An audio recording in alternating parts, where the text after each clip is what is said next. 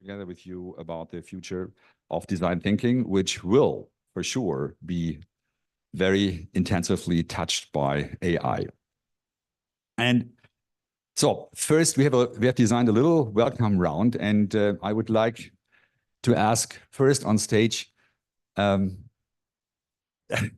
our good friend from the foundation, because the foundation, you know, Hasso-Plattner Foundation is giving the money for the HPI since more than 25 years now, and Hasso-Plattner Foundation is also driving design thinking, not only here in Potsdam but also in South Africa. And Moritz Mattei, who is representing the, I have to read, you are the head of program management. Is that still right?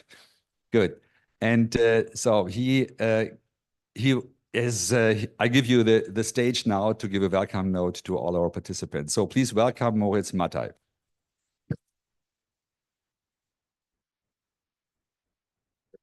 Hello. Hi. Yeah, good morning, everyone. It's a great pleasure to welcome you all here on behalf of the Hasso-Plattner Foundation to the Global Design Thinking Alliance's annual conference 2024 here at the Hasso-Plattner Institute. It's really a great pleasure. We have a lot of participants, both here in person and also online. Welcome to all of you. And we're really looking forward to exploring the dynamic intersection of artificial intelligence and design thinking in these 2 days. This year's conference is special in many ways, and it's particularly special because it's the final conference under the leadership of Professor Uli Weinberg. And so I would like to start with really acknowledging his contributions, enormous contributions to design thinking over the last couple of years and decades, actually. Yeah.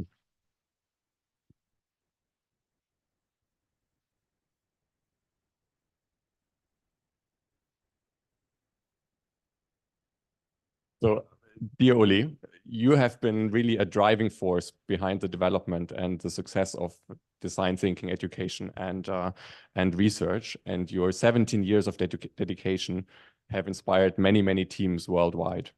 And as you're preparing for your well-deserved retirement, I think this conference here really stands as a testament to your vision and your leadership, bringing all these people here together globally. And from that, a really heartfelt thank you from all of us at the foundation. Really, thank you very much.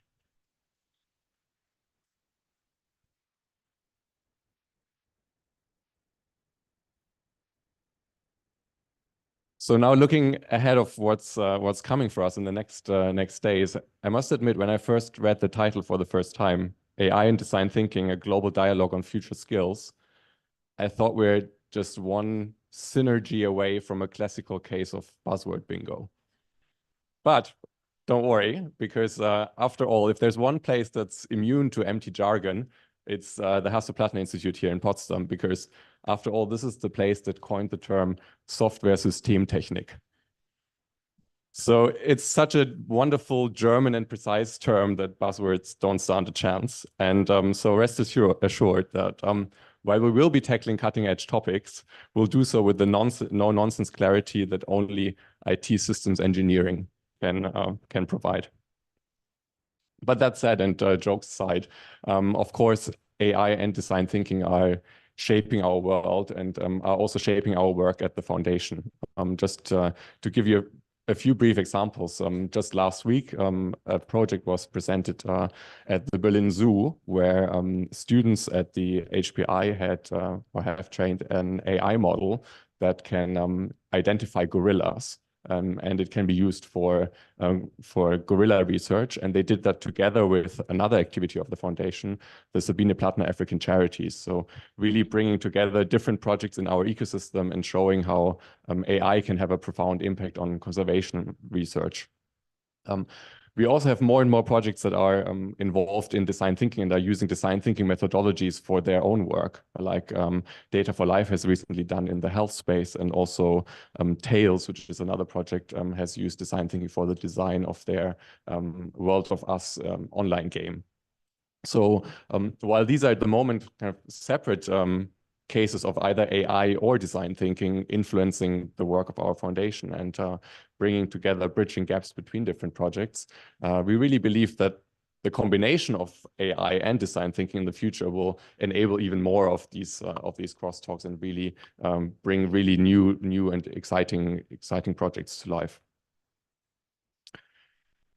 So now it's been truly inspiring to see the growth of the GDTA in the last years now to 37 institutions across 23 countries, and how they are all advancing design thinking under the leadership of Professor Olli Weinberg and the D School here in Potsdam and the D School in Cape Town. And I think this really embodies the type of forward-thinking research and innovation that we need in our fast-paced and changing and increasingly complex world.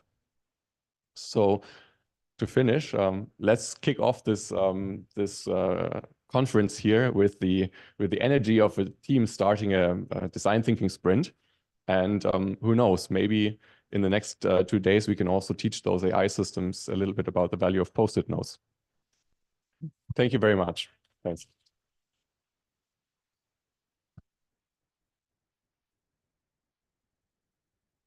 Thank you very much, Moritz. You relieved a somehow hidden secret, but that I'm going to retire. Actually, end of the month. Yeah, end of the month.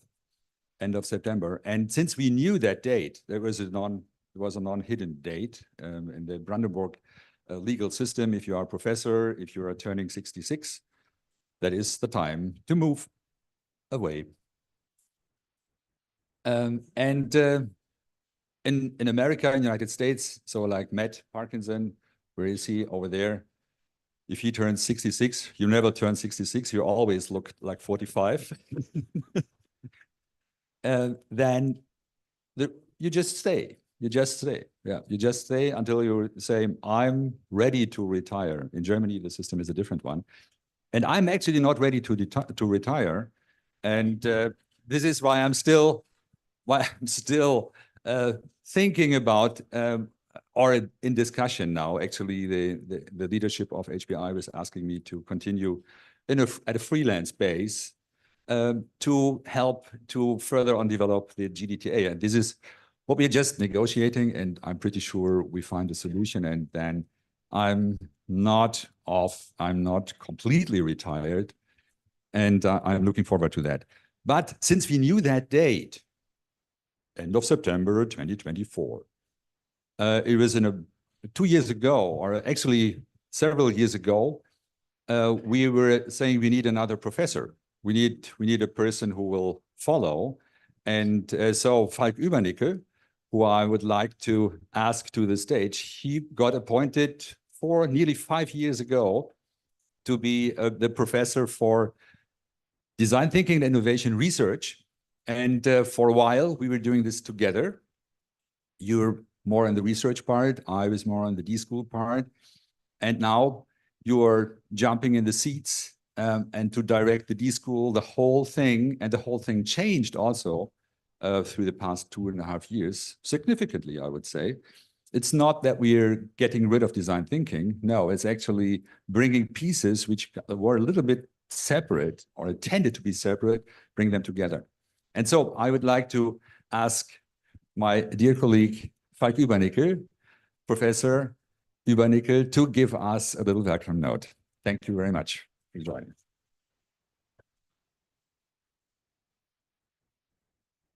Thank you, Uli. Thank you, Moritz. And good morning, everyone. First of all, it's really a delight to see such a diverse group being here today in Potsdam. And I'm also really happy to see a lot of colleagues from all over the world that I know for really a long time. So I hope we can also reconnect today and that we can engage in a good dialogue.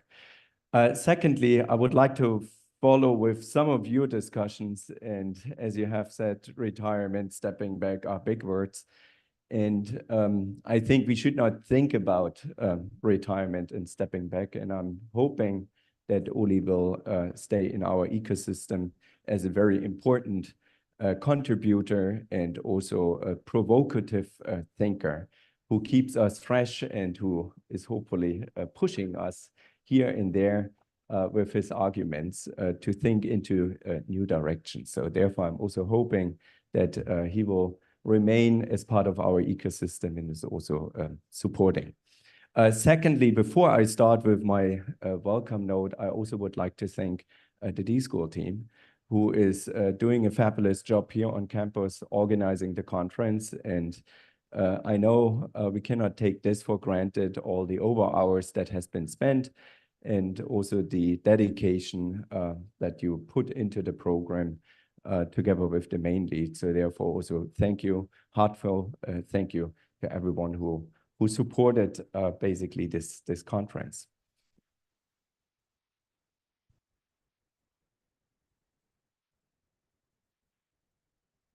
So, but maybe let's focus just a few minutes on the topic of the conference. And basically, we are talking about the convergence of artificial intelligence and design thinking. And as you know, there are a lot of studies around, a lot of reports around in industry that artificial intelligence will bring a new future to all of us. But design thinking and AI are not just a big question in the industry and also a huge topic of advancement, but we are also looking very much into the educational sector and trying to ask ourselves, what will it bring in the future? How will it radically change universities? How will it change high schools and even kindergartens of the future? And therefore, I would like to put my attention particularly not on your age group or on our age group, but in particular on the people that are coming next. It's on one hand side Gen Z, but there are also a new name for the generation that was born after 2010. How is it called? Huh?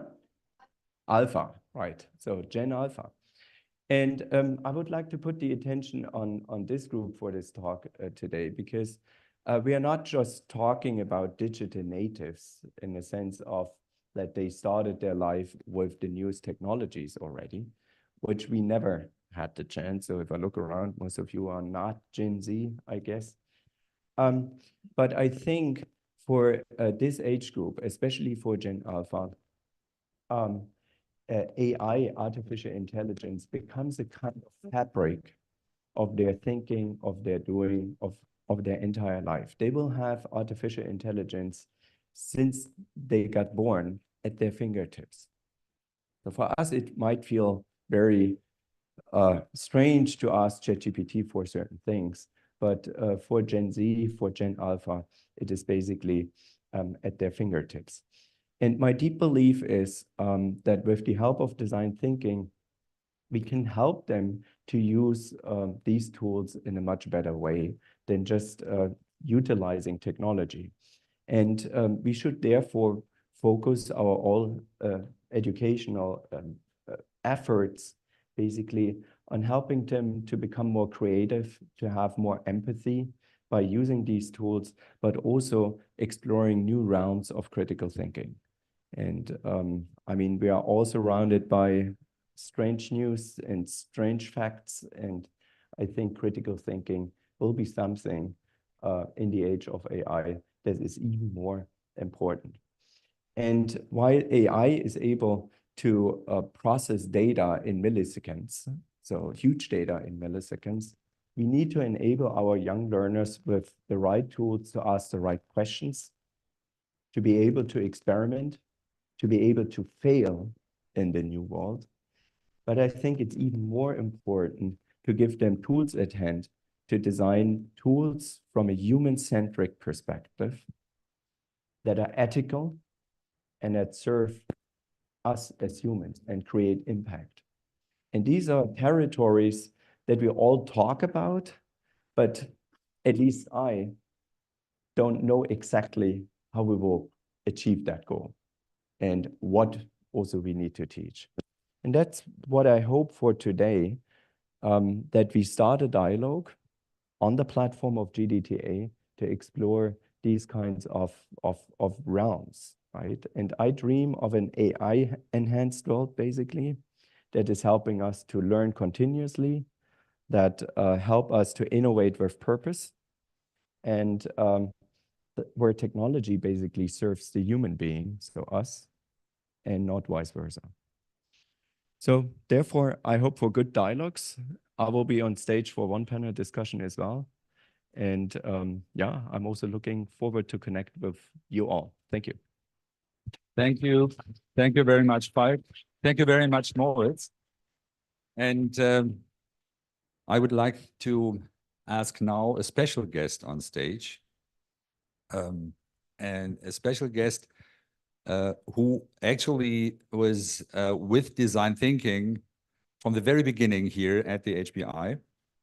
And he is also, he was not only saying this is a good thing, but actually he was jumping in the design thinking activities, even if he is an IT professor, a very well-known.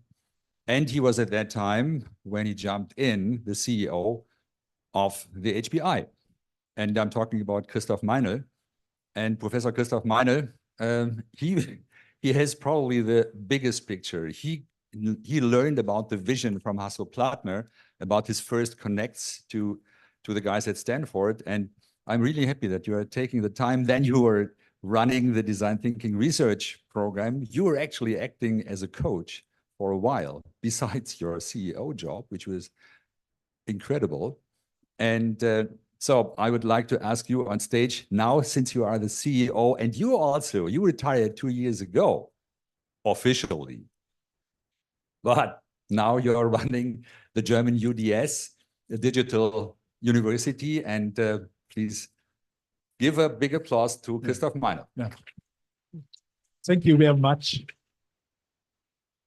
And thank you for giving me the chance. It's this conference, the 7th conference. GDTA comes back to Potsdam. But the special thing, this conference, that is you, Uli Weinberg, with leaving officially the HPI, regardless whether you continue to work with the D school. And this is a reason to look a little bit back. To look back, and it starts with a call from Hasso. Hasso lives in California, and he was very interested in what's happening in the university and Stanford. This was his role model. He was also in the high school advisory board with the other CEOs of the big companies. And then he gave me a call and said, oh, here in Stanford, they do something. They call it design. I do not know. It was not design. I think they call it design. And it seems to me that it's very, very important for all types of students, not only for the creative people that want to learn painting or graphic or other things. No, for everyone. And we should do the same in Potsdam.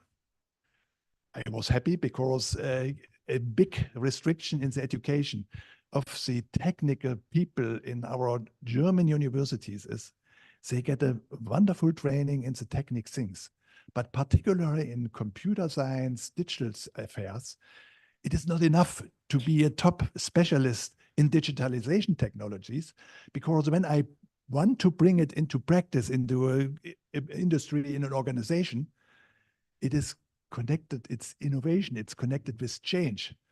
And the people do not know what are the possibilities of digital technologies, what are the possibilities of AI. So we need to train our technical specialists also in a sense to understand the world, to deal, understand innovation processes, to deal with innovation processes and others. And this design was exactly because in English, design is from having an idea up to implementation. In a European design, is typically the surface, makes the surface nice. So it's much broader. And then I said, okay, wonderful. What should we do? Send me the module handbook. This is how in Germany all the study courses organized. And nothing such thing exists. We need to come here. Uli was vice president in the film university here in Potsdam. So we met from time to time. And I know he was not so happy there because his interest for digital technologies was not acknowledged in that time in that university. And I called him and said, Uli, are you interested to go to Stanford and to see what they do there? And it was a good time because you has planned a sabbatical. You has planned to travel to China. So within 1 week, he gave back the ticket, buy the new ticket to the other direction on the world. And then he was there, met Hasso, met the colleagues, Larry Leifer, Bernie Ross from Stanford. And then I think a half year later, we started with the offer of design thinking classes here in Potsdam. This was the birthday or birth time of the D School, which became important and gave the HPI a special phase in the world. It was done by Uli. He made this design thinking. Design thinking. In Germany, we could not call it design school because there exist a lot of design schools, but this is graphic schools. So we were thinking, the German term, erfinderisches Entwickeln does not sound sexy. So we came to this design thinking. And so the design thinking, which is now practiced in many universities, became, starting from HPI, starting from the HPID school, and a label around the world. Something similar happened when we, a couple of years later, try to establish a D school in South Africa. This was Hasso's interest because he is not because family reason. He was is connected to this place, was connected to this place, and so he thought we could also help the development in Africa, particularly in South Africa, with such new thinking, with this design thinking approach. And then where is Richard? Ah, very in the back. This is the African Uli Weinberg. A couple of years later, so together we interact, and this was also for design thinking good to have this view, not only from my small perspective, but from a broad perspective, from a global perspective. And this was for the GDTA. A basis to say we see a lot of activities around the world, we should bring them together. So I believe design thinking remains important. Eventually, like names can change in this design innovation area. Every time it needs also new terms, but the content to teach people to see the world in a much more general way, not saying, oh, I'm a specialist here and we can do this with a specialized, bring people together from with different perspectives to create new things and to manage the big change in our world. Uli Weinberg was a pioneer. Very much thanks for you, because also HPI get a very specific color by offering its students in software Systemtechnik, software engineering, software system engineering, also the perspective to become innovators. Thank you for that.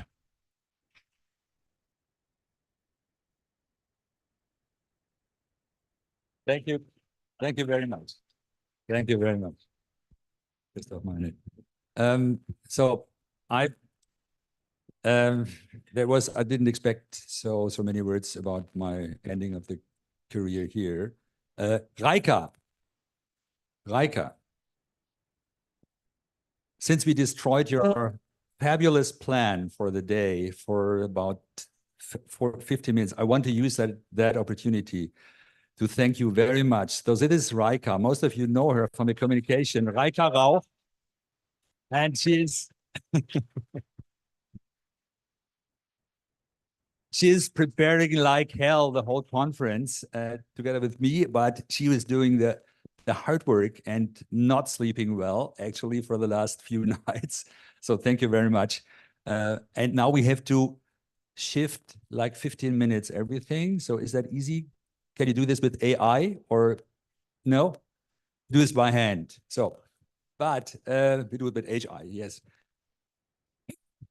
So what next is Flavia Bloyel. Is that right? Flavia, I would like to ask you on stage because this is our first panel and it's about how the industry perspective on AI and design thinking and creativity. And I would like to welcome Flavia. Flavia is directing our professional development, as we call it now, since the HPI Academy dissolved into this part of the HPI. Now it's all one D school.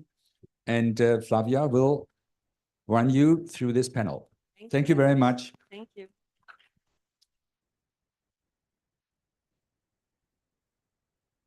Hello. Although Moritz said we start with a sprint, it doesn't mean everyone needs to stand. So we still have a lot of seats here available. Those of you who want to listen by sitting, just use the space we have. So I see many there in the back. And a warm welcome from my side. I'm Flavia Bloyel. Uli just introduced me. I have the pleasure to be the head of professional development at HPID School. And I think in the panel, I have the best role because I can ask a lot of curious questions when it comes to the topic of AI and creativity in corporate structures. And with me, I have three experts on this topic, Heike, Clemens, and Gerhard. And I'd like to introduce them to you. And then we start off with a little pitch from their side, because as you can all imagine, they have their very own viewpoints on the topic of AI and creativity and their very own organizational experiences when it comes to their corporate backgrounds. So I have with me on stage Heike van Geel. And Heike is Customer Engagement Director at SAP App House. I think you are all familiar with the App House construct. And she's leading the strategic initiatives for innovation and customer solutions. And you should know about Heike that she's really, really into participatory design. And she brings an extensive experience set from all over the globe. She worked with many teams. So if you're interested in that, just grab her afterwards. She has a huge amount of experience there. And her customer-focused mindset, she actually got from her experience in hospitality. And she managed a lot of projects there. So this was her starting point into engaging with the topic of design thinking and customer centricity. Then we have Gerhard here on stage. And Gerhard is trying out AI already. So Gerhard is an IBM Distinguished Designer for IBM Technology Lifecycle Services. And he leads the IT support experience and research, and they create delightful support experiences for everyone at IBM. And you should know about him that before he was head of enterprise design thinking, and he helped to open up the first IBM design studio outside of the US. So he also has a bunch of experiences. Just grab him later and talk to him. And we have Clemens on stage. I think most of you who have been at D school here, you know him. And Clemens knows you. And Clemens is an advocate for the future for driving AI adoption. And you should know about him that he's really a domain jumper. So Clemens actually obtained a PhD in physics at the University of Göttingen, and he holds a Master of Science in Complex Adaptive Systems from Gothenburg University. And then he studied design thinking. And then he became a coach. And then he just used all this knowledge at Bosch to really help to drive the AI adoption at Bosch. And this is why we really need to talk to all three of them and understand their viewpoints. And to make this more tangible, they had the chance to prepare a bit upfront. And we want to show you what they prepared. And I think we start off with Heike, because Heike doesn't need any slides. She just talks to me. And she has a fabulous 5 minutes for that. And just listen to her viewpoint. And later on, we listen to the other. Yeah, thank you, Flavia. And yeah, also thanks to Uli for having me here on the panel. It's a great honor. Yeah, so artificial intelligence really opens a lot of opportunities for makers and creators, right? It can really help with efficiency, but I also think it poses a threat for students, and we'll get into that a little bit, hopefully. So yeah, shortly said, my recommendation really for makers and creators or in the creative approach like design thinking is to truly not lose our senses and not forget the thinking in design thinking, because a fool with a tool is still a fool. Yeah, anybody has heard that term, a fool with a tool is still a fool? So we developed, of course, a lot of tools in the SAP App House. By the way, maybe show of hands, who knows the App House network? Okay, so thank you. Few of you, that was a little interactive part here. And to get a little senses from you, right? So who am I talking here? Yeah, can I sense my audience? So we created a lot of tools that supports approach and that supports working in interdisciplinary teams. Nevertheless, you know, people need to know how to use those tools, right? Hence my little provocative statement, fool with a tool is still a fool. So let's, and I very much appreciate what Falk was saying earlier, that we really need to think about, okay, what do we need to convey to the next generation that they don't lose their senses and the thinking and use the tools wisely. Yeah, that's pretty much my standpoint. Thank you Looking very forward much. to the discussion. All right, thanks. Well, you can use the 3 minutes left, Clement. Lovely. Is it me next? Yeah. Okay. And the slides. Can we pull off the slides for Clement? And how do I get to the next one? I think you just talk to. I just the talk. Okay. people Great. in the room. So I would, while the slides are coming up, I would like to share a storyline bringing together, my experiences with AI and how they react to it, my personal affection for arts, especially music and fine arts, and then connected to what it means for design thinking. Are they coming up? These are not mine? I hope so, yeah. Lovely. Okay, This next. is yours, right? Great. So one further, please. Can I? Yeah. Do I get this? I get it. Yeah. Thanks. This is the other interactive part now. That's the sports exercise part. Here you go.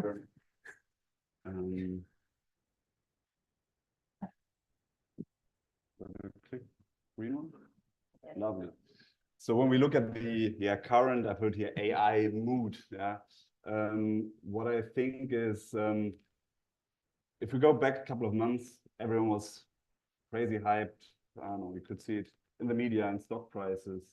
At every place. And what I found is that, and now it cooled down. So one lens I would like to give you, and what I think is true for many technologies, and especially for AI, is that the short-term effects are highly overestimated, right? So now a couple of months or even 1-2 years into Gen AI, it's not like that robots are running around and taking over. At the same time, the long-term effects are highly underestimated. And I think we talk a lot about this today, also in this panel, and I'll give an example on this as well. And this is represented by quotes or two polls, I would say, of opinions on AI, especially when it comes to creativity, that either AI is changing everything or AI can't be creative. That's why we dismiss it completely. So I heard both things at many places, also at the D School. And also I think here there's a middle ground to be explored and to especially be very conscious about for many reasons. So when going to creative disciplines, I brought 3 examples. First one is about programming. So this is the book, The C Programming Language, Kernighan and Ritchie from the 70s. And these are actually the books I learned programming with. And it took me ages to get through them. And I always had the feeling that I need to get through those books, and there's many more, I saved you from taking a photo of my bookshelf, that this is allowing me to call myself a programmer, and then I can finally do something. when we look at movie making, the costs, and I think, Uli, you're the best person to talk about this, the cost to make the movie, to actually express yourself in film, and probably also the access is, the barrier is very high. And when we go to music making, I think we see the same thing, at least that's what I experienced, is that first you need to learn an instrument, and you sort of need the allowance to play, you need to have access to an instrument, etc., etc. And then at some point, no one tells you when this is, you can express yourself and be creative. For music, I think a lot of these walls have been teared down already by, I don't know, punk rock music, by hip hop, by electronic music for sure, but I think there's still a barrier left. So you need to read through books, tutorials to learn. You need equipment costs. You need some of the allowance to be actually able to be creative. And I think AI is changing that more or less while we speak. And the paradigm shift I see here is from you need to get good first, you need to know the craft, and then you can get creative too. You can be creative first from the start, and then maybe learn the craft, learn more about how music is composed, etc., etc. What, however, stays is, one step back, is that you still need to know what you want to express. Yeah? But nevertheless, more people will be able to express themselves earlier and way better. That's what I truly believe in. And what does it mean for design thinking? Quite similarly, you still need to know what you want to do, what you want to express. And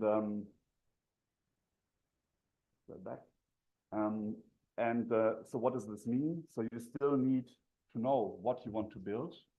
You will be tremendously accelerated in building it. You will still need to sense human feedback, human emotions, and you are requested as a design thinker, I think we all agree on that, that you also think about the implications of what you build.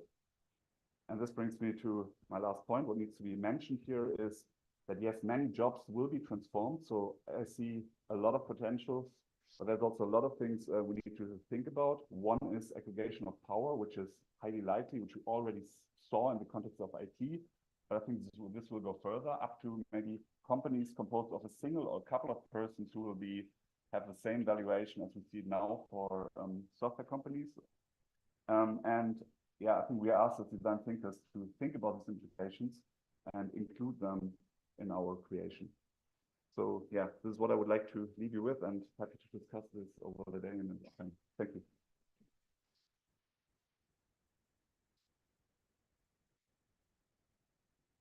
Yeah, what's your point of view on the topic of AI? All right. Do you want me to wait until the slides come? Yes, we're figuring them. Well, first of all, thank you, Flavia, for the kind introduction, and thank you, Uli, for having me. In the first place, it's an honor to be back, and I'm delighted. So while we're working on the slides, let me start by asking a question. Who of you is using AI, either in their day job or at business? Wow, okay, pretty much everybody, yeah? So second question, again, interactive part. Who of you had ever had concerns that using AI might get them into trouble slightly? Okay, also a few, yeah? So as design thinkers, when creating delightful experiences for our clients and our users, we want to be creative and we want to leverage state-of-the-art tools and technologies like AI and machine learning. Okay, using them in a trustworthy, ethical, enterprise-ready way is the challenge of this decade. So keeping that in mind, I will speak about three topics: IBM's AI history, what is IBM doing in the AI space today, and how we use AI to create delightful support experiences. It doesn't matter, I do it without them. So let's start by having a look at IBM's AI history. It's May 1997. Garry Kasparov is the reigning world champion in chess, right? And he has accepted to play a 6-game match against IBM's Deep Blue supercomputer. It doesn't go well for him, as some of you may know. Deep Blue defeats Kasparov by winning 2 games and drawing 3. That victory is considered a milestone in the history of artificial intelligence, 1997, right? Almost 14 years later, in February 2011, Brad Rutter and Ken Jennings They're both Jeopardy champions. They played against IBM Watson's Deep QA, and they were all-time champions, but that didn't keep them from being defeated by an AI. Difficult, okay. So, and then everything totally accelerated. So AI had its iPhone moment on November 30, 2022. Who remembers what happened then? Right, OpenAI released ChatGPT. And that moment, that allowed everybody to imagine the potential of AI. And it created huge momentum. And that brings me to my second topic. What's IBM doing in the AI space today? And quite a lot, actually. So IBM makes AI ready for enterprise use, and more importantly, democratizes model generation. I picked 3 topics to demonstrate that: enterprise design thinking, AI design ethics, and Watson X. So first, IBM has expanded enterprise design thinking, the curriculum in 2020 with Team Essentials for AI. It allows products to design with AI, including AI, but also addressing at the same time, keeping a focus on addressing human needs and pain points. And since recently, we also explore options to use generative AI to supercharge design thinking. We can maybe talk about that a little later. So secondly, we've established or introduced in 2020 design ethics for AI. That establishes principles to make sure AI solutions we design are explainable, fair, robust, transparent, and respect people's privacy. And finally, Watson X. It's the evolution of IBM Watson. It consists of Watson X AI, an AI studio to train, validate, tune, and deploy AI models. Watson X Data, a fit-for-purpose data lake, actually not data lake, data lakehouse optimized for AI. And Watson X Governance, that's an end-to-end automated AI lifecycle governance toolkit to mitigate risk and to improve compliance. That's especially interesting for regulated industries who are responsible for that. And then there's one more thing. It's called Instruct Lab. It's a revolutionary open source project. It's part of Red Hat AI, and it provides a cost-effective solution for anyone to provide supplemental skills and knowledge to tune and extend their large language model of choice, including the ability to share back their contributions to the open source community. That's really powerful. If you look at it, it's a similar approach than that made Linux the predominant operating system for servers. Before I close, we can just leave that slide. That's okay. Before I close, let's briefly talk about support experiences. Flavia said it. So my role as a design executive at IBM Technology Lifecycle Services is to apply AI to our products and solutions. That's my daily business. And 2 examples are IBM Support Insights. That's a cloud-based solution that's provided to all support clients, and it analyzes their inventory and identifies risks that may cause vulnerabilities or produce outages. And it allows clients to resolve issues before they turn into problems. And secondly, imagine you have a problem with your computer. And how about you would get this problem resolved within minutes instead of hours? That's what employee self-service does. It's a chatbot trained on the vast support knowledge IBM has, and it responds faster than the human, and it also creates relief quicker. It also creates relief for IBM support people because they can concentrate now on the hard problems while the easy ones are taken care of the chatbot. So as you can see, enterprise-ready AI is there. We are using it in an ethical, trustworthy way to create valuable solutions for our clients and users. And I would like to explore with all of you and on the panel on how we can do that more, right? And I much look forward to the conversation and to your all questions, and thank you very much.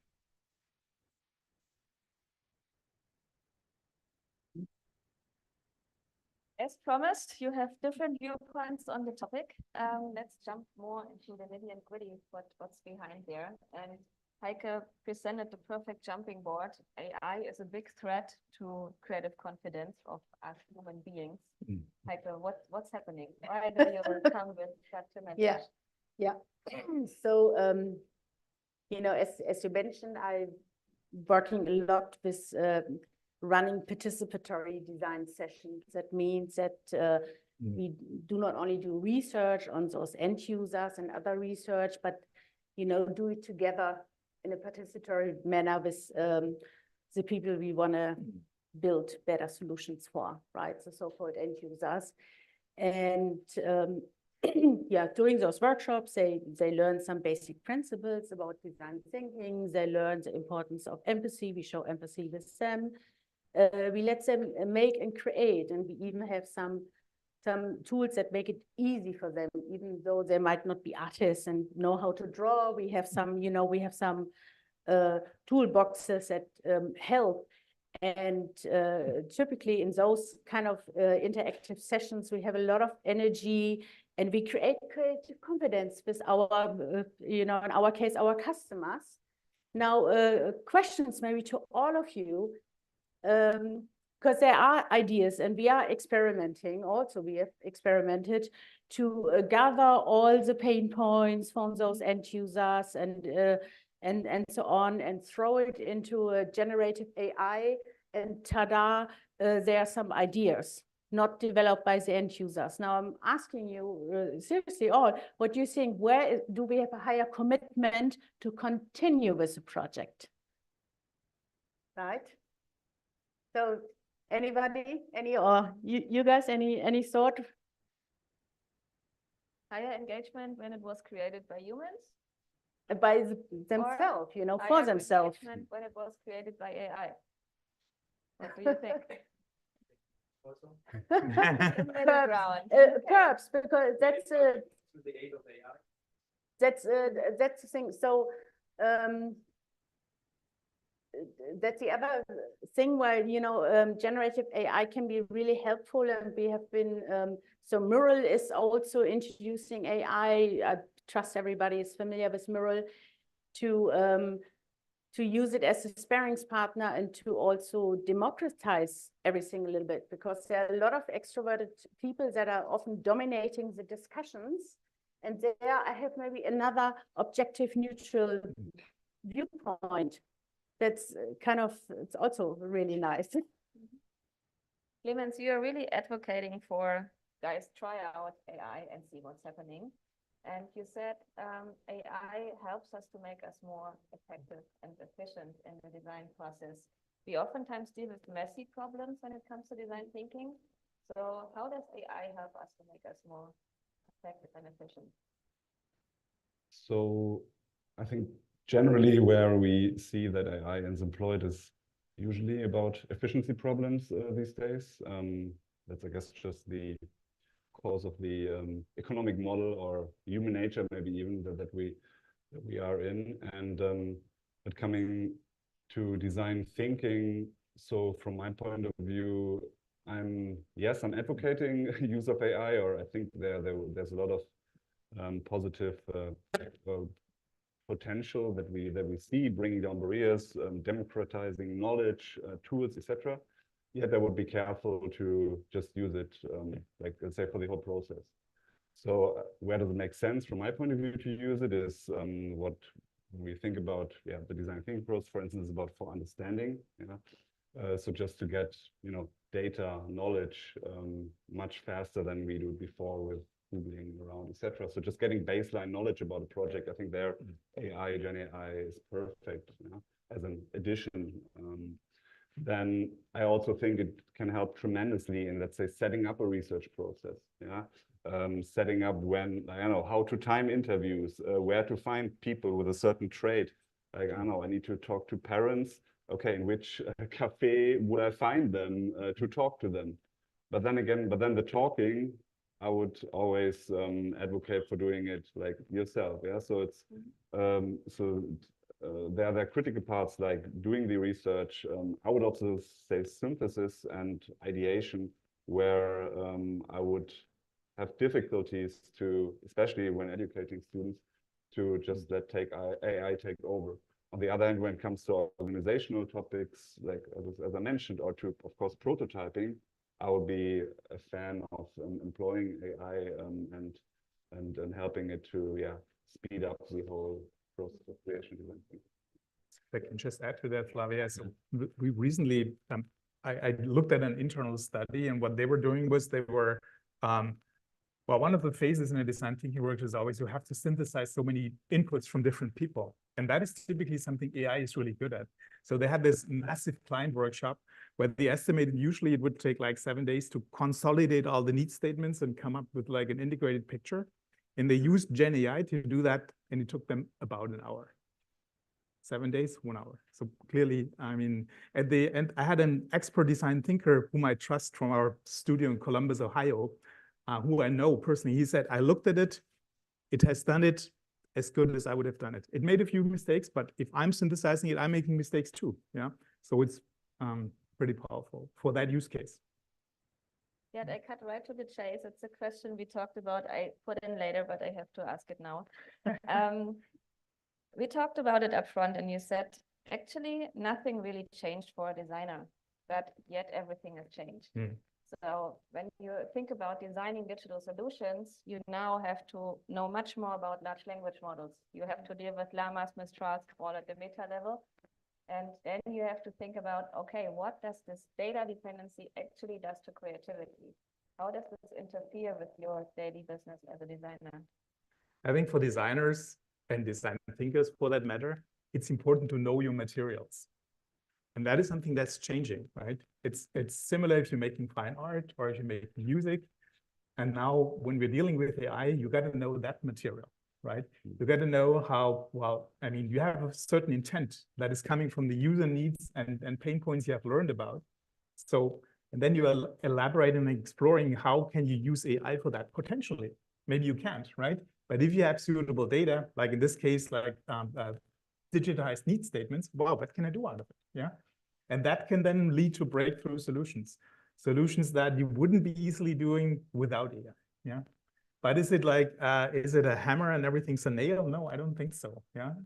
So I think we have to use it wisely like any other tool. Does that help you answer your question, Flavia?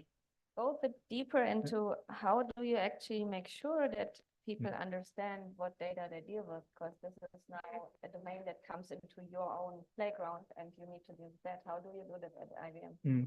What we do internally is we do a massive amount of training, like because there is some like, I mean, they're like the young kids who are coming from the university who's like, yes, the coolest thing since sliced bread, right? And then there are the older guys like me who say, okay, but there are tremendous risks with that too, which you have to balance, right? So we have the advantage.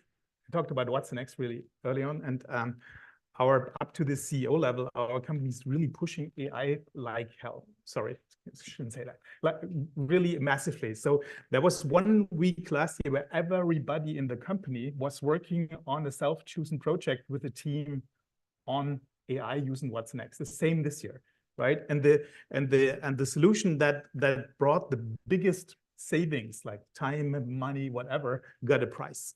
So it's like, it's a leadership thing. You have to set a tone of saying, this is the behavior we want to have. And then you get it. And then you take people's anxiety, but at the same time, you train them so that they know what it works for and what it doesn't work so well. Now we have the pleasure to have many people here in the room who are early adopters and just tried out AI and see what's happening. When you look at corporate structures, and we look at Bosch, for example, what do you do to drive AI adoption? How do you get people on board? And how do you get those who decide what kind of AI strategy you are driving also get them on board? What's the background? First of all, I would like to take up your quote, a tool without a... The fool with the tool. Fool with a tool. The tool is still a tool, but no, fool without a tool is still a fool. But so this is certainly true. But there's also, I think, another side where you can like. So there's a saying: it's not an AI that will take over your job, but like another person with an AI, right? If you don't use it yourself. So and this is something, yeah, where we look into is just, yeah, where does it make sense really to invest our time, and yeah, well, it's actually, yeah, a lot of, let's say, groundwork, like speaking with like having your ears and eyes open where are use cases where it makes sense to employ AI, hear about ideas popping up from colleagues, from other associates, and then evaluating that does it make sense, and how to bring it to implementation, test it early. It's a very, let's say, groundwork process. So I don't think there's a simple way to push it into an organization. You really need to look at it case by case, problem by problem, and that's also maybe connecting it back to the first statement or slide that I showed. That's also why I think let's say integration of Gen AI is now, it feels like it's pausing a bit or not going as fast, because the simple use cases are already done, and now we look at the more complex use cases, complex data sources to attach to, right? This is sometimes even the main problem, just getting the right data. But this is happening right now, and it might take a bit longer than we all expected. But it's a lot of groundwork and looking into the details. So what we all share globally in the values that are behind design thinking is openness and experimentation, and also the openness to discuss, are these solutions the right ones for the user? And this kind of design critique is a competency that we have to train. And my question for Heike would be, how do we deal with that? Do you design critique with AI in the future, or what does this process look like? Maybe right now. So our we do actually at SAP, we are already generating with generative AI screens, right? That's happening already, like generating code and so on. But still this design critique between different designers, I think that's still very valuable, because it's bringing in originality, right? Because a generative AI knows what it's learned, and if I know how to prompt well, you know, it can create something, but something really truly original. I think it's still coming from humans, because we ask different questions. In particular, if it's only a lot of text, you know, it's text-based. It doesn't react to necessarily how something is said, or under what circumstances. There are always situations the generative AI may not know. So in our team, we still appreciate the design critique from peers and deal with that. And I think it can be a sparring partner, but we still very much appreciate the teamwork. When it comes to the role the human being will have in the future design thinking process, Clemens, I'm asking myself, are we becoming just prompt engineers for asking the right questions and the rest is done by AI? Or how do you see that? I think we will all get used to prompting of some sort. I don't necessarily think, again, that it's a bad thing. I think we just forgot of how many technologies we've employed in our lives, like since we accumulated since before we were born and since we were born up, which simplifies so many things, from dishwashing to navigation, and everything in between. So I think we will see something similar with AI. Yet what stays is and what will come even more into focus is you really need to have a clear picture what you want to say. I might be something. I think it's coming. I'll check it out. Did we say something negative about AI? No.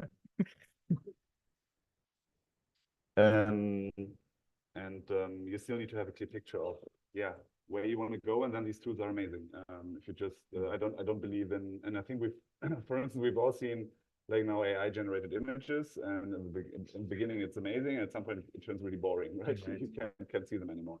And again here I think there's a middle ground where you don't just say I want this picture XYZ, and then it comes up and then you're done.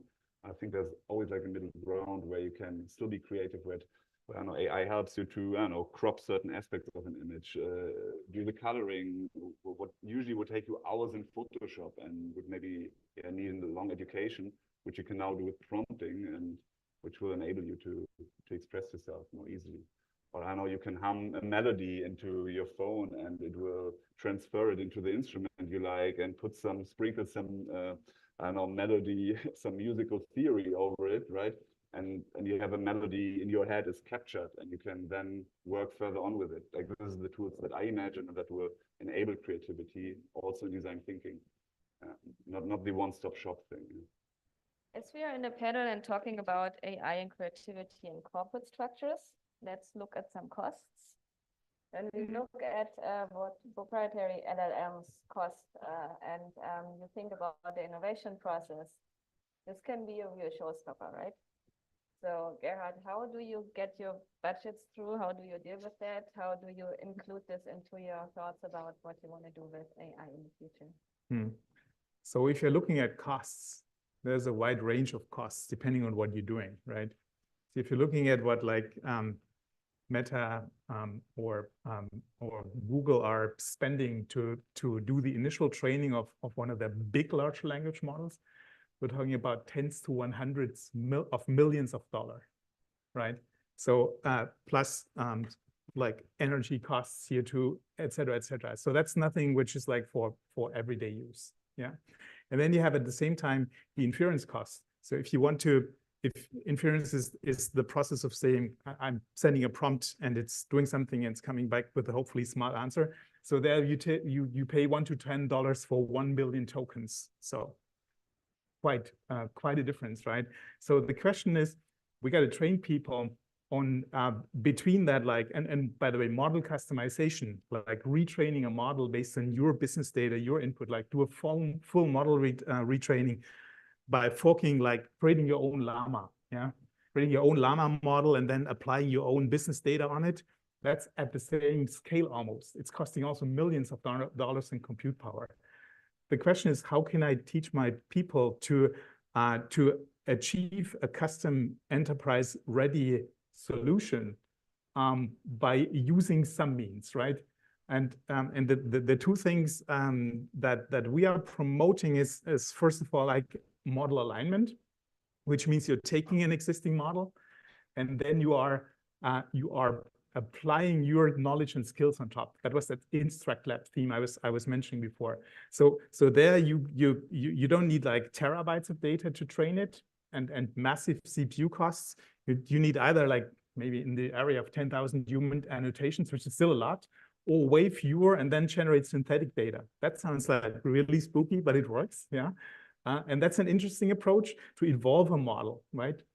And then you can either keep it by yourself and apply it to the next base model, because otherwise you're in this constant retraining effort, right? Because new large language models are coming out in like every few months, yeah? So you can apply that to a new large language model when it's coming out and you have it domain specific to your area. Or the other way is like, and we use that a lot, is it's called retrieval augmented generation.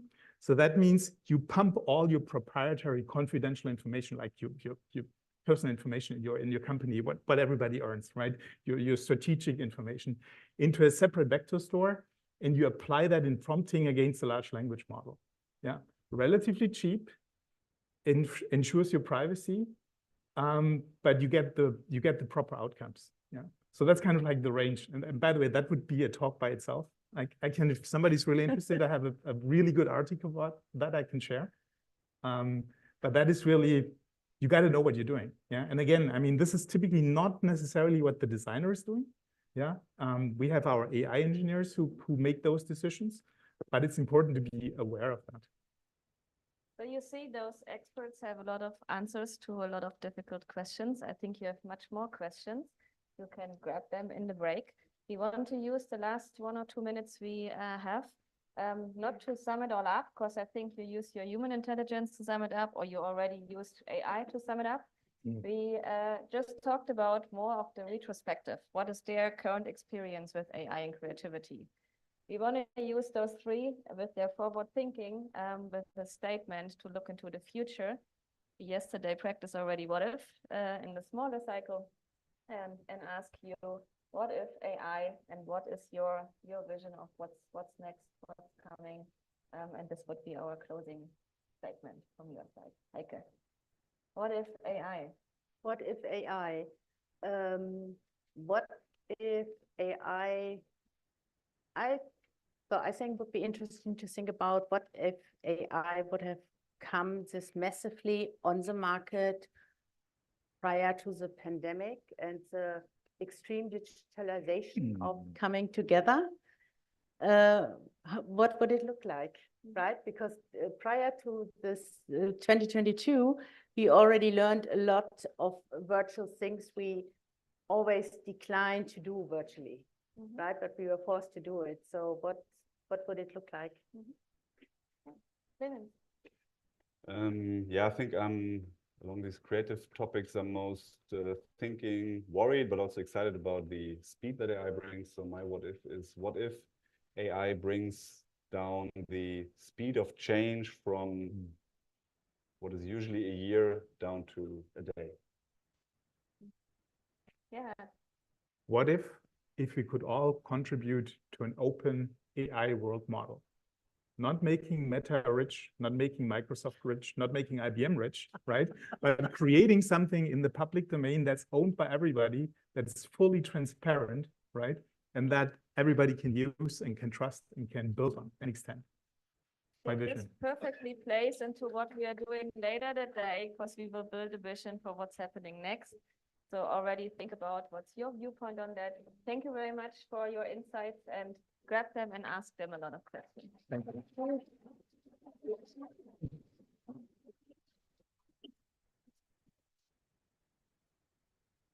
Thank you very much for that great panel.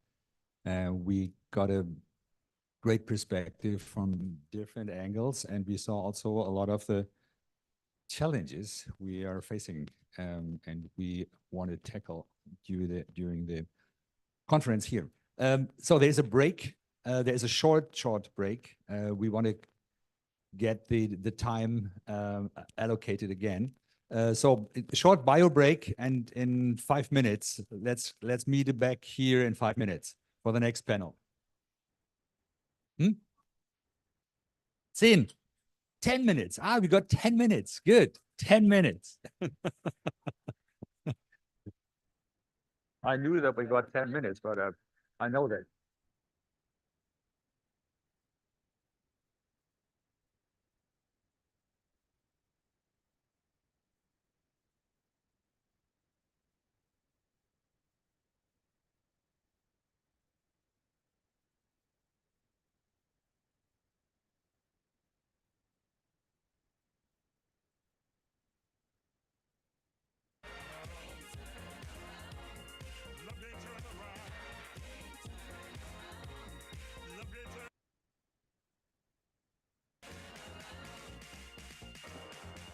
Hello. Hi, everyone.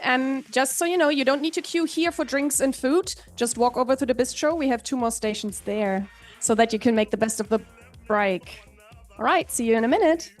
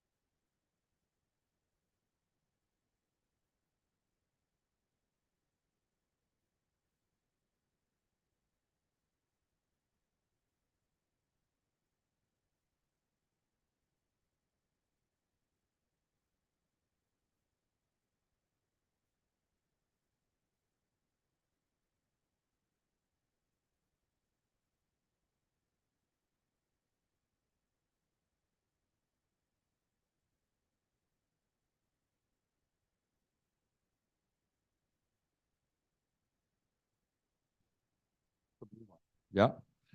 Please come in. We're continuing, and we have also a guest on Zoom. Please take a seat. And I would like to welcome you, and especially Claudia, my dear colleague, Claudia. We kind of were running the D School here in Potsdam through the past 17 years or 16 years from your side. Yeah, 15.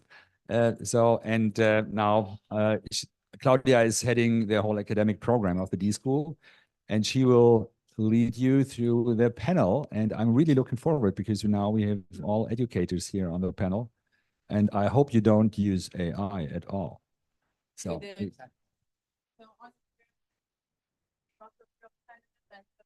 Working? Now it's working.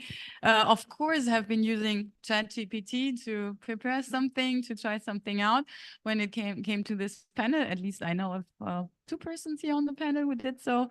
But also, first of all, a warm welcome from my side. I'm Dr. Claudia Nicolai, Head of Academic Programs here at the D School, that now, these days, since we went through our transformation, consists of research, of professional development and academic programs.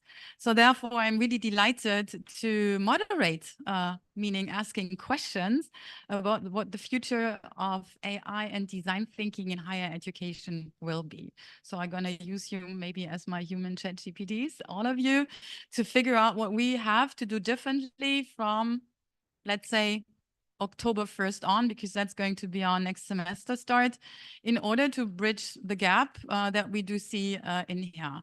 And I'm super delighted that GDTA, thanks to Uli, thanks to Reika, were able to put together a very exciting and a very diverse panel.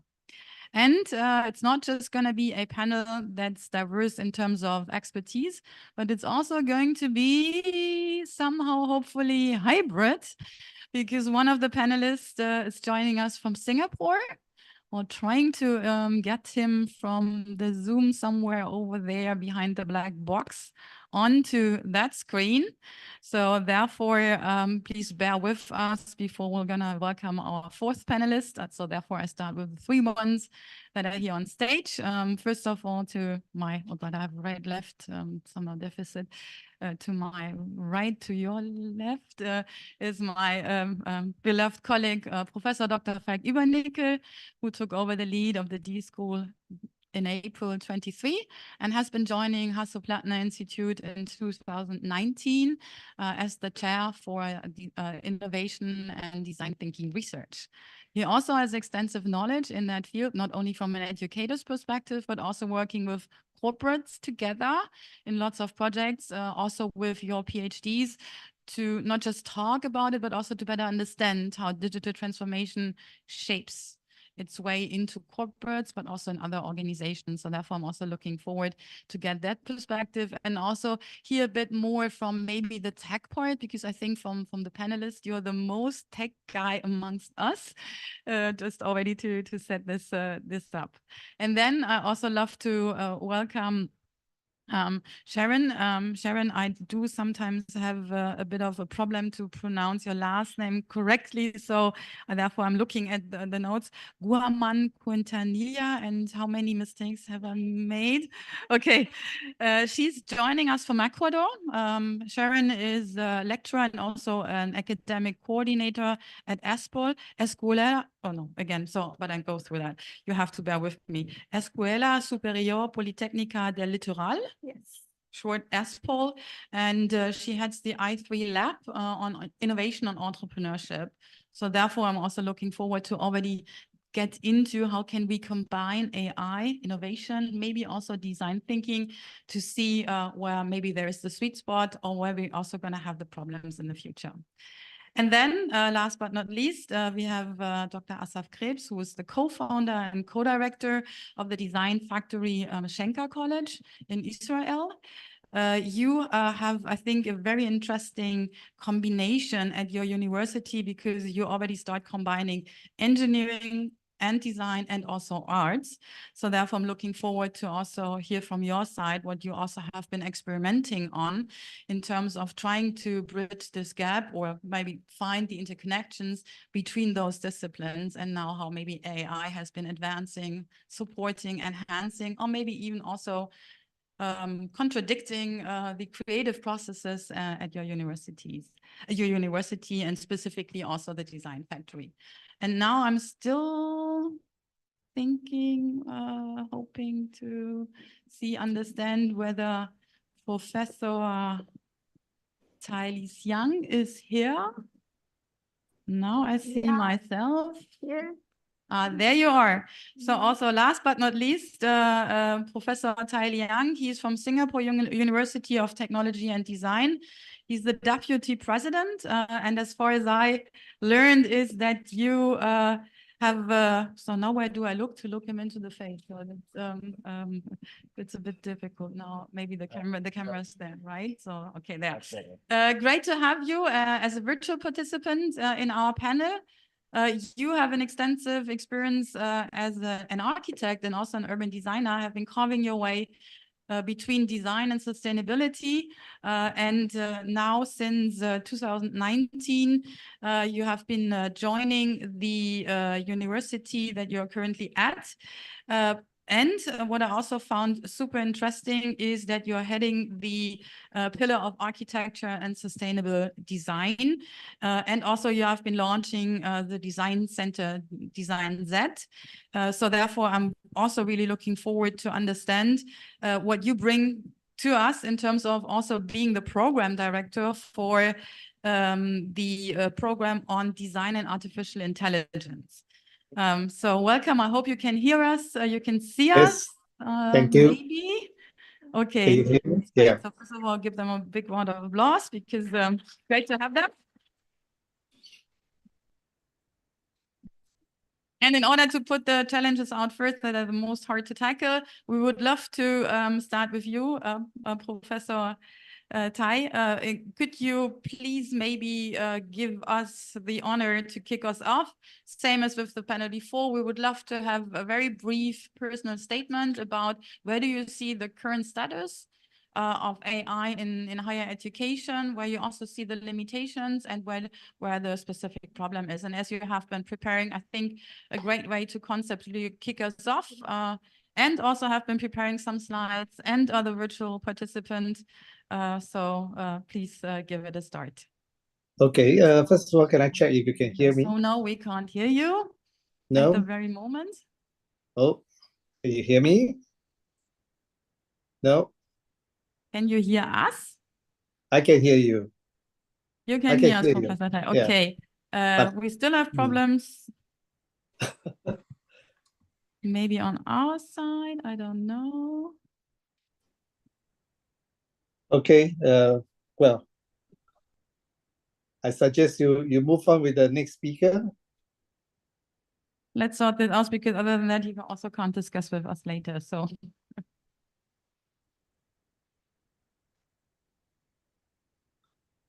Can you hear me great. now? So as in order to also then give that intro, so from my personal perspective, I think this panel is super interesting, not just to think about where are the challenges and limitations, because I honestly believe and think that AI for higher education is one of the most disruptive developments we are currently experiencing and going through. And we haven't found the answers yet.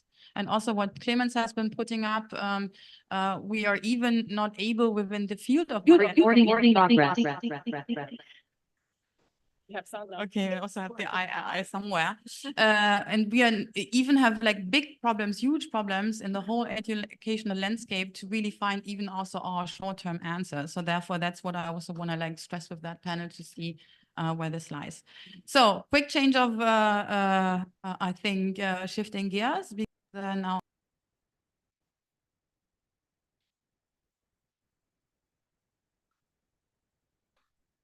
Are you able to hear me?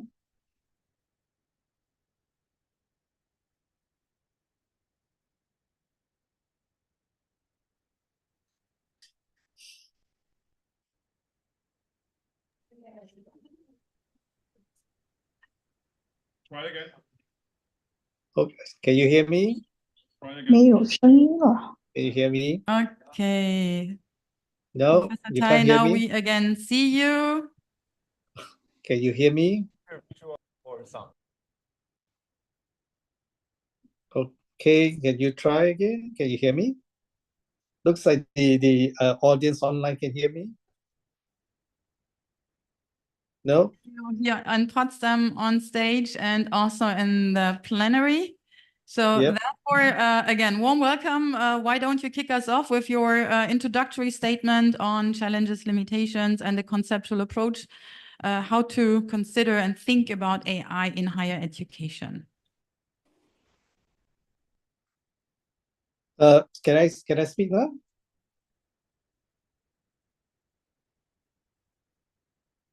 Can you hear me? I think some of the audience can hear me. Should I proceed?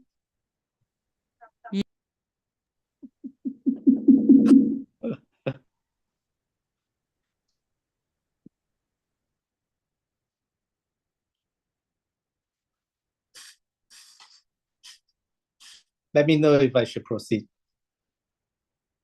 Your slides with us. Huh? You can't hear me. I think the stage cannot hear me. We can hear you. You can hear me now? Yes. Okay, let me start. Thank you everyone for being patient with this disruption. I think that's what exactly AI is doing to all of us, make us wait and speed things up. So let me just start by saying, I'm not going to use the slide, I think just to make things easier. We started off as a design university, technology and design, no doubt. I think we have started this journey in 2010 and looking at some of the challenges of design.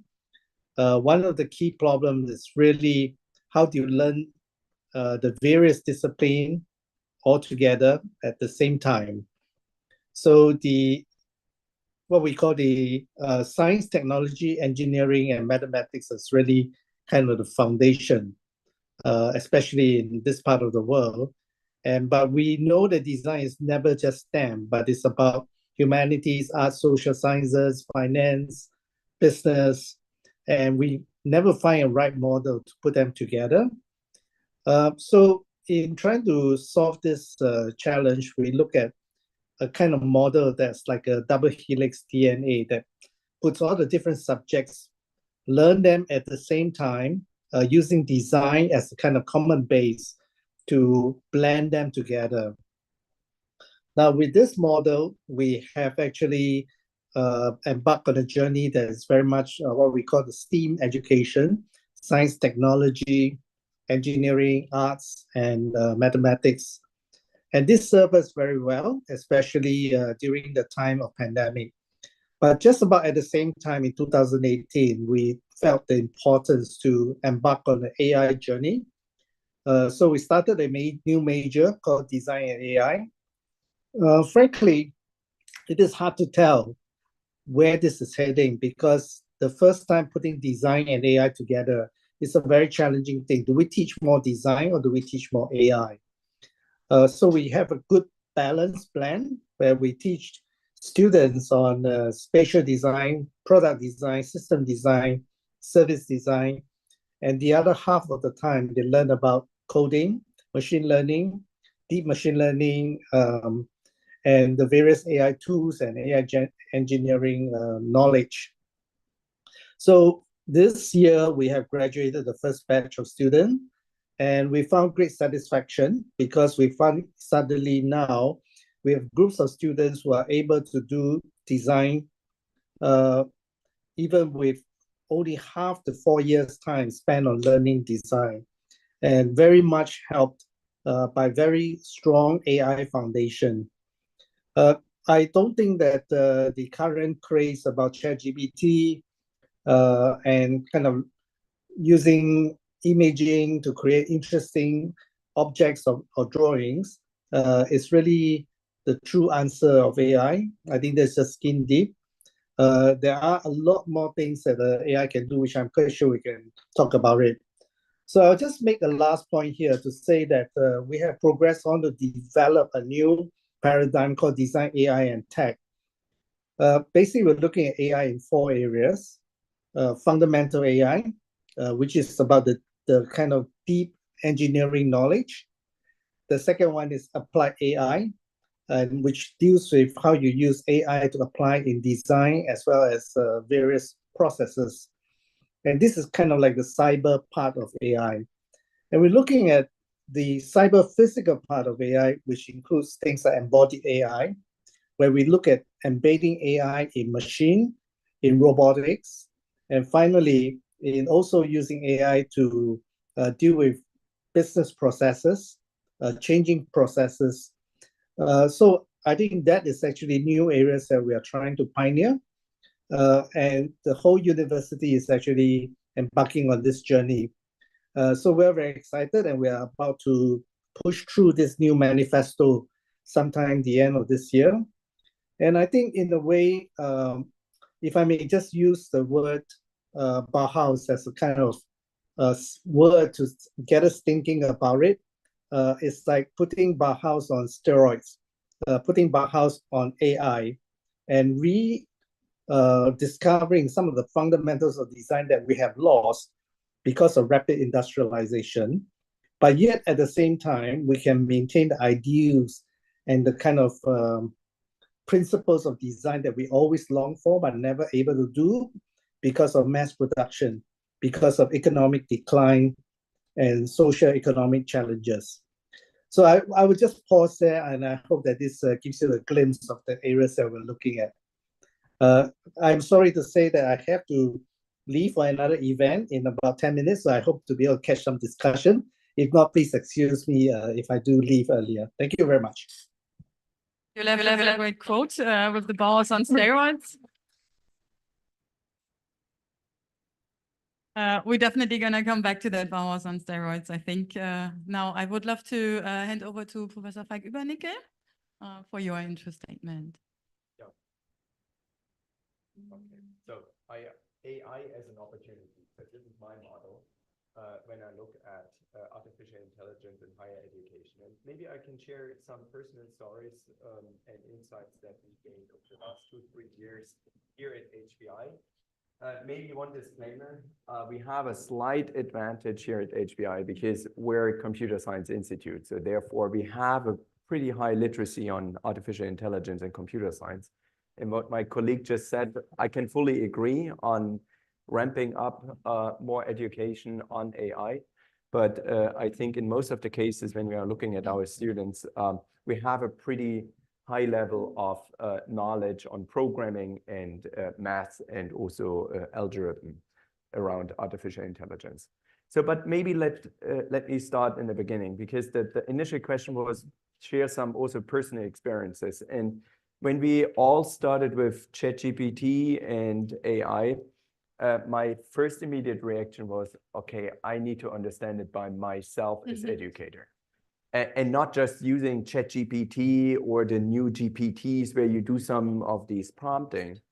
But the first thing I did was, okay, I sat down, I reserved a couple of weeks and days per week to start programming by myself. And then I dig deeper into what pinecone is. I never knew anything before about vector databases. I didn't know what an embedding is, how it's generated, and all these kinds of things. I discovered LangChain, and then I moved on with different kind of models. And I think the learning for myself was that before we can start doing professional education or helping even our students to learn more about AI, we also need to put ourselves into the center of AI education and AI literacy that goes beyond ChatGPT and conversational agents. I mean, that's already something, but I believe we all need to understand basic fundamentals of that technology. And as I pointed out in my introductory speech, Gen Z and Gen Alpha, they will have that in their genes already. So they don't need to learn that explicitly. but I think we might need to do it. Then by looking at the challenges and also what's transformative, first of all, I can disagree with Professor Tai Xiang.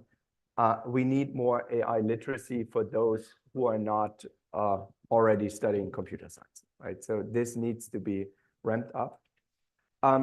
Second, what I observed is by looking at AI as an opportunity that some of our students, and maybe that's just a European thing and you don't have it in your countries or continents, but we are already starting to become siloed. What do I mean? I mean that some of the most advanced AI models are not rolled out for Europe anymore.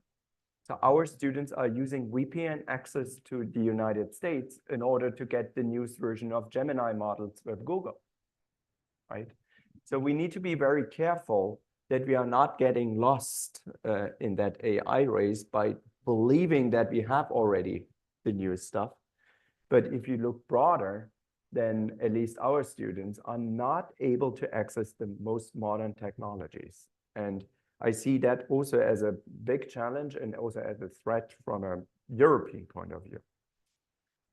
Then on an individual level, for sure, we are using AI since the beginning in our foundation programs, in our design thinking studios, but also in our global programs on design thinking.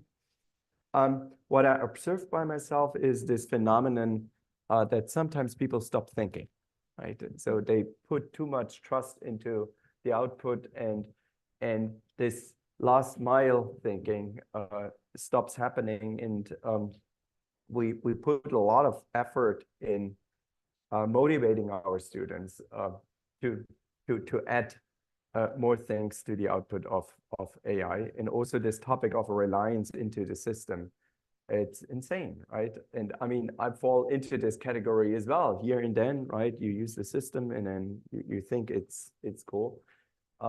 But this is a challenge.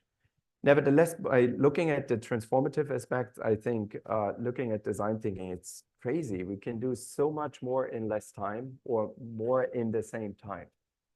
Looking at prototyping, for example, I mean, 15 years ago, it took us a week to build a, let's say, a kind of mid-fidelity digital interface prototype, right?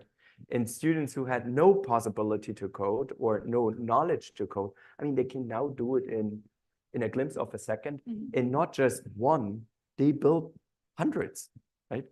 And you can even ask an agent-based AI system to let it improve by itself, right? So you can create one agent that represents a certain persona, and then you let it talk with each other, and then it results into 2 or 3 options. It's crazy. And for sure, the system has more or less a much broader knowledge than any student, any professor can have, right? So this is transformative, I think, and it will push us into a new territory where we then hopefully have much more time to empathize, to reflect, and to focus on human needs, on human welfare than ever before. So maybe I stop here, and I think we'll have many more things to discuss. Exactly, and we're looking forward to hear a bit more also about the human side that Mike just briefly started to tap into. I think from Sharon. Yes, well, thank you. I'm really, really happy to be here with you. And for this first statement, I mean, since we are talking about our dear friend ChatGPT, I decided to make the voice of ChatGPT, and I asked ChatGPT, what would you say about the use of you as artificial intelligence in higher education, and what would you say to the educators in higher education? And I would like to share with you because I find it very, very interesting, and I think it's going to be a good ground for this fruitful dialogue. ChatGPT says, I understand your concerns, and they are valid. The rapid pace of AI development can feel overwhelming, and the potential disruptions to traditional teaching models can create uncertainty. However, I encourage you to see AI not as a replacement for educators, but as an augmentation of your capabilities. AI is a tool, one that, when used thoughtfully, can enhance your ability to reach students, tailor learning experiences, and reduce administrative burdens, allowing you to focus on what truly matters: teaching, mentoring, and inspiring critical thinking. At its best, AI can handle repetitive tasks like grading or administrative duties, freeing you up to engage with the students more deeply, fostering creativity, innovation, and intellectual growth. One of the biggest concerns I've heard from educators is that apparently many people ask this to ChatGPT, is that AI will diminish the human aspect of education. But in reality, AI can provide the data and insights to make teaching more personal and empathetic. For example, I can help identify which students are struggling before it becomes apparent, allowing you to intervene early and offer targeted support. I can also suggest resources tailored to individual learning needs, making the educational experience more customized than ever before. However, it's also essential to recognize that AI doesn't replace the irreplaceable. Human qualities like empathy, intuition, and the ability to inspire cannot be replicated by an algorithm. What I can do is help you by handling the repetitive, time-consuming tasks, giving you more time and space to cultivate those human connections. Finally, I encourage you to remain open to continuous learning. The same adaptability you encourage in your students is essential for navigating the changes brought about by AI. With thoughtful implementation, I believe AI can serve as a valuable partner in the pursuit of better education, not as a threat, but as a powerful tool to unlock new possibilities. And I found it very, of course, it's a ChatGPT response. And I think that I can relate to most of what this answer gave. But I also think that, of course, ChatGPT isn't seeing the whole picture. And for example, in my case, I come from Ecuador. It's a Latin American country. And we are discussing about AI and all the big possibilities, which are true. And I also believe in them. But for example, for Latin American countries and other countries as well, we're still struggling to make internet accessible to our students. And we're already talking about artificial intelligence. So we are like, oh my God, it's coming, and now I have another thing, and how we guarantee our students to be, equitable for everyone. So I think that's a very, very great challenge that in countries like Latin America is a very not tough topic to address. And our governments are still also trying to figure out what to do, because we have even more basic needs not met yet. That would be my process. Thank you. Thank you for your statement. Also, like highlighting in that way that it's not just the access to the large language models, but maybe even already the digital divide before that may come into play as maybe a limitation in order to address that, but also then to think about that. Last but not least, Asaf. Stage is yours. I think you're going to share with us. Yes, we're going to have the last, let's see, last tech challenge to share slides that will highlight the use of AI in design innovation processes. As we already tackled the one with the Zoom and it worked out, and I think this one was even more difficult to master. Maybe this just takes another, there we go. But this is not where I want to be. So then with the red button. Oh, but you see the results. I don't like it. Don't look. Yes, thank you so much. Right, so is it working? So I find your ChatGPT very patronizing and passive aggressive, I have to say, with answers. But we can talk about that later. I would like, as my opening statement, to share with you a research we've done in Shankar. So Shankar is a college of art and engineering. So we have this mixture, and the design faculty that I'm heading is doing all the time interdisciplinary projects. All the projects are interdisciplinary and international. So we used last year we had a very big makeathon, 4 days. It was academic makeathon. We used the double diamond. I hope you're all familiar. There are the double diamond design thinking method. And we had many partners from both the industry and other academic institutions. And what we tried to do is we wanted to explore how students of engineering and students of design use AI tools. So by engineering, we have industrial engineering, but also software engineering and chemical engineering and plastic engineering. And design, we have all over from fashion to industrial design and visual communication and everything. So first of all, we'll share it's very, very short. The research is very interesting because the research is divided into two halves and they contradict each other. So there are a group of researchers that say that ChatGPT-4, we worked with LLM, ChatGPT-4 is more creative and cost-effective, and it is superior over humans. So, and there are many researchers that show that. On the other end, so this is thumbs up. Thumbs down for the ChatGPT. It's when we rely on AI, so it reduces thinking processes and many times not questions. So as you can see, the research have very strong contradictions inside.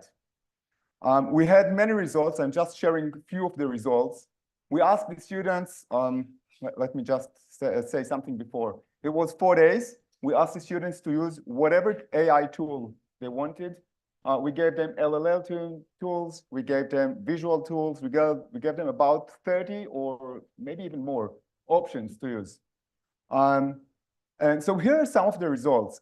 We asked them, is the AI a dictating or supporting tool? So as you can see in this, where is it? Okay, there it is. So most of the students, 85%, said it is just a supporting tool. Another question we asked is it an opportunity or threat? So look at the design or the answers. So a quarter of the design students said we will not use any generative AI guide tool. They didn't want to use anything at all. I will get to that in a minute. Another interesting result is this one. So we wanted to know if the students verified the answers that they got. So look at that. It's very interesting. For designers, 65% of the designers never bothered to check the answers. They just used what the ChatGPT said and went with that. These are the engineers. Okay, so you can see that most of the engineers validate the answers. So it was a very big question for us. Why is that happening? And my answer as a designer, I'm just sharing my point of view. I don't care about truth. When I use LLM models, when I use AI, I'm not seeking for answers. I'm seeking for inspiration. That's why I don't care about truth or facts many times. So that might be an answer. I'm not sure about that. Okay. Oh, look at that. Revolutionary AI or just a search engine. So most of the students use AI, specifically ChatGPT, as a very sophisticated search engine, like a Google. I'm not sure about that, if it's a good thing or not.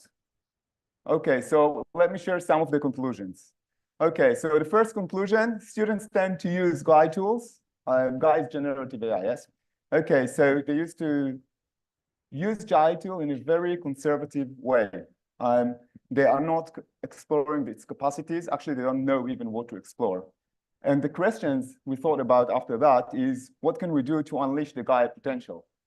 It's a very big question because we have to discover the potential ourselves first, which it relates to what you just said. So the second conclusion, Guy was used usually as assistive than dictating technology, which is a very interesting thing to do. And that put us to think, how can we recruit it into our teaching methodology? Okay. Design students more than engineer tend to accept the Guy results. That's what we just said. And this is the answer that we gave, or the question that we raised. I just mentioned it. And the last, it seems that design students, more than engineers, tend to be deterred by AI tools. They just refused. We have like quotations. It was qualitative research as well as quantitative. And we had like very bizarre answers like, we are fashion designers. Nobody can replace us. People are just, frightened. I don't know. We are wondering if this concern is justified. So I'm just. I don't know if this is the right. Maybe this is the last slide. Oh no! This is the last one, because if you would like to read the research, it was published in CERN. So you can just enter to the research and read all the results with all the statistics and everything. And I think that's it. Thank you. Thank you to all of the panelists, specifically Professor Thai, who had to leave already, for sharing the perspectives and what we see. I mean, we are all at different statuses in terms of the previous experience we gained. Do we have already a background in digital skills, IT, AI, or not? And also in which discipline we work. But I think what we also heard is that we're pretty much still at the beginning of that process. So we're experimenting, we're carving our way into this learning space. So therefore, Falk, as you already said, no, we want to carve into that space. What do we really have to tap into when it comes to make use of AI as an enhancement of the learning space from a more, I would say, rather structured, not experimental way of trying it out now myself? Now I've understood it. What do I do with it? I mean, talking from a personal standpoint, I think you can look from at least two view angles, from a student point of view and then also from an educator point of view. And what we realized is, from a student point of view, that AI can provide even more value beyond the process itself. So we did also some experiments with using AI tools along the design thinking process, so introducing it to need finding, to prototyping, to ideation, etc. But it became very interesting when the students learn to ask the system for team-based issues they face. So for example, sometimes teams work together and then they realize we are only introverts and something doesn't work well enough during our creativity sessions, right? So in the past, they always gave us a ring or ask us in person, right, to give advice. Nowadays, most of the students are first trying to tackle it with AI.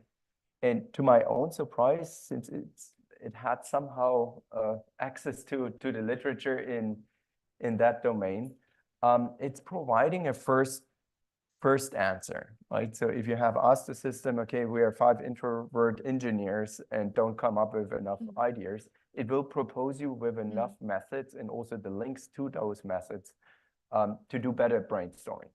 If it really helps, let's see. Maybe the tools are also a fool. But what's interesting to see is that AI can become a first person to talk to in order to be much faster. And I mean, AI is 24/7 available.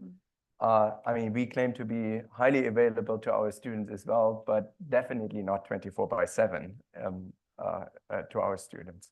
So there are a lot of opportunities and also things to teach, because what I also realized, and now you underlie this with your study, that the creativity that students bring to the table, even though that we believe young people are more creative than, which is not true, by the way, is somehow lagging behind, right? So there is not enough imagination what in the student's mind, and also sometimes among us, what you could do, how you can utilize the system. And then the second dimension is, and it was also touched by the introduction talk in the beginning by Sharon, especially what we could do as educators, right? And it's personalization, more personalization to learning. For sure, it requires assisted systems that are able to monitor students' progress, and then personalization and also monitoring can help us to identify in larger groups more specifically where they might have a need to get better support, human support, to develop their strengths. Absolutely agree on that. No? So it's really, first of all, like gaining this literacy to really understand what you have at your hand or the fingertips or wherever in order to have that, and then really think about how you can make use of it in a also conscious way to create personalized learning journeys and so on for students. So therefore, Sharon, as you already brought it up by quoting ChatGPT, what does it do to the educators? So what's needed there? Because I think we already have this generation gap in terms of not having been exposed to technology in the same way and the same technology as our students. So what has to happen there, and like how should we address that? Yeah. Well, and I would like also to build on what Paul was saying about this teamwork experience that you had, because since ChatGPT actually, or AI in general, makes more space for educators if we really try to take the advantage of this technology for our daily duties.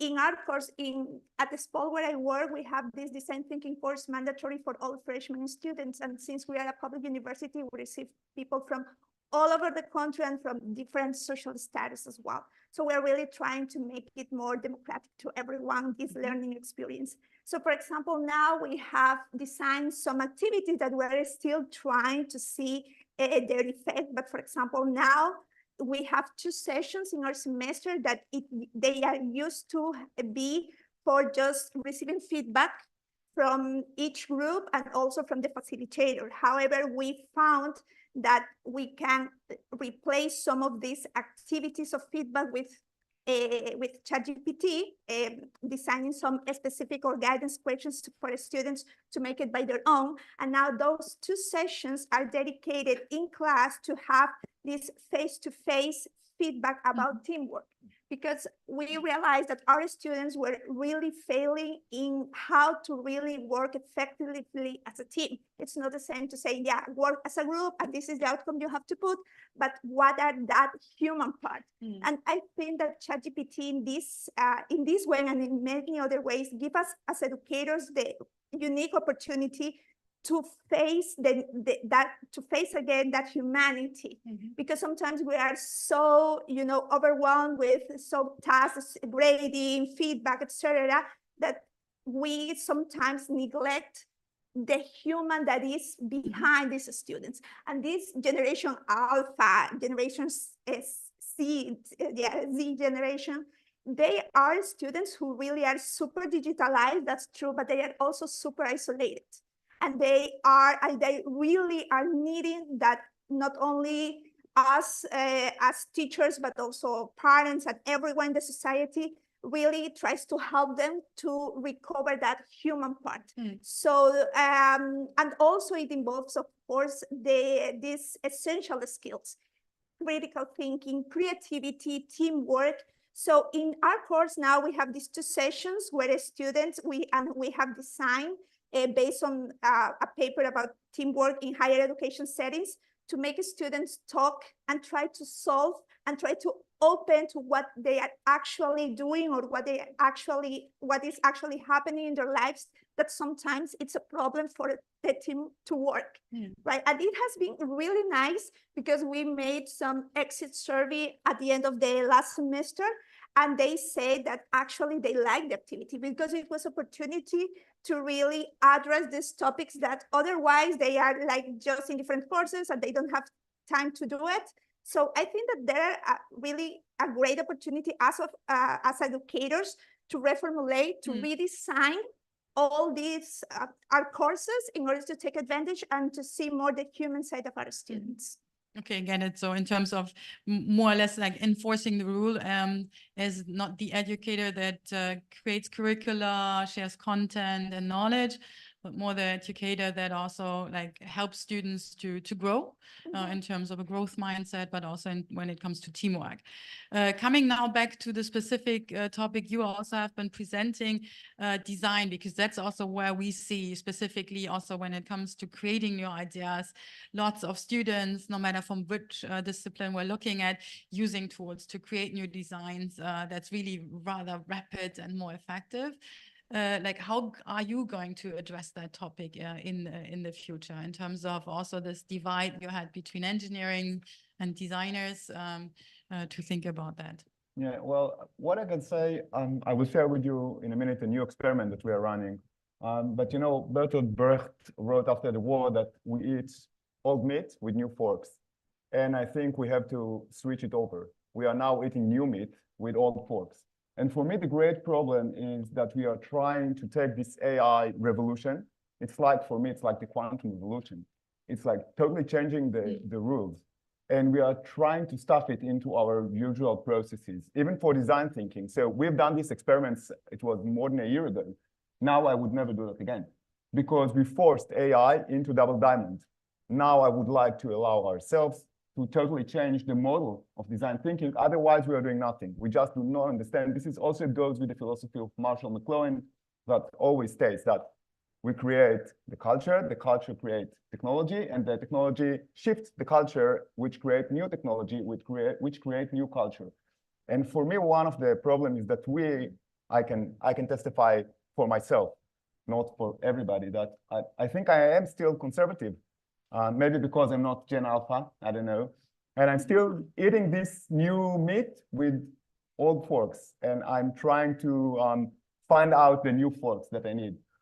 So one of the new forks that we are trying to do now is a new experiment that we started 6 months ago, and it's going to last for about a year from now. And we are creating a new LLM model that will create a shift between ontology to epistemology. So now I will explain those big words. So usually in 30 seconds. What? In 30 seconds. I will do it very quickly. So after we've done this experiment, we discovered that people go to ChatGPT and to LLM models to have facts, to have subjects of knowledge, okay, objects of knowledge. What we would like to create is a epistemological shift, naming we would like them to think differently. So rather than seek for answers, I know, shorten processes, take knowledge from the LLM models. We would like the LLM model to become an agent that will shift the ways by which they perceive the world. So it's totally different LLM model. It's not what the ChatGPT do today because it's not programmed to that. So we are reprogramming LLM models to do that. And it's a huge experiment and it's actually international. So if you're interested, just come after. We are happy to share and put more people inside.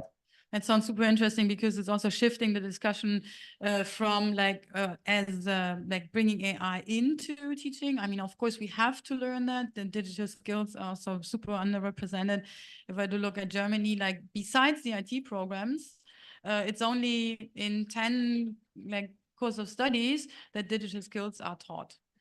So therefore, it's a huge gap where we're really also coming what you shared to really fill that digital divide. And the plans are to have achieved 30% by 2030. I mean, if we're going to continue with this path, then we're going to lose. And on the other hand, what you are sharing is actually what we have to do as educators to try really to figure out how the picture would look completely different if we would bring it together from the scratch and not just start adding on and trying to catch up. By the way, we did catch up in terms of the time.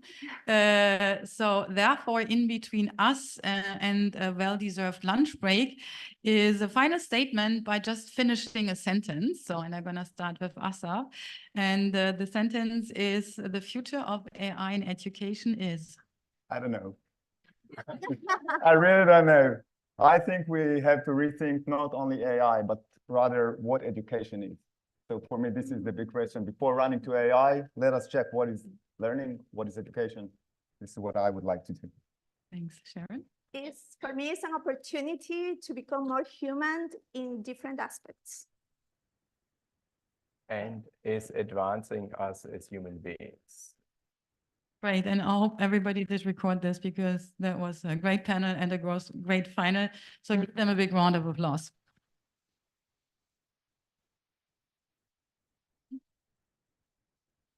Oh, I'm impressed. Time. Well, this is Claudia. And over to Uli. Thank you very much for that very inspiring meeting. panel actually and discussion. I have the feeling that we should try to get the audience involved here. But at the next panel, we give it a try. But it's so great to listen to your statements here. So thanks a lot. There's time for lunch now. And we are returning back at 1:30. So there's time for lunch, but I need to tell you, there are lunch vouchers. Who of you does not have a lunch voucher? I, for example. You don't have one. You all have lunch vouchers? Good. If you don't have a lunch voucher, you have to grab one at the desk there. Otherwise, you don't get lunch. So enjoy the lunch, enjoy the break, have good conversations, and see you back here at 1:30.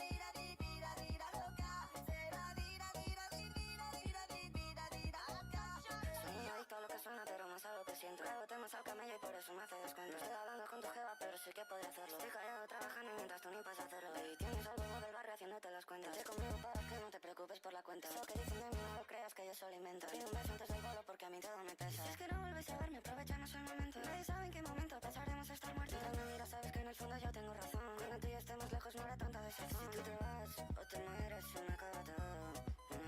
Y si tú no estás, no veo mi vida de otro modo. Todos me envidian por lo que guardo dentro de la riña. Sabes que yo nunca fallo, baby, soy un Ronaldinho. Ese pavo es majo, pero solo le tengo cariño. Me quedo contigo porque me haces sentir como un niño.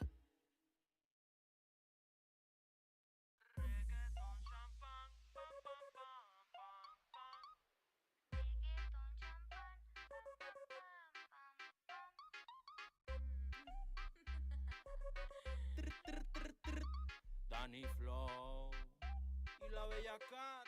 What's up? Yo estoy que te parto y tu gato barato. Quiero que te pongas en 4. Baby, vamos a hacer un trato. Vente un fin de semana ir a 4. Danny Flow, el bellaco, sí. Hoy te toca dick en el Hampton Inn. Pito pa' ti si lo permite Chuchín. Tengo mucha feria, cachín, ching, ching. Y mamazota prende el blon, te hago el rontorón tontón. El estilo chacalón, de México el reggaetón. Para cogerte en un don y condón. Te mando a operar el culo con el doc que me adelantó el mentón. Aquí se factura gacho, no me voy para el gabacho. Yo sé que tú quieres verme en el show, te guacho. Tira, no me engancho, pero tampoco me agacho. Mucho menos en el antro si vengo con los muchachos. Con el fronteo a full, una perla negra con Red Bull. ¿Quieres que te llene la carita de ella cool? ¿Quieres que te grabe mientras te reviento el cool? Rosita lo bubble gum, eso me parece cool. Reggaeton, champán, pam, pam, pam, pam, pam. Reggaeton, champán, pam, pam, pam, pam, pam. Yo no tengo problema si tú fumas hierba. Ojalá te tos para que saques mucha flema. Yo le pongo fuego, tú pones la leña. Y mientras el beat suena te recito un poema. Qué bonitos ojos tienes, quiero chuparte el pene. Con todo respeto, espero no te moleste. Está cerca diciembre, ojalá no te enfermes. Y que no te dé fiebre para que tú me lo entierres. Baby, ponme como quieras, eso no me molesta. Introdúcela completa, rosa, pink, rico, aprieta. Puedo ser tu puta, también tu princesa. Y si te soy honesta, quiero que me chupes una teta. Arriba de la mesa, Santa Clara de fresa. Atraviesa la cabeza cuando ya la tengas tiesa. A mí me gusta grande, me gusta bien gruesa. Reggaeton, champán, pam, pam, pam, pam, pam. Reggaeton, champán, pam, pam, pam, pam, pam. Ay, pero no puede ser. Es Danny Flow y la chica de las poesías, la bella Cat. En Kitiponeo, la mafia del perreo. Tum, tum, tum, matra. Tum, tum, tum, tum, matra. Morbo King, reggaeton, maxa.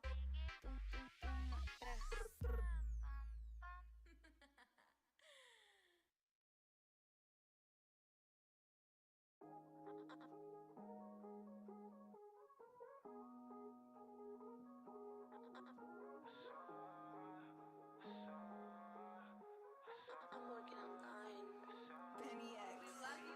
I never had the time to make a way. I only had the time to make a play. I had to learn nobody saving me. If you gon' run it up the wrong way, they see I got a lot up in my plate. When you been working, it's not about the faith. She on my phone and what she about to say, she let me know.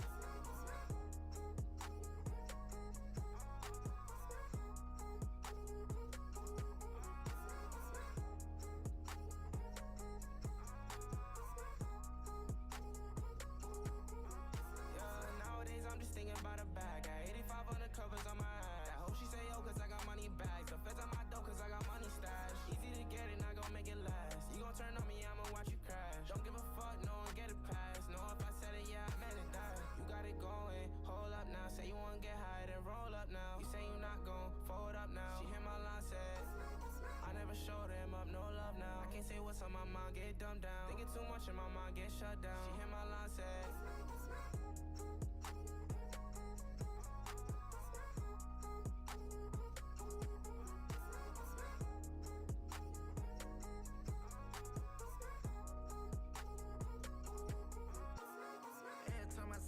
got on tights, rain, hit my wrist, water turn to ice. What could I say? Undercut that way. If you play, you lay. I'ma take your life. Killer, so don't push me. I don't really care too much for pussy. I ain't cheat the grind up of what you wanna clean, no question. I put the bro for bitch in 4 seconds, beam go 0 to 16. No telling what do I got on this glizzy, no hesitation, I get on the business. I've been 2 years out of field, and I still been getting niggas pluck up. Put a bounty on a nigga head, told him that the quicker pick her up. The AK made her Romanian, pouring the drink by the tablespoon. I feed a bad bitch, baby food. Damn, my macadamia. Sprite up, thank you. I'm in the suburb, I'm serving my neighbor. I don't got time to respond to no haters, but I'ma kill all them little niggas later, I promise. I never had the time to make a way. I only had the time to make a play. I had to learn nobody saving me. If you gon' running up the wild way, they see I got a lot up in my plate. When you been working, it's not about the faith. She on my phone and what she about to say. She let me know.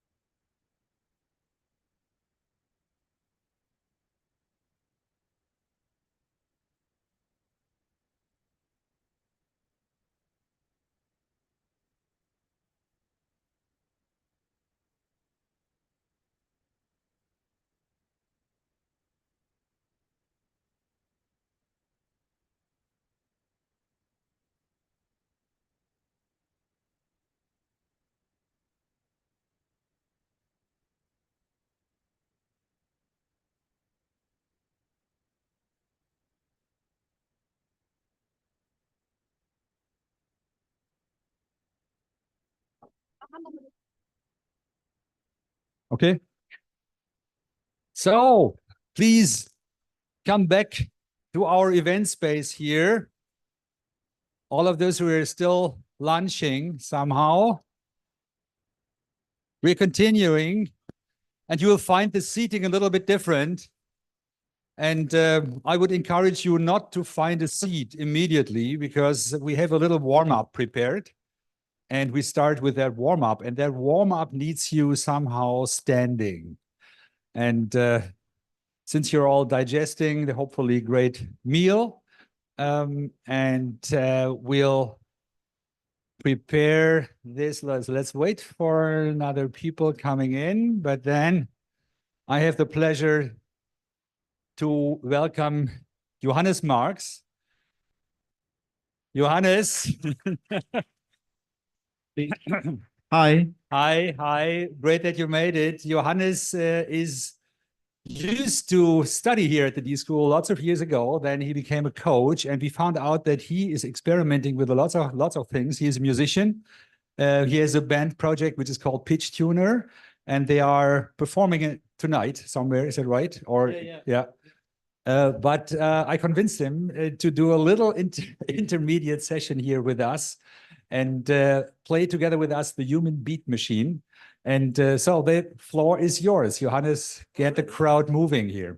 Cool. Thanks so much, Uli. Hello, everyone. Really happy to be here. And this is the Human Beat Machine, and the idea is that we all do music together. So maybe if you want to, everyone get closer. And is there a sound already? Can we hear the sound? Can you please turn on the sound? You don't hear anything. It should be working. We did a sound check. I have a sound output. Everything looks... Is there sound? The Human Beat Machine without sound is a bit hard. Ah, yeah, here's the beat. Okay. Okay. So this is the Human Beat Machine. This is a sequencer. And at first, we need to program a beat. So I need 2 people, please. 2 random people. Maybe you. Just come here and... Uli, you want to do the beat? Come on, everyone. So this is a sequencer. Every color is a different sound. And here, these are the hi-hats, for example. And here, like, toms.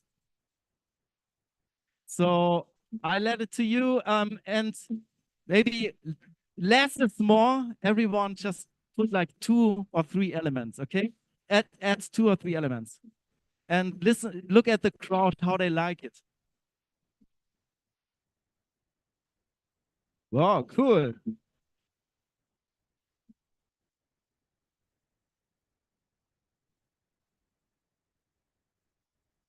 Yeah, cool. And do you like the beat? How is it?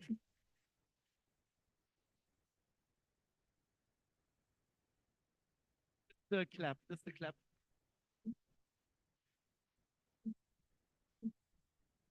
Oh, super nice. If you want, you can do more of those. These are the hi-hats. The hi-hats. Hi-hats are really important. And what do you think? You like it? Everyone? Okay, very good. So thank you very much, Uli. And what's your name? Chris. Thank you very much. Okay. So the Human Beat Machine, it's about synchronizing. So first they all have to get like in the same beat. So everyone, let's synchronize. If you want, you can dance. Like, I don't know, what's your favorite dance move? Yeah, that looks very nice already. Very, very good. Maybe you have to get a little bit more like this direction, because the next thing is here, this whiteboard sequencer. Okay, this is the whiteboard sequencer. So here it's the same thing. This is where we are at the moment. And here's a clap, for example. Yeah, clap. Shall we do it together? We do it together. Clap. Yeah, clap. clap. Yay, clap. And don't forget to move. Clap. Yeah, wow, clap. Woo. Clap. Clap. Yeah, clap. Okay, we need some dynamics. Clap.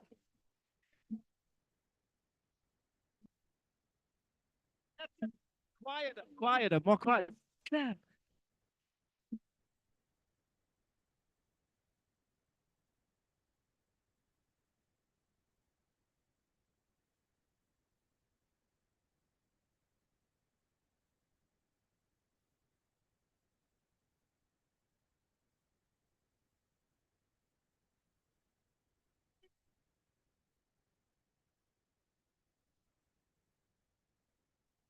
Super nice. Clap. Clap. Yeah, clap. Okay, this is called off the grid sequencer. Thank you very much. Let's do a break. Here you can see this arm, it's rotating, and every time it's touching something, it's triggering a sound. Can you hear? Louder? So you can change the time by this. Okay, so maybe you want to try it out. So add 2 elements again and look what the others think about it.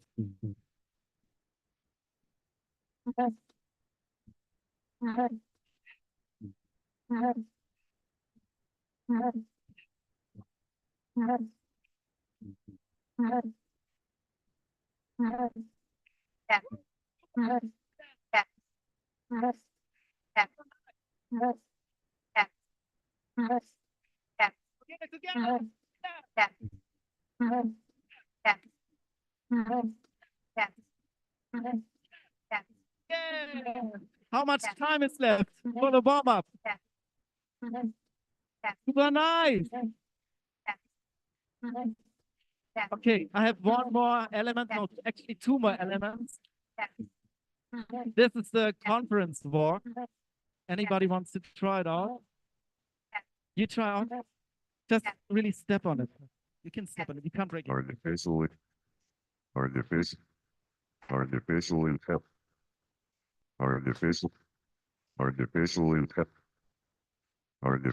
intelligence. Don't forget to clap. The rest, Artificial intelligence. Artificial intelligence. if you want, the others can join as well. Maybe you want to try another tile. Artificial intelligence. Future skills. Artificial intelligence. Future skills. Global dialogue. Future skills. Global design thinking. Future skills. Global design thinking. Design thinking. Global dialogue. Global Future skills. Global It's the design. last element. Is it working? Global dialogue. Future skills. So you can throw around, take care, don't break the lights up here. I don't have an insurance. I hope these will have insurance. So when you hit here, it's making sound.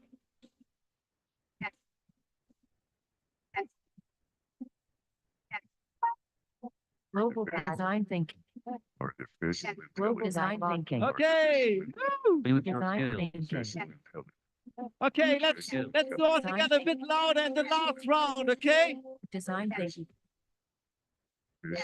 Design thinking. Global design. Future skills. Global dialogue. Future skills. Global Future skills. design thinking. Design thinking. Design.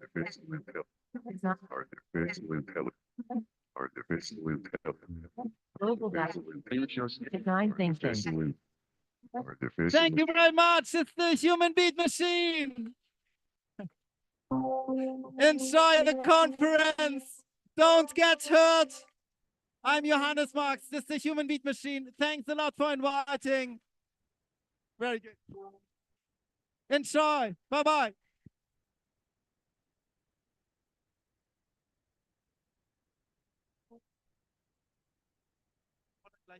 Alles klar. Okay. So we need a second now, or actually a few minutes, to rearrange the furniture. Give us that time.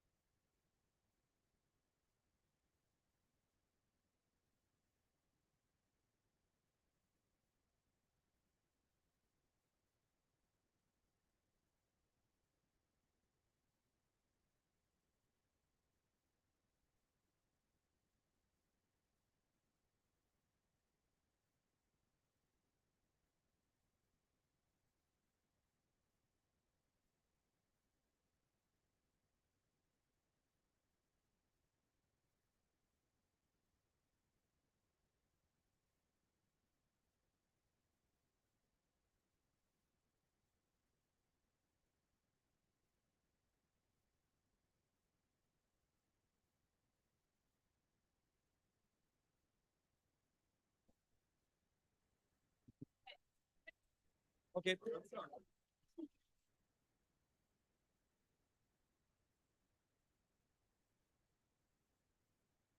So I hope you enjoyed our little warm up and you are still warmed up. As a human beat machine, now we are all connected. And before we start our third panel for today, we have a short video note, keynote or note, welcome note from Ralf Herbrich, Professor Ralf Herbrich, my colleague here at the HPI. He is one of the 3 board members of HPI.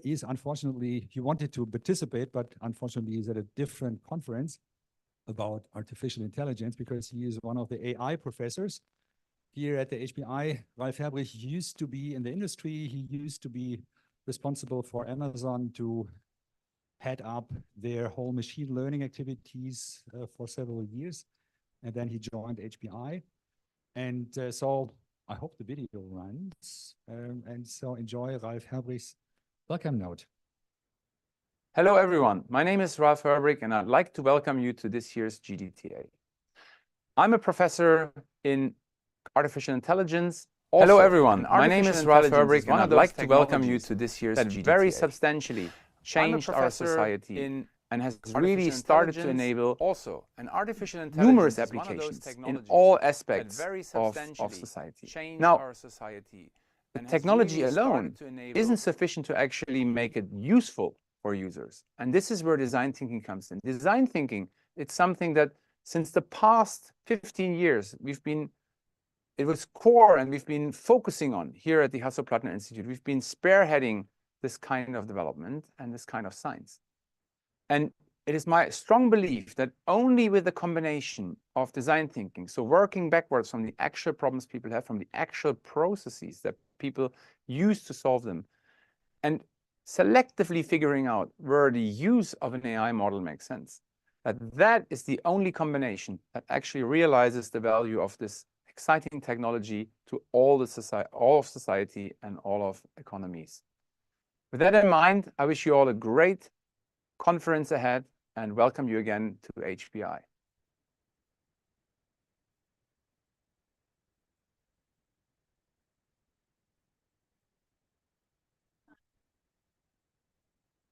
Actually, they did it within a few minutes. I think it would have been too cumbersome to do this with artificial intelligence. I think they did it live.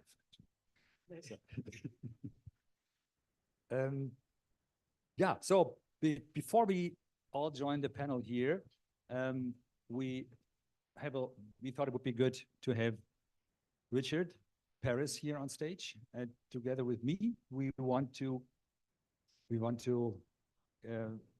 actually tell you that there is a board. The GDTA was led by the 2 of us for 7 years, I would say. There was an intermediate time.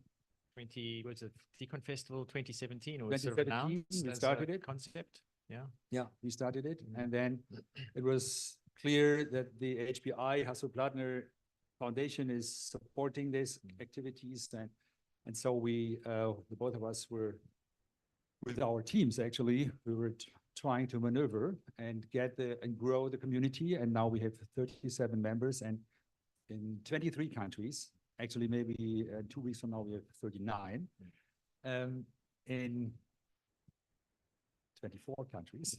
24 countries, yeah. And so what we said from the very beginning, we want to have a loose, creative network of like-minded people and not a really stuffed traditional organization with something like a board or so.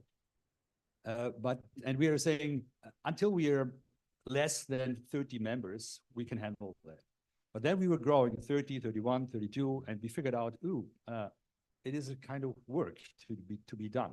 And so we decided not only to involve the team in Cape Town and in Potsdam, but to establish a board. So, and we would like to welcome the board now here and to get you to know who is the board member and maybe yeah, call out the names. We went through a process just to explain a little bit about the process, how we got to the board. We've got 36 members, you said, 37. Growing Voting every month, it grows a bit. Yeah. But each member was allowed to vote. We had nominations come through, and then each of the member organizations was allowed to vote. And Uli found, and Reike found some software to help us with that process, very transparent, and I believe serious software, serious German, produced in Germany, used by the Christian Democrats. So we were very sure that is a good thing. So we went through that process about two weeks ago, I think around about 2 weeks ago.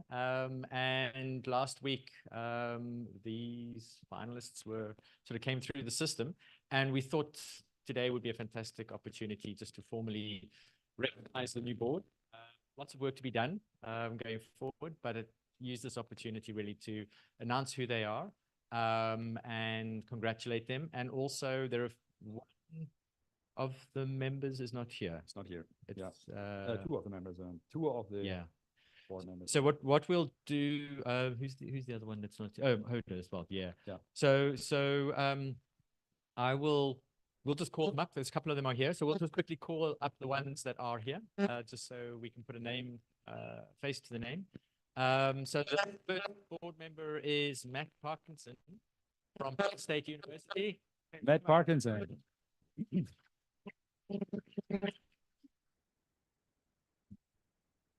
Welcome. Welcome. Do you want to? Want to say a word? No, I'm good. Good. You are the panel. Yeah, you're on the panel. You want to do? Jacob Reeves from Canada.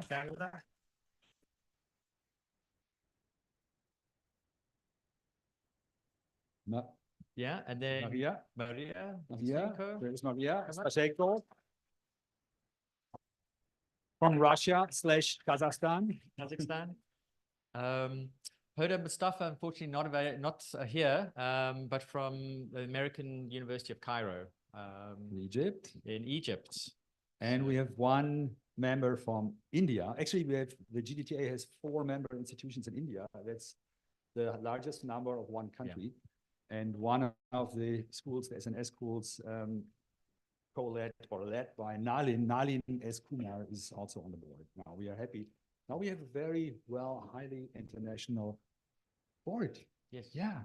Please give a round of applause for the board. So, thank you very much. And now you see there are more shoulders, more hands, more heads, and we're really happy that we can distribute the work and run even faster. Okay, so let's move to the panel. And Matt and Maria, you could stay here for the panel. You can stay here as well. You are on the panel. And we have, oh, there's something happening. Something happening. Battery, maybe. I know that problem with my car yesterday, the battery. Tasting batteries. Batteries.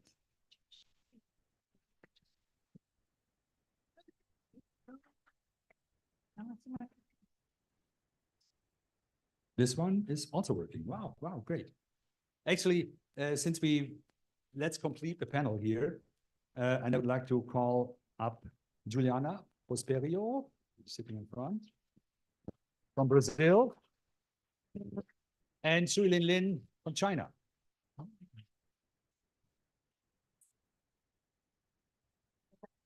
So,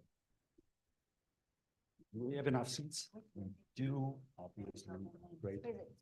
So I hope you got all your microphones. This is a large panel, actually.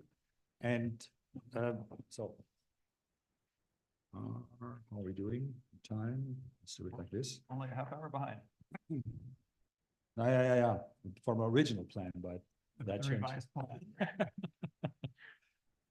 So,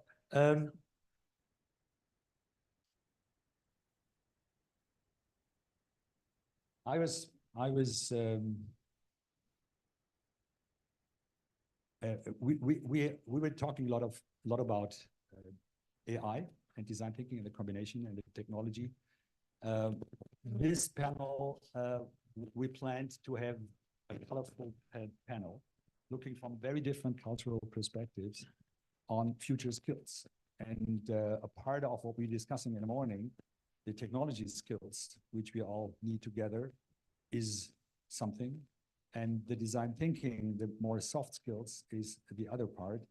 And what I would like to learn, since all of you are running or working in education fields, how you are approaching what for you is the future skills, and what is the key things you are trying to change also now with the view on artificial intelligence. And I'm not sure if I should start with Matt, because we had a interesting discussion yesterday, but I think it is worth to get your ideas, to learn from your ideas, how you would think, how you look at AI changing the educational landscape.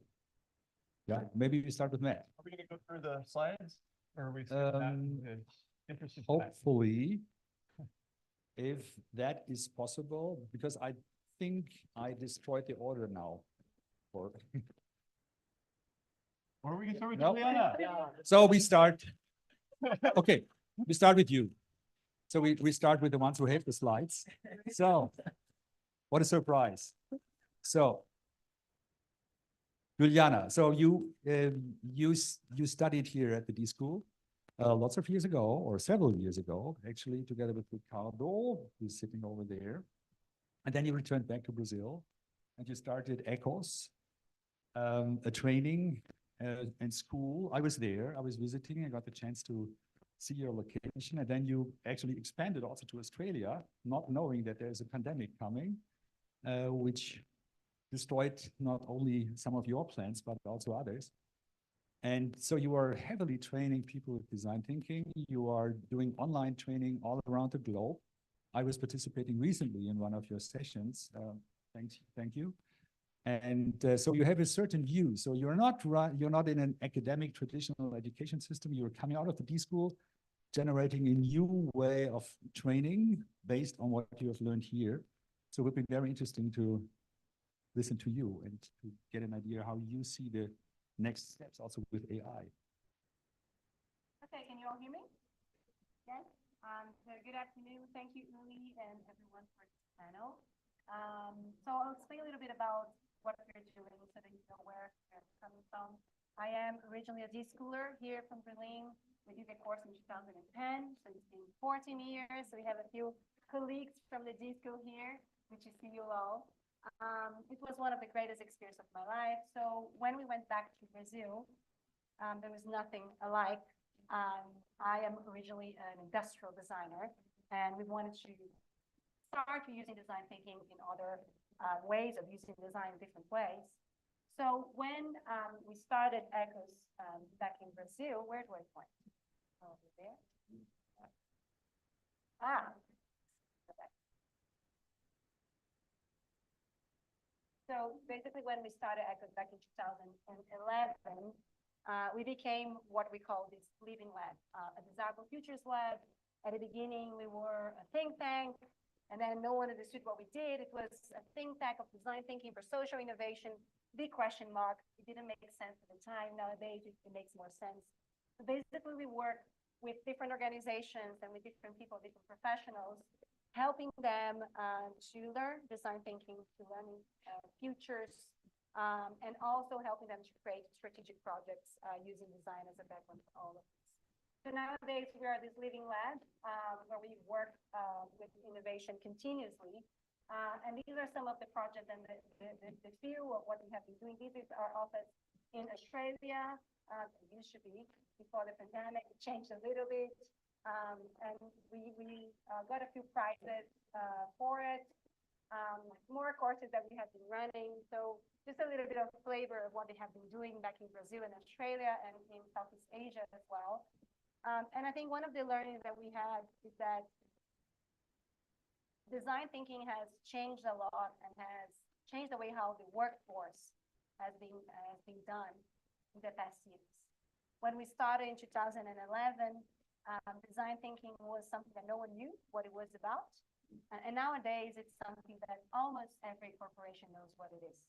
But there are different levels of maturity in design, and these different levels of literacy. So for some organizations, if you talk about design thinking, it's something that is already embedded in these organizations, and they already know what you're doing. So you cannot even say the term anymore.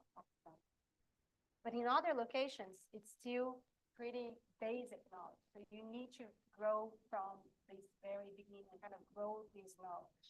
And these are the things that we have been doing. We work always to inspire, to create new capabilities, and to finally transform. So when we are bringing not only these learning experiences, but also projects for innovation that we're developing new future strategies or new digital products or these things, we always think that it's important to have a new mindset before having a new outcome, that being a new culture, a new strategy, or a new product. If you don't have that, the knowledge and the language of design thinking embedded, these new opportunities, these innovations, they don't thrive. This is what we have been learning. Because the mindset, if it's not there, it will be the biggest barrier to any innovation. And we think, we have always, like we learned here at the D School, for us, design thinking is the base language of innovation. That's what we think. And of course, that on top of that, there are new things that are coming, that are future skills that we have, that we need to think about. So most of our courses that we ran, we're not a university, we're an independent lab, but we have the school and the lab. They are immersive experiences. We believe a lot in that. I don't think you're going to be able to see the video that was a project that we did together with Google. But one thing that we have been learning about it is that we are developing new territories for design. So we have been exploring these new territories. On top of design thinking, we are exploring design futures, design leadership, and digital design. And in between all of that, now there is AI. And we're thinking about how can we orchestrate AI. So these are some of our learning experiences that we ran, and a bit of thought leadership that we have been developing, some of our experiences. But the new thing that we are creating now is obviously some experimentation in AI. And I think that the space where we think it's important for us to position ourselves, not only as ethos, but as innovators and as designers of the new world, of the upcoming world, is how do we orchestrate design?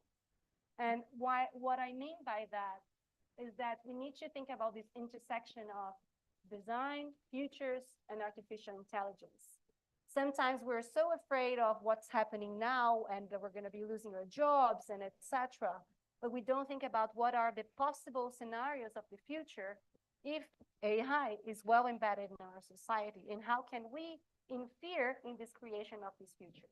So this is a new program that we're thinking about, and we're going to be focusing on redesigning workflows. We really think that all the workflows of any corporation, any educational system will change because of AI, whether you like it or not.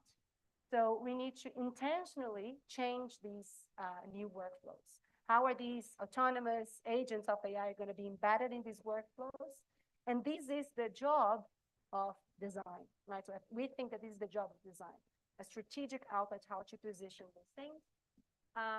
So this is a little bit of what we have been working on, AI and human synergy, how we're going to be amplifying human capabilities, and how obviously we think about the ethical implications of it, and how we think about the future of ethics in this case. So this is a little bit about us. I have a bunch more on future skills, but I think I already spoke a lot. I'll pass, and then maybe we can come back. Thank you very much, Juliana. And now I stay in the order, and actually the order says now Matt. Okay. Your slides should be on as next. So thanks for your insights. Slides are there. Perhaps. Matt Parkinson. I don't need slides. My name is Matt Parkinson. I'm from Penn State University and in the United States. And I'm the director of the Learning Factory there. So in addition to being a faculty member in the College of Engineering, I'm a director for a space that we call the Learning Factory. Because we are a College of Engineering, as we practice design thinking, we have a lot of emphasis on prototyping. And you might imagine, right? So engineers, we like to make stuff. We have a brand new facility that really supports the activity of prototyping all the way from Post-it notes and cardboard and string and pipe cleaners and all that kind of stuff through 3D printing and laser cutters up to real manufacturing with metal machining and welding and woodworking and all these kinds of things.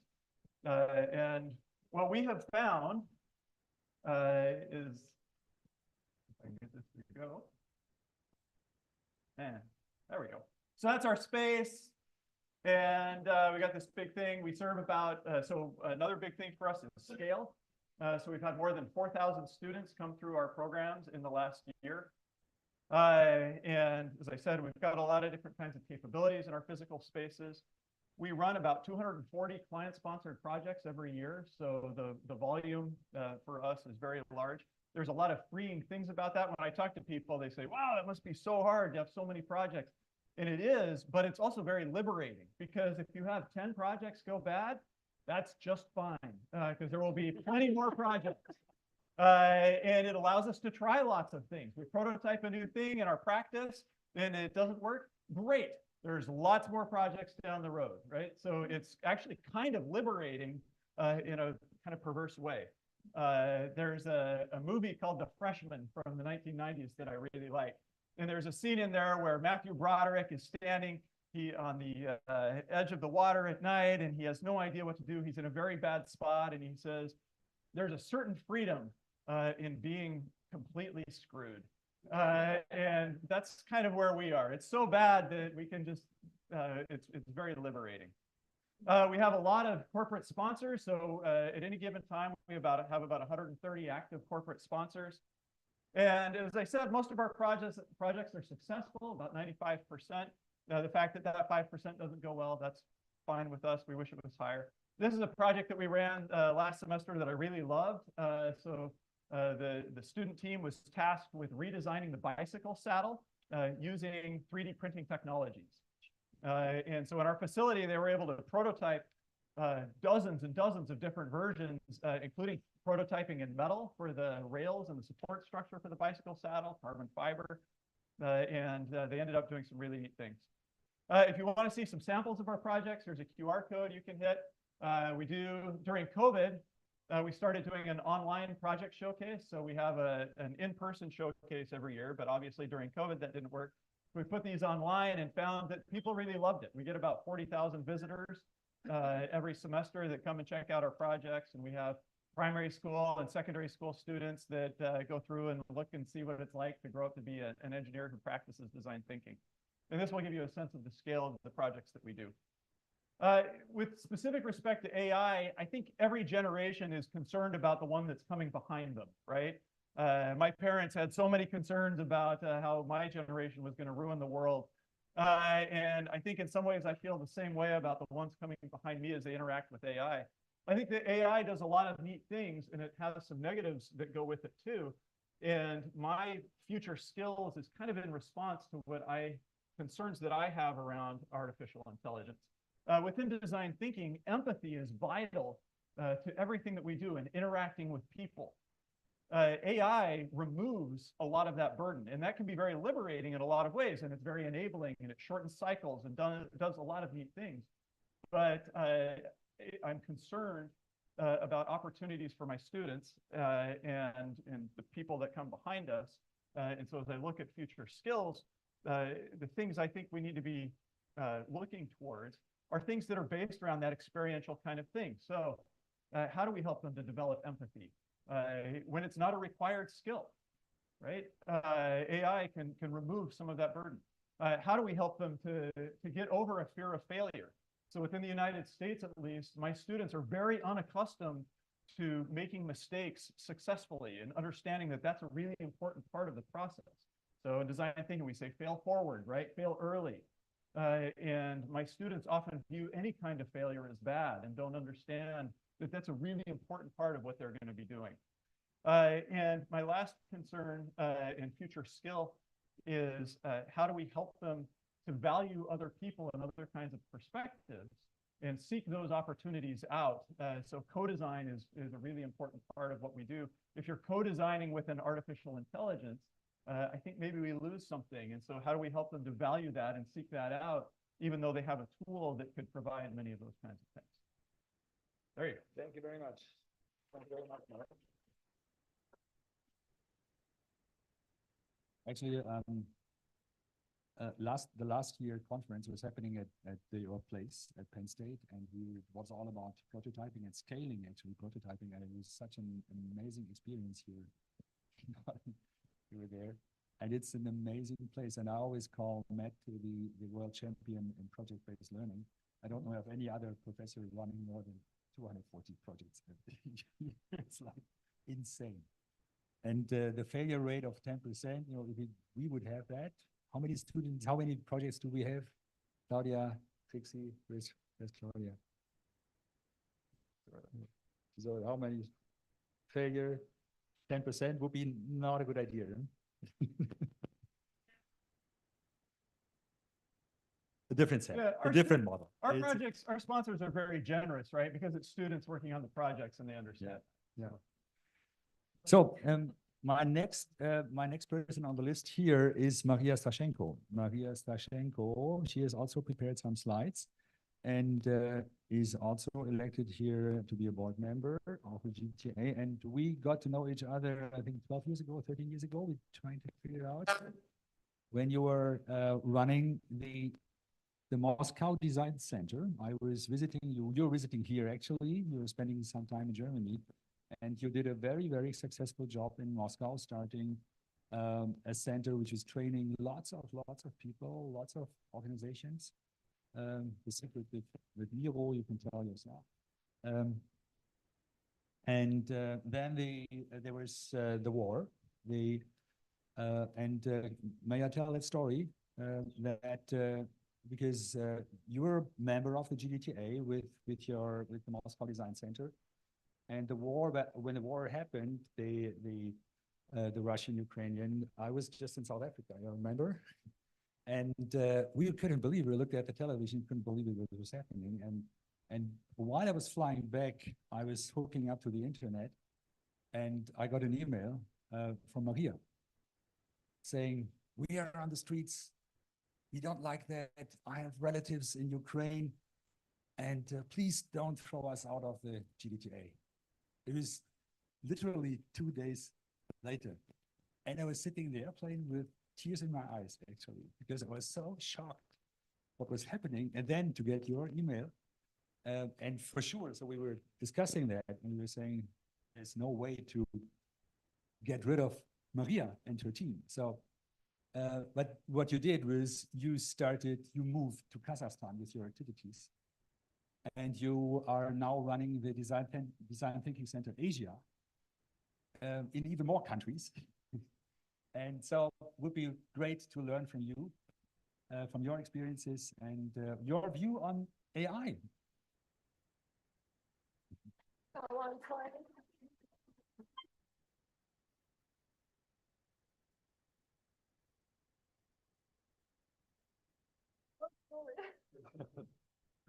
Well, actually, it's a war in the heart, you know.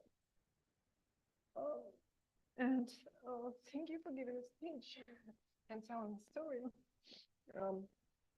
Well, by now it's Central Asia, and I brought all my followers and all my former students to the new world.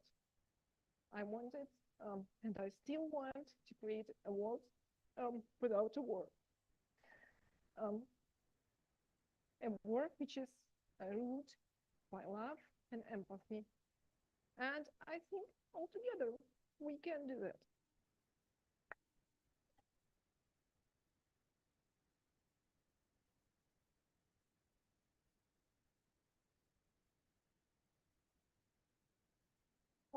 We have to go to those who we know in our communities, because each of us has a strong network of connections, you know, with the relatives and friends and all other like father circles of our community, yeah? And say, guys, we need empathy and love and friendship while we decide upon something or while we choose the next step. And we have to think of each other and we have to care of each other. And maybe many steps from you, some politicians will finally consciously understood that love as an empathy and a human certainness is a first question and a first answer we have to give when we decide to do some steps forward. And I hope this time will come. So this is why I'm here. And I'm very much proud and honored after walking this long distance with 2.5 years in a very strange and a very, well, hard-working conditions I had, switching countries and cultures. I'm proud to share my experience with Global Design Thinking Alliance and invest and dedicate my time and time of my team to make this world a little bit better together with IE in this conference. Thank you. Thank you for your support. So, well, actually, this is the first slide of my presentation. And today, September 13th, is the last day of World Nomad Games in Kazakhstan. This is a big event, and many Central Asian countries are taking part in it. This is something that creates the culture of the Central Asia. These are nomads, people who change places often, which culture is really very experimental and very creative. They are always on the road. See, this is Kazakhstan. And this is Kazakhstan too. This is Almaty, where Design Thinking Asia is based. This is, which is working as an educational institutions, helping to get into design thinking and many practical fields all around together. But I'll go forward. So, taking steps to integrate artificial intelligence from government agencies, because you know about Kazakhstan and Central Asia is very top-down approach. So some initiatives should be driven at the level of the government and of the ministry. And there is a network which is called Smart Data UKMet, which connects 93 information databases. And when you come to the IT or digital exhibition in Kazakhstan, like this picture recently happening, we'll find a lot of government technologies being driven with artificial intelligence and showing an example to universities, communities, and startups, giving a way to apply it. What about artificial intelligence strategy in Kazakhstan? There is an ambition up to 2029. There is a strategy right now to get to know accustomed with artificial intelligence and equip it with artificial intelligence skills training 5 million people. It would be great to get 500,000 specialists working in artificial intelligence. The strategy was approved recently this summer, so it's quite new. All the numbers are fresh. It would be great to implement within the country 25 artificial intelligence products annually, at least this is the lowest number, and to raise its information technologies experts up to $5 billion. So there are no Kazakh unicorns right now, but it would be great to have 5 of them in up to 2029. So these are the ambitions we have. How universities help this way? By now, we counted 7 universities which are already integrated artificial intelligence into its programs. And we talked to some of them about the problems and constraints which they have. Some of them are striving to get access to contemporary technological base, and they really need governmental support to help them make this. Some of them are just afraid.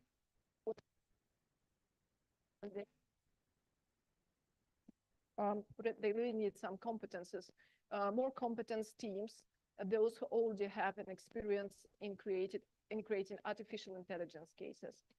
But already more than 2,000 students are already enrolled in this discipline, and are trying to make their first steps here. Thank you so much. We already brought design thinking into universities, and we try to make cases with the universities to spread design thinking all around.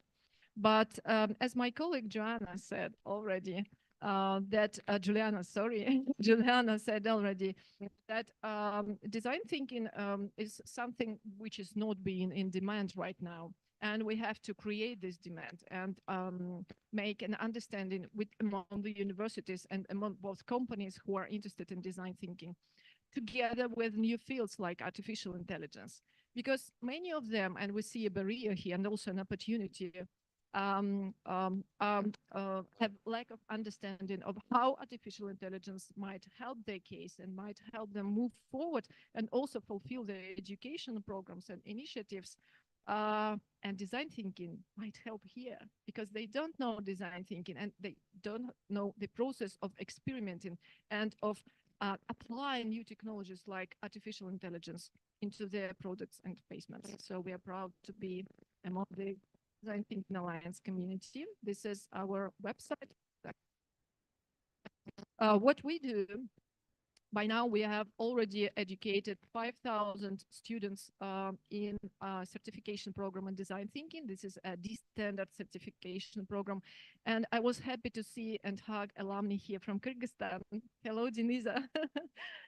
So guys do already know what design thinking is. And I know that Denisa is now heading design thinking initiatives at American College. Yes, American University in Kyrgyzstan. American University, great. So as I already mentioned, design thinking might not be of itself in demand, but there are many fields in demand, like artificial intelligence, and this is customer experience. We try to help the human-centeredness, human-centered culture of design thinking into very, very practical field, which companies try to implement now and to develop. And you do need really. We are also in future science and trends.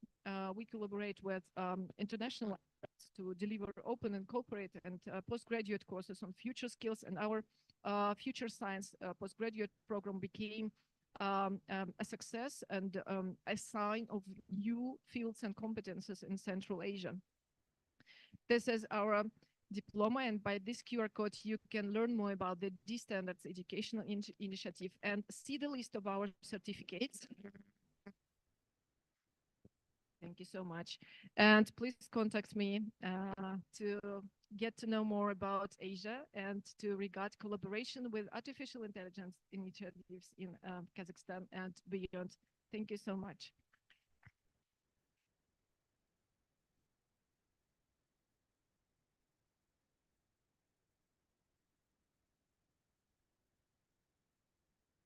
Any artificial things. This is what I got yesterday from Maria as a gift. It's not machine generated. It's hand drawn. It's a water painting. Oh, Maria, thank you very much for that.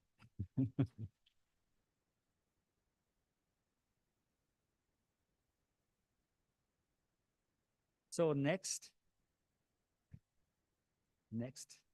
left on my side here is Richard Paris.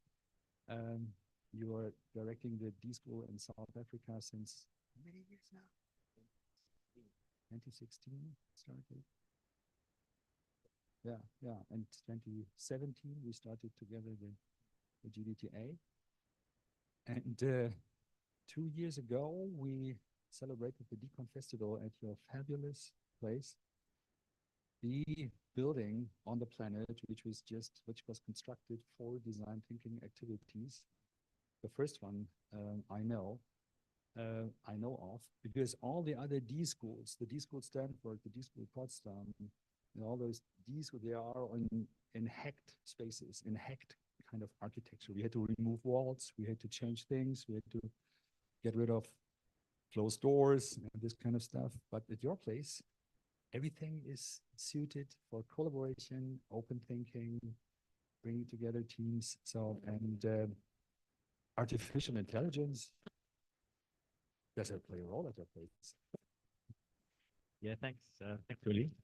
So but it's quite interesting, just to pick up from what Uli said. Hasso was at the opening of the D School back in 2022, and he even admitted himself that we think this is the right thing that we've built here. We have no idea. So despite the fact we had the opportunity to build something, who knows, time will tell for it to actually prove its success. So yeah, I think following very much a design thinking process, trying to build a design thinking school, and this is our first prototype, and so far so good. So I'll go through my slides quite quickly because I know we want to leave some time for discussion. But for us at the D School in South Africa, context is probably one of the most fundamental constraints that we look at. The world that we're in, we talk about AI and what it can do, but you've got to look at the context in which it needs to be applied, or the context in which the challenge exists that you're trying to address. And okay, you guys all know how to do this. Where do I point this thing? Down there. There we go. So South Africa is a very interesting country. This is back in I think 1999. Time magazine referred to South Africa as the world's most unequal country. And if you go onto the World Bank website and you look at the Gini coefficient, so Gini coefficient is a coefficient which determines the level of unequalness in a country.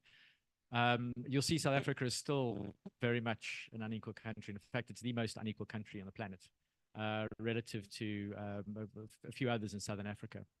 So that provides a very interesting context for us when it comes to not only AI, but also just design thinking and trying to look at what are the skills of the future that we need to create for the context that we're in. That's the one end of the spectrum within South Africa. Huge population living in informal areas, very limited access to basic services. On the other end of the spectrum, we have places like this, which are on the coastline, tens of millions of euros worth of property. And what's very interesting is at a higher educational institution, students from both these settings is where they find each other for the first time. And so we find at the University of Cape Town, we have students coming from both these different sides of the spectrum. And that poses a very interesting challenge around education. You have some that have come from very affluent schools, and some that have come from very underprivileged schools. But yet academically, they all have the credentials to be at a university, if you look at their marks and their academic capability. Sorry? If you're below a certain income level, it's free. But above a certain income level, then it's not. Yeah. So South African, the University of Cape Town, very traditional university, by 26,000 students. And our role as the D School is really to work out how do we integrate with this student population that come from these very different backgrounds, and what is it that we should be teaching them. And I think if the reality that they are going to step into when they graduate, coming back to the Gini coefficient, are statistics like this. So students that graduate are going to be faced with an unemployment rate of around 40%. So that's between ages 25 and 34. So typically graduate students, maybe even master's students. So what are the skills that we need to be teaching them in our context? Teaching them AI isn't going to solve that problem. AI is not going to solve that problem. We need to be looking at some of the what we call foundational skills, where students are going to be resilient. They're going to be able to be comfortable and have confidence to address the challenges. We certainly can't turn them all into entrepreneurs. There's a very strong drive within universities to build what we call entrepreneurial thinking. So whether you're doing traditional engineering degree or law degree or medical science, how do we build entrepreneurial thinking into the students? So when they do go out into the world and get faced with these challenges, that they have the resilience and the grit to rise above it and actually start to make a difference. Together with that, there are the acronyms we know, the world of VUCA, volatile, uncertain, complex, ambiguous. Barney is the other one. There's tuner, I think is the other term. You know, these students are moving into a world where traditional logic and sense making is no longer enough. The world was premised on predictability and stability, and that's not the world we live in anymore. So we turn to very much the skills of the future. It's sort of foundational to what we teach at the D School, and we're trying to bring into many of the student classes. We may do this through teaching them the pedagogies and the experiences of a design process, call it design thinking, but it's really foundational skills that we're trying to teach them. Ultimately, not about the tools and methods. And we see AI as just one of those tools, one of those sort of assistants to help accelerate the process, access to other knowledge. But what we really want to teach them, and I think Juliana mentioned it, is the mindset, the way of being, the way you show up to a problem with all the challenges that you're going to face as a young student. What's my attitude that being in the world and seeing, not knowing what tomorrow is going to bring? That's the type of education and skills that we need to start teaching students. Today it's AI. They're going to be faced with that challenge. Tomorrow will be some other technology. And in fact, the speed at which the world is moving, these global disruptions are going to happen quicker and quicker and quicker. So in some ways, yes, it's important to learn the skills of AI and how to use it, but tomorrow it'll be something else. And so how do we prepare them for that next thing and the next thing? So at the moment, we actually don't bring AI specifically directly into our programs within the D School, but we do invite the students to bring whatever they want to. So we ask them, you know, if you're interested in AI, bring it in. So they're comfortable. So we want to encourage them to embrace this technology. And if you look at one of the skills of the future, the technology use, that sort of digital literacy is very important. But they must learn it on their own terms and where it makes sense for them and the challenges that they have. And also to critique it. A lot of the AI engines are built from global north, so a lot of it is not global south.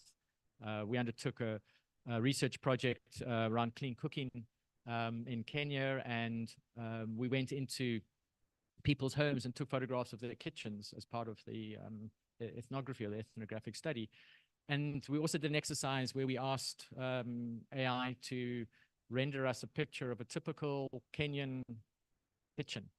And the contrast, I should have actually put the photograph up. I mean, the contrast was stark. I mean, what AI pictured was this glamorous, colorful kitchen with wonderful food and fresh produce but the reality was actually completely different, where you've got a kitchen with hardly any bits and pieces in it, as the electrics are broken and all sorts of things. And so where we are in our context, we have to be very wary of the AI. And we have to ask the question, whatever AI produces, we've got to bring in critical thinking into that space and say, well, hang on, does this make sense? So at the moment, at a university level, the way we're introducing AI is very much at an educational level. We have a center in the university, a center of innovation and in learning and teaching, and we leverage a lot of their work. And they are producing a lot of literature and guides around artificial intelligence, not only for staff and teaching and learning, assessment, but also for students. And then also on the research side. So we're relying on these sorts of tools for our students and faculty to embrace with them, and then to bring AI into the D School in a way that they feel comfortable, and as long as it's aligned with the skills that we're talking about, so the students can go out there and be comfortable with the complexity that they face. And I think that's it. Thank you. Thank you.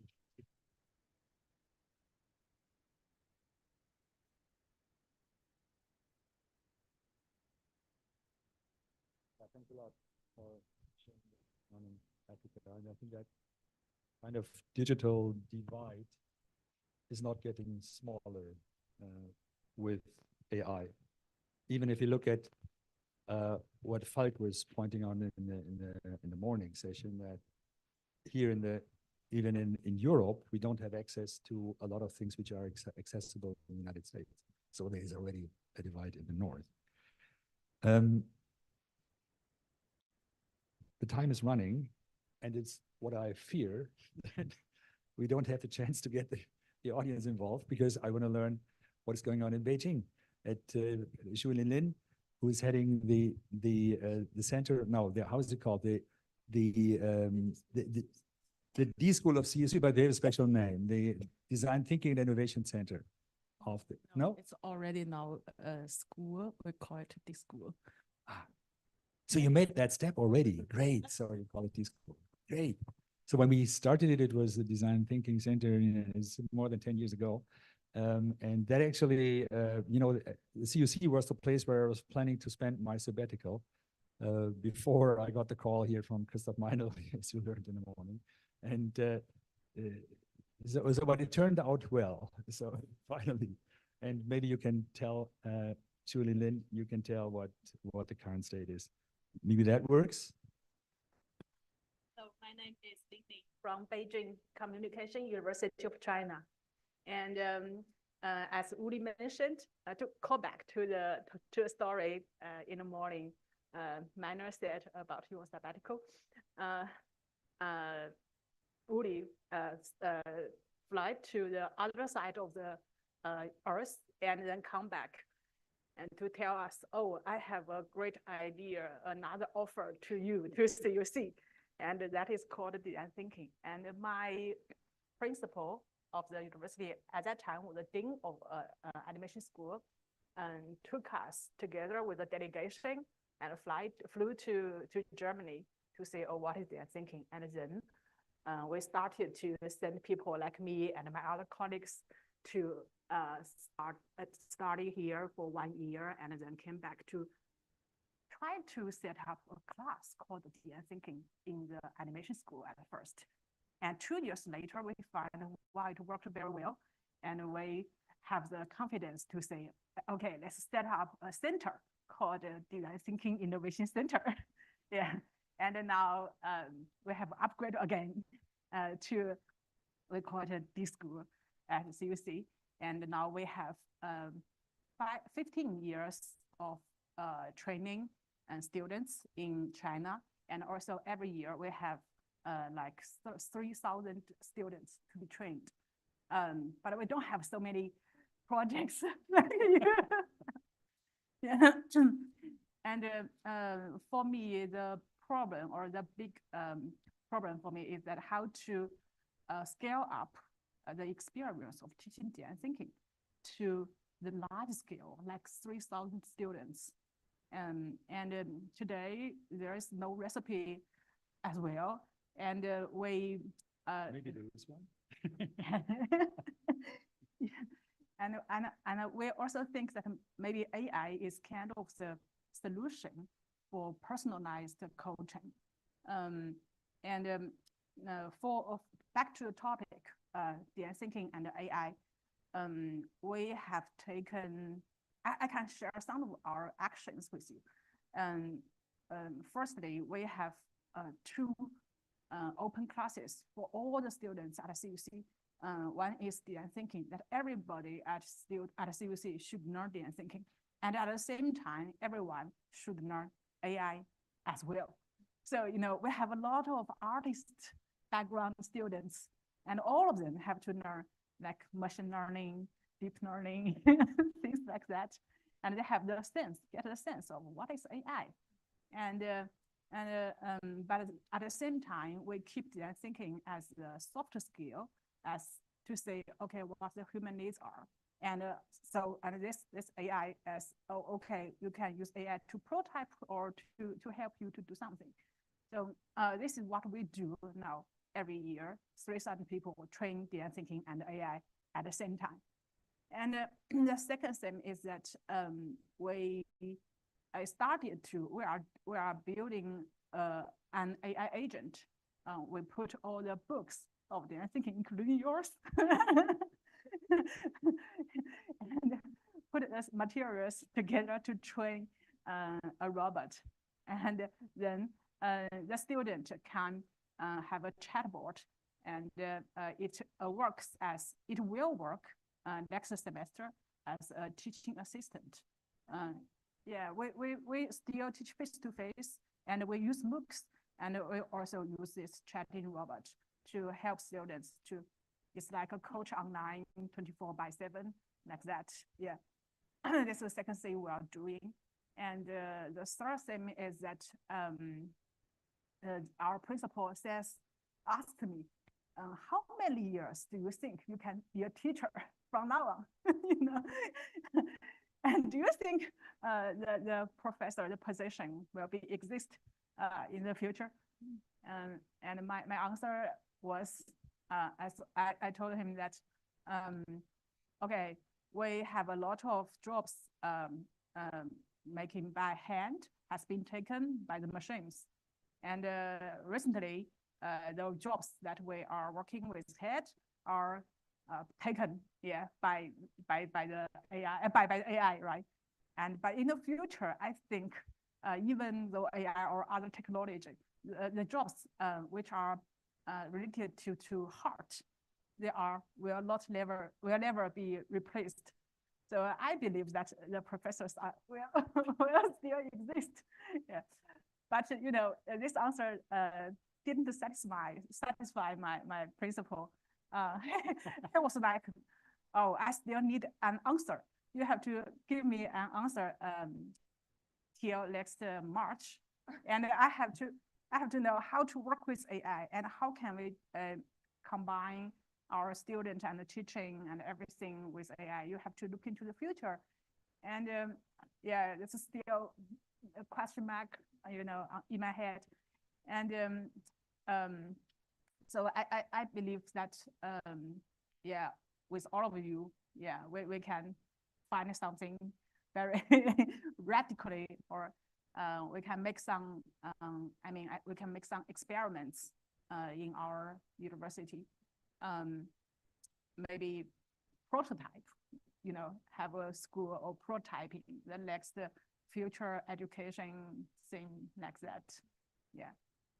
And last but not least, I would like to introduce my colleagues from China and my friends, Zhang Kejing from Shanghai, and my two colleagues from CUC. Why I mentioned this is because when I was trained here at Potsdam and go back to set up the school in CUC. And then after that, I spread the virus a little bit in China. And Zhang Kejing from Donghua University in Shanghai, you know, was infected. And we have known each other for 10 years. And now she has a small team in her university, and she wants to apply for the GDTA. And so, I mean, the GDTA virus should be one more expressed. Okay. Yeah. Thank you very much.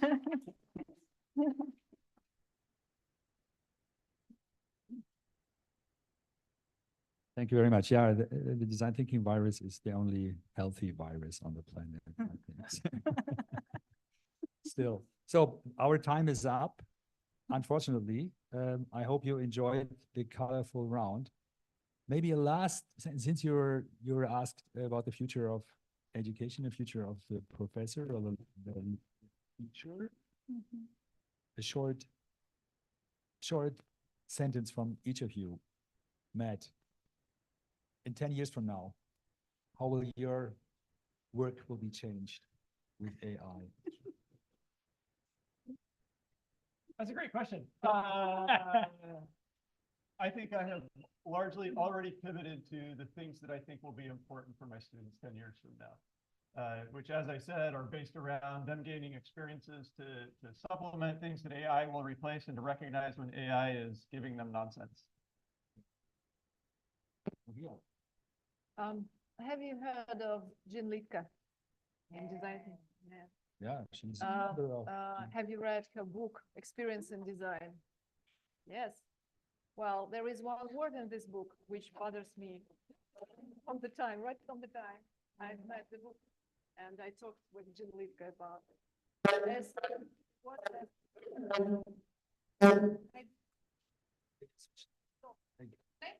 and then get the other one. It doesn't work. Thank you. You passed me the mic. Well, this is just one word from this book. And this word is sense making.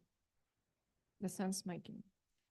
To my mind, the technologies, any technology like artificial intelligence, well, it's not the skill itself. For me, skill is some other thing, is enabler. It's just enablers to build us the skills which we need for the future working processes, for the culture of making things. Well, if design thinking right now, this process, no matter how many steps is it, 5, 6 steps, it consists of, yes, laying behind the philosophy of making things right now, no matter which method or tool we take.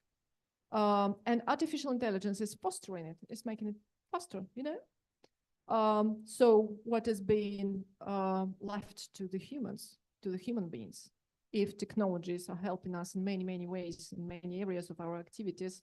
And to me, it's a sense making. So we'll have in 10 years perspective, a lack of sense making. And we need by now invent the tools, education strategies, education technologies, and for sure courses like you guys, you do great work in, as Jean Litka also said, minimum viable competences like sense making and all the patterns and all the things consist in it, you know? So I'm thinking about it and I hope I will have a chance to make together with you some great things in this field. Thank you. Thank you. Juliana? Future skills, future work. Future skills. Future work. 10 years from now. 10 years from now.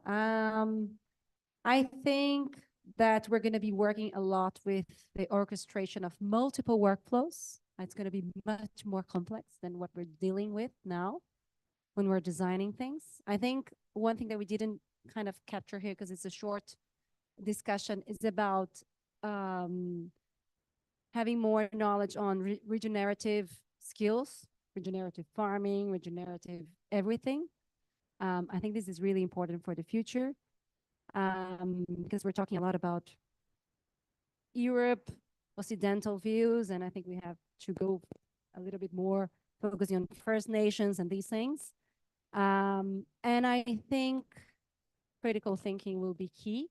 We do a lot of work with the future of news, and we're just seeing there outside deep fake that was like in a second. I became Scarlet, which was nice. Tom Cruise was not so good. And I think we need to have a lot of critical thinking because not only our generation, but younger generations, they don't really know how to distinct what is really news and what is fake. So I think this is the biggest challenge. So from now, in the future, 10 years from now, that will be the biggest challenge, I think.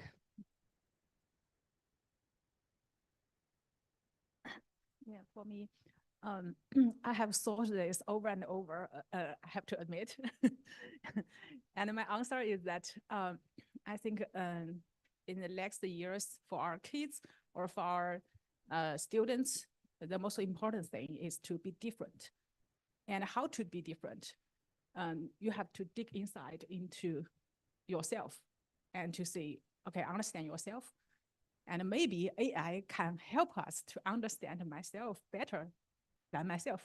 Yeah. Thank you. Yeah.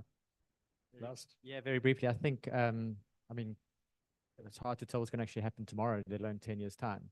But I think certainly AI won't be a thing we're talking about. It'll just be like a calculator. You need to make a calculation, get out the calculator, and you use that for your phone. You know, AI will be, or at least generative AI will be the same as that. But I would agree with the rest of the panel. I think critical thinking, complexity, creativity, embracing multiple intelligences, those are foundational skills which we need to hold forever, actually, not just over the next 10 years. Yeah, and that will prepare us for any disruption that comes along our way, technological disruption and human disruption. Yeah. Thank you very much. Thanks to the whole panel here. Thanks to all of you. I learned a lot. Because we just started the Future Skills Alliance in Germany to help the German education system to do the next step in the right direction. So I got a lot of good hints from all of you. Thanks to all of you for being patient and not falling asleep, except Marco. Marco, I have to wake you up now. So, and now there is a break. Then you can fall asleep again, Marco. There's coffee, cake, and coffee for 15 minutes, and then we're meeting back here for the keynote of Samuel. Oh,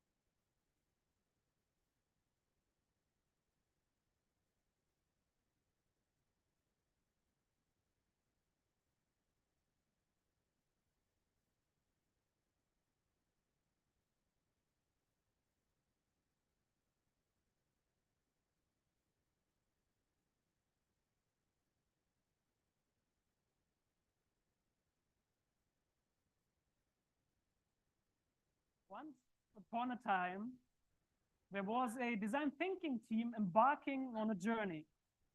They were full of energy and motivation, ready to tackle a new project. And so they started, envisioning create something truly innovative. They had everything they needed, or so they thought. Once the team was in the project, they were facing enormous complexity and struggled with versatile challenges. For example, first, how to manage the vast amounts of data. There's so much information out there. It would just be foolish to immediately jump into the field without first getting a little bit of orientation within this jungle of data. But how can they analyze and how can they process all this information and make sense of it? And then how to ensure diverse perspectives and user needs. So many times, teams only talk to the users they can easily access. But this does not do justice to diversity, does it? So how can they include more perspectives? And then, especially in corporate context, innovation teams are continuously expected to maintain high level of creativity. Bring in a new idea here, bring in new thought here. But where do they get the ongoing inspiration from? And then transitioning from concept to prototype and iterative design. Many teams lack the expertise or skills to develop something that is more than just a paper prototype.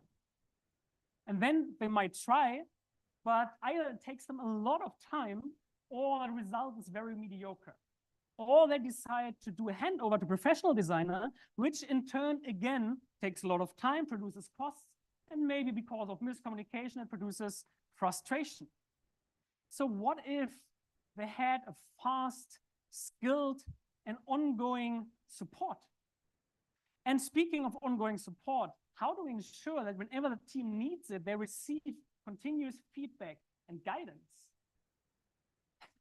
So many questions, so many challenges. Well, thank you, complexity. And obviously the team felt overwhelmed, and to a certain extent, despite the best efforts, they kind of felt helpless. But then help would come. Hello, this is the AI team. We've come to help you elevating your innovation work to a new level. Let Samuel explain you how it works on the next slide. Looking forward to collaborating with you. Best, the AI team. Well, hello, AI team. Look at them, aren't they cute? So I'm looking forward to collaborating with them too. So why don't I explain a little bit more? So I would like to introduce co-creative human AI innovation to you. Co-creative human AI innovation introduces a transformative approach to enhance innovation by integrating AI teams with human teams. AI teams serve as extensions of human teams, offering specialized skills and insights that complement human creativity and strategic direction. Ultimately, through 5 distinct roles, AI teams address specific challenges faced by human teams, the ones I just shared with you, enhancing their capabilities and expanding their creative and operational potential. So this is what it's about, enhancing their capabilities and expanding their creative and operational potential. And this is how it looks like. As we know it and as we still need it, we have the human team at the core of all innovation work. However, they now can profit through AI support via 5 distinct roles. We have AI as an analyst, AI as a designer, as a coach, as a creative partner, and as a user. Now let me explain you a little bit more how this looks like and what these roles can do by using a very simple examples by applying a little bit of ChatGPT. So let us begin with AI as an analyst. And it can help us with processing data and uncovering actionable insights. And it can do that in different ways. So I'm sure all of you are familiar with platforms such as TripAdvisor, Google Maps, Amazon, etc., where people write reviews where they share their opinions and their thoughts and experiences about having used a product, a service, or an event, and the like. Who of you has ever shared such a review? Quite a few people. Well, generally, a lot of people do it. As we can see here, more than 9,000 reviews for the Berlin Zoo just on the platform TripAdvisor. So what if we use all this data to make more informed decisions of where to explore further? And I mean, big companies obviously already do that. Big data is not just since yesterday. However, now everybody can do it by using AI as an analyst. So let's have a look here for the Berlin Zoo, more than 9,000 reviews. Overall, you see more than 7,000 rated with 4 or 5 stars. That's pretty decent, pretty good number. So if you don't have any plans for Sunday, go there.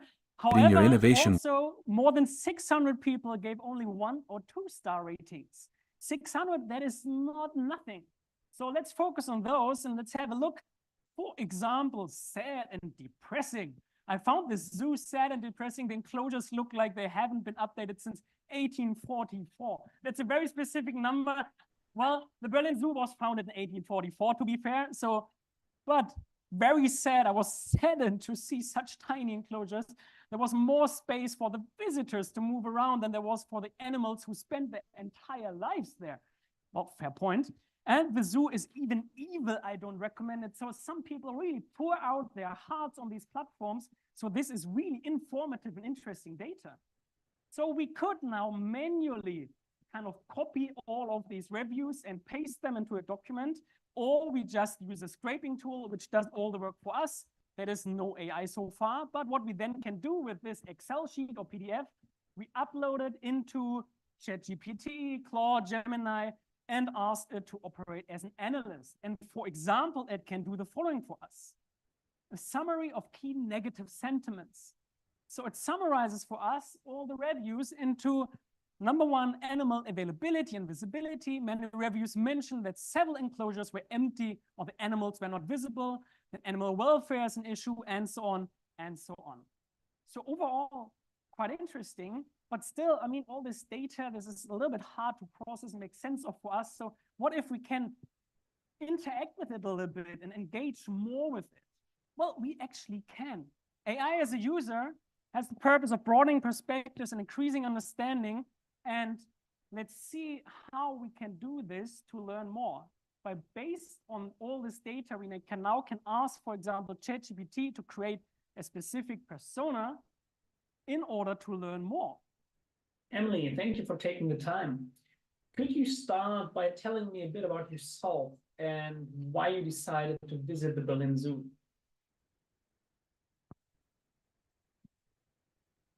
Sure, happy to share. My name is Emily Johnson, and I'm a school teacher from London.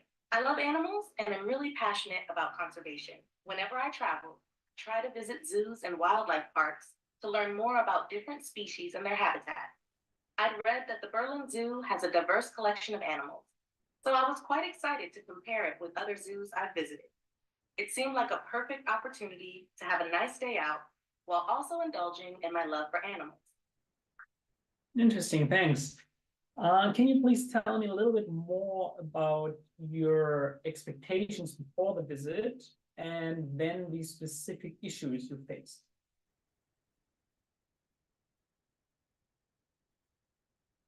Of course.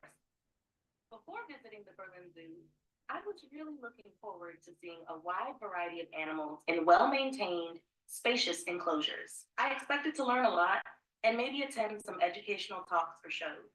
Given the zoo's reputation, I thought it would be a top-notch experience, similar to other renowned zoos I've visited. However, once I got there, I quickly encountered several issues.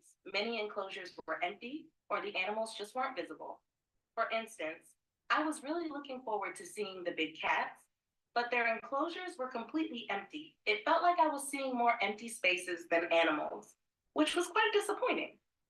But what really bothered me was the condition of the animals and their enclosures. Some of the animals seemed distressed or depressed. I remember seeing a leopard pacing back and forth in a small enclosure. and the elephants looked particularly unhappy in their cramped, barren space. It was quite upsetting to see animals in such condition, especially when that was quite disappointing for poor Emily, as you could hear here. And the interview went on for quite a bit, where she also went even to how she felt about the whole experience in more detail. But I spare you that. But generally, kind of a very interactive way. And it made me almost like care for poor Emily, and I want to help her. So let's see how we can do that. How might we ensure that animals are visible and well cared for to enhance the experience for visitors like Emily, who are deeply concerned about animal well-being? Well, that is a tough one. Well, I got nothing. Look at that. AI as a creative partner might help me to suggest possible directions and ideas for the team to further explore. So let's see what AI as a creative partner suggests. So for example, different directions of like enhancing animal enclosures, and then different themes like enclosure redesign, enrichment programs, welfare monitoring, and for each of those, even 3 specific ideas, because that's kind of what I asked for in the prompt. So, and then we get more improving visibility and accessibility, enhancing viewing areas, interesting this, that, and leveraging technology, smart enclosures.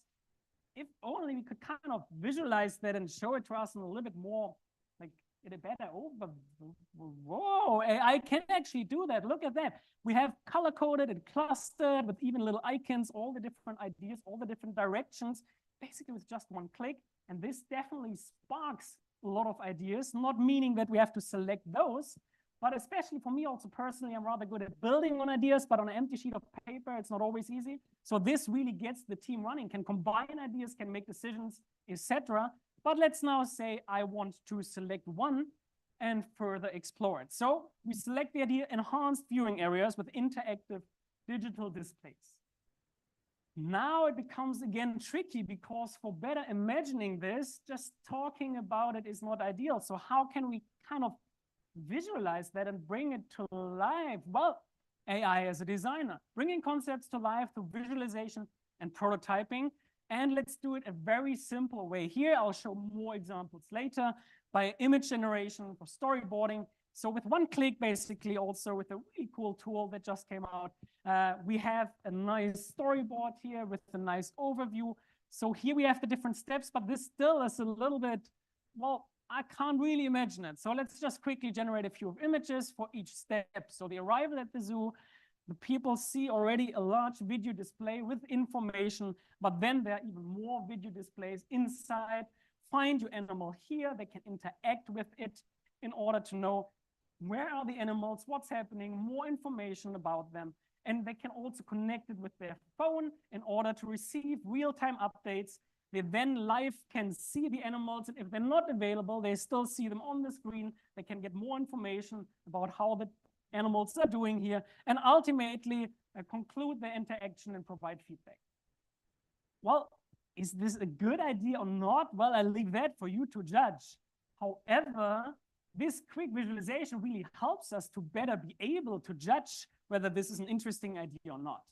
And this is what this visualization really gives us. And ultimately, now I would like to actually proceed a little bit and test this, but how do I now test this? Well, AI as a coach might help, offering guidance and continuous feedback on content process. In this case, advice for building a simple prototype and creating a test scenario. Again, here a lot of text. You don't have to read everything, but it's rather decent, one must say. Advice for building a simple prototype, define core features, critical function, generally something us coaches normally also advise what you focus on, and create a mock-up or even low-tech alternatives like static information boards, paper prototypes. It then also gives us advice how we test this, identify test location, set up prototype, conduct user testing, etc. Rather good advice. So let us conclude. Is this it? Is this kind of the happy ending we've been all waiting for? So, I mean, the potential is huge. We can help teams, speaking it simply, to do their innovation work better with AI.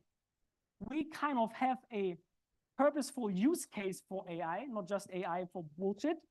And then look at how happy Emily is. This is a live view in the Zoom right now.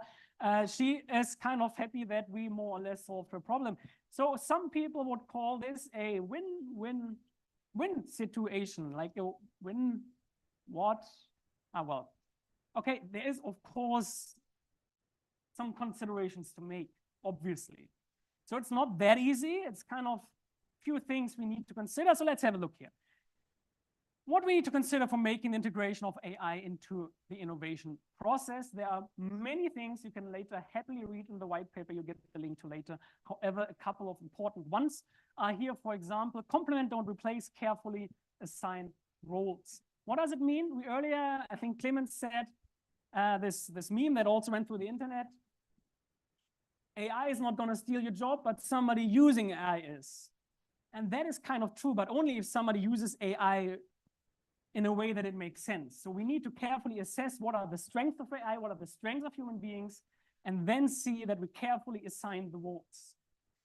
And next, also, you need to be aware of data transparency, quality, and relevance. I mean, this is a rather big deal. What I just want to say about this is this very simple mantra of garbage in, garbage out. So don't expect great results if the data that this is based on kind of sucks.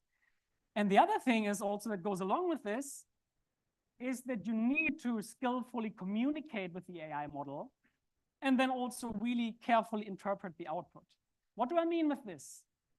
I mean, prompting is not this kind of skill that everybody needs to practice and learn forever, but you can't expect the AI to be a mind reader, at least not yet. Let's see what Elon Musk's plans are, etc. But generally, AI is not a mind reader yet, so you need to provide necessary context.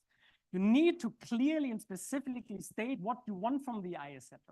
So prompting does require a little bit of exercising in order to get good results. And it really does make a difference if you have a good prompt or a shitty prompt by whatever then comes out. And speaking of whatever then comes out, this is also something that you kind of are responsible to further use. So if you just blindly copy paste and what is there is kind of not really good, this is your responsibility. So just copy and pasting is also not the best idea. And speaking of what is not the best idea, to just overuse AI at all times. We need to be mindful of balancing speed and automation with creativity and learning. It is kind of that just because we can does not mean that we should. And we have experienced the same thing now with all the opportunities of online meetings, etc. during Corona. And now we actually finally have the choice again to freely decide, do we meet in person or do we meet online? And it really depends if the class takes place online or on site, what is the goal we want to achieve? Especially for us educators, this is crucial. And the same goes true for using AI. Here and there, AI can enhance learning and really boost it to a new level.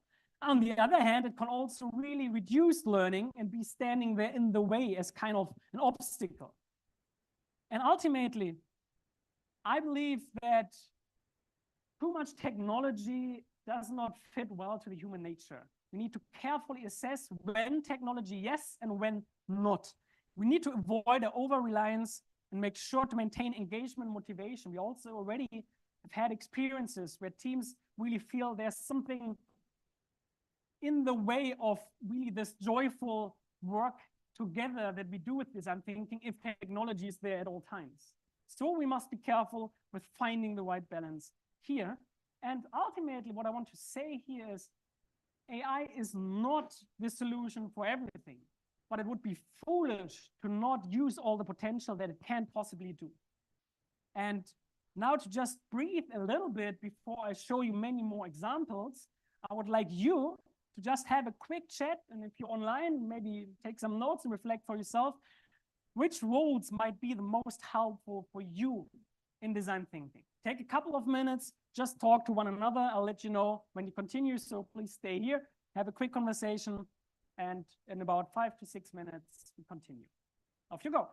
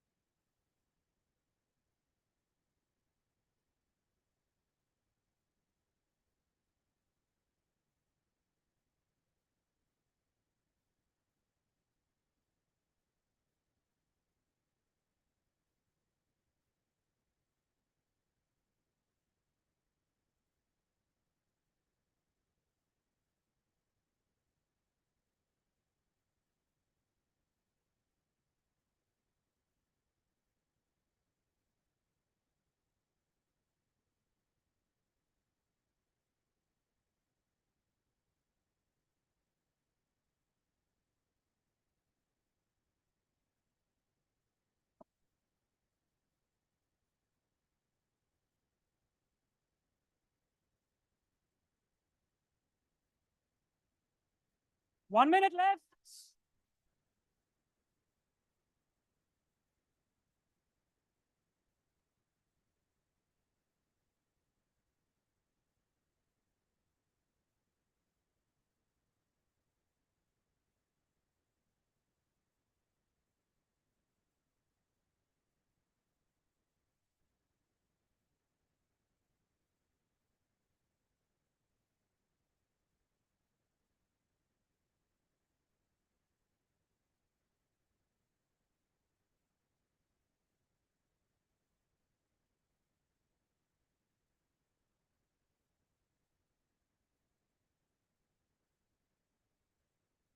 All right.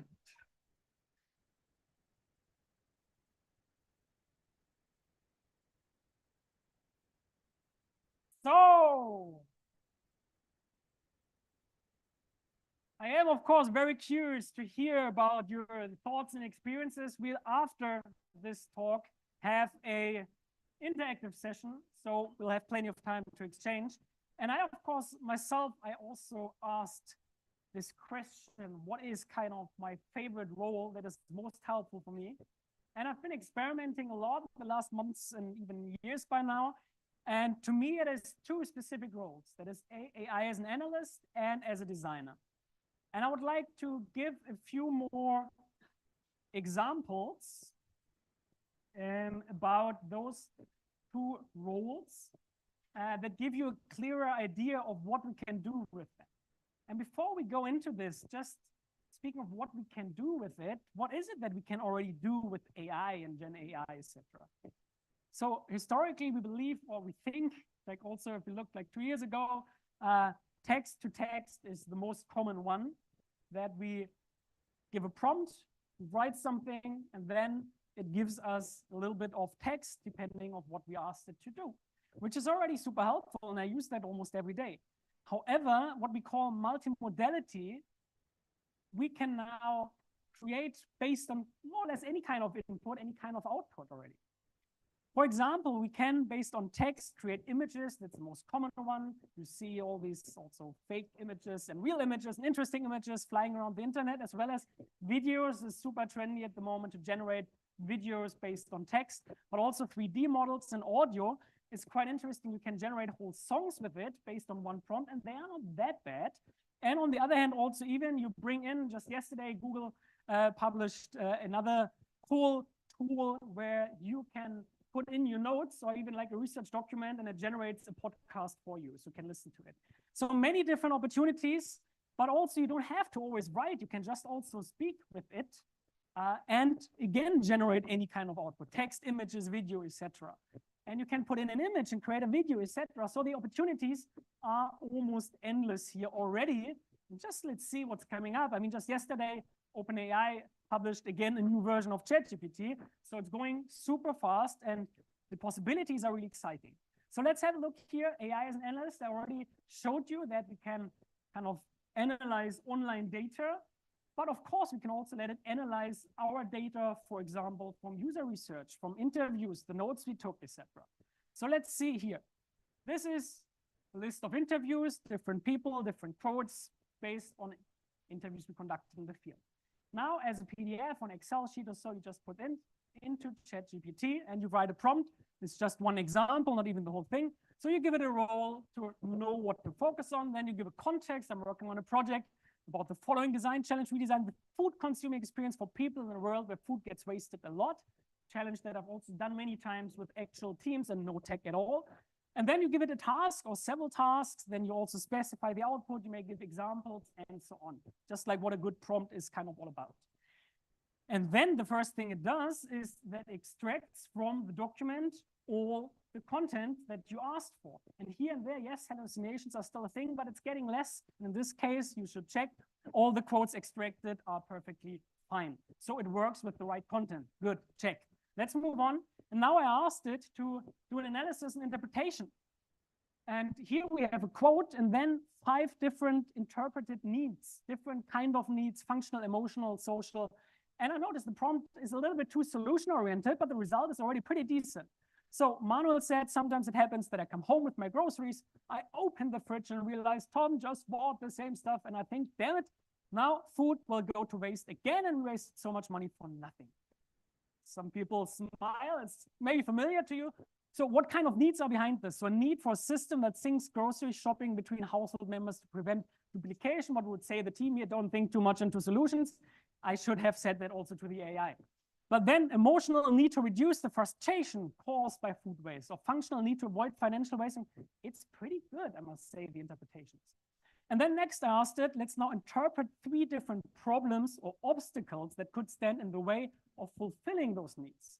And these are, in my opinion, even better than the interpreted needs. So for example, for the need of a simplified and time-efficient meal planning process, the AI sees following potential problems: lack of knowledge or skills to quickly and efficiently plan meals, and overwhelm due to the large variety of meal options, which could lead to decision fatigue and make meal planning daunting task. I mean, these interpretations are much better than the average ones by teams, I must say, in comparison. And then we can put this into the typical framework of a point of view statement, different ones here in the form of a table. Fiona, needs this, the problem stands in the way. And then something that's also interesting, we can kind of contextualize this to ultimately make a better informed decision which specific statement or user to focus on. And this might look like this: Fiona's meal planning challenge is systemic or societal issues. Here, the complexity of modern life and the increasing demands of individuals' time have made meal planning a burdensome task. The current food system, with its vast array of options and lack of guidance, exacerbates decision fatigue and makes meal planning overwhelming. That is a rather decent consideration to make, to ultimately really make a better informed decision which direction to pursue. And ultimately, we can also ask it to visualize that again so that the team has a better overview. And all this more or less in one, maybe it was 2 prompts. Not too bad, I must say, and within seconds, of course. Furthermore, we can, of course, also really use it for understanding large documents, research data that we find, studies, and the like. And this was a rather simple prompt by Ethan Mollick. Just asked it, here's a 78-page research paper. Please create a visual summary of it. And it does this rather well with just one prompt of a whole 80-page paper. And Ethan Mollick, who was the author of this paper, said, this is really good and accurate. The only thing that the AI for some reason added, it's not in the paper, are the future implications. But otherwise, overall, the result is pretty good. So you see already the potential here. And again, this works with graphics, with images, with photos, whatever you have. You just see here this kind of graphic that I really don't understand, and what is happening in this diagram. You just uploaded it, and then you get a step-by-step instruction. And then, okay, ChatGPT, can you explain that to me like I'm a 5-year-old and have no clue about this topic? It will do so, and it will help you understand. And in the area of education and learning, which is also important for teams to make better informed decisions, this is just the beginning. And where we already are is that we can also use and apply multimodality here.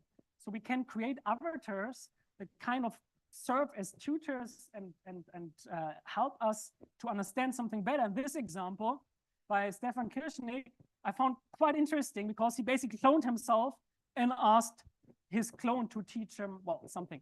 Hey, can you tell me who you are? I'm Stefan. Nice to meet you. I work at LinkedIn in Munich, and I'm passionate about teaching weird languages. When I'm not chatting with users like you, I love to share interesting language facts and anecdotes. Okay, that sounds awesome. I'm like a native German speaker, but I want to learn Swiss German. So could you help me speaking in Swiss German? Swiss German is a great choice. I'd be happy to help you with that. We'll start with some basic phrases like hello. Wie geht's? Hello. How are you? And ich bin Stefan. I'm Stefan. Don't worry if it sounds weird at first. It's all part of the fun. Well, I think Swiss German is probably also always a little bit complicated. So teach me some phrases in Swiss German, but always speak in Swiss German and only in the end explain anything in English. Obviously, du bist schon good. Good. You're doing well. Lass mich dir ein paar Phrasen übersetzen. Morsch. Wie geht's? Morning. How are you? Ich habe eine Tügelüsi. I have a chocolate. Bis später. Dann möchte ich eine Tüfi. I'll see you later. I'd like a coffee. Okay. Okay. Well, this is the right gesture, I guess. And also not sure if I would kind of duplicate myself to teach me something, but that's another topic. But generally, I mean, anyone here Swiss German who can judge how good this is, but we just see where it's going. And this is already a couple of weeks old. So it's crazy where these models really bring us. So let's just quickly sum up various use cases for AI as an analyst, from simple to complicated, but rarely very complicated. And that's the cool thing. So we can scrape and analyze web data, analyze and synthesize data from user research, interact with information, for example, chat with PDFs. And Google Gemini has such a big context window, you can upload the Harry Potter books and chat with your favorite characters. Who wouldn't want to do that? Then create interactive dashboards and quizzes to better understand text. You can upload a PDF and ask it to create a quiz whether you kind of understood what you actually read here. Analyze graphs, graphics, images, and more. Just take a picture of a bike and ask it how to fix it, and it will explain you step by step. I take pictures of food that sometimes I don't know what kind of vegetable it is. That gives me a recipe of what to make out of it. And then easily build an interactive decision-making board for idea selection, all these things, also especially with Claude, etc. What's possible there is crazy. And don't get me started with programming. Within just a couple of hours, you can create complete apps that work. It is possible. I've seen many examples. I haven't done it myself yet, but you don't necessarily need to be a programmer to kind of get something done. But let's move on to AI as a designer. And generally, I'm not a big fan of this word that is kind of like groundbreaking or game-changing or so that here and there we like to use, but this really is a game changer for me. And I'd just like to give you a personal example. I mean, I already kind of hinted that I sort of suck at designing and visualizing things. Let's say I have other talents, but this is really not mine. So, however, I would love to do that much more, but I really have my limitations, always need to ask somebody else to do it for me, which is kind of really an obstacle.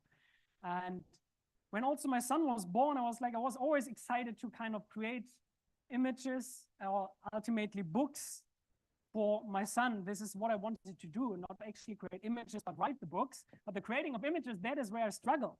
And suddenly now I can easily do that. So I have a physical example of a little children book in here that was completely created by AI and me, or me and AI. And how I did it was rather simple. So my sister, super talented, she once kind of put the graphics together for a children's book about an animal soccer team, and I loved it. So I asked her, can I kind of use this for inspiration? And I took a picture of and asked the AI to apply that style, used the text prompt, and created all these images. And I mean, my son loves them, and that's what matters to me. But generally, I think this is pretty cool. This is pretty decent. It's super cute. And easily print them out, laminate them, and now I can create whatever book I want for my son. And I mean, there are some really bullshit books for kids out there.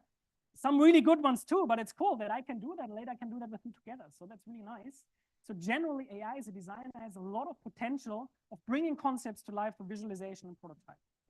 And image generation is the most common one, and that is not that complicated, actually. And you see, when some people say this is not creative, and that depends a little bit how we define creativity, that's not the one definition, but if we define it as kind of recombining existing things with a purpose, and the purpose is what we humans bring in, then you can create rather creative results, I believe. For example, here, not making any advertisement in Nescafe, but I love this shoe. Come on, completely AI generated everything.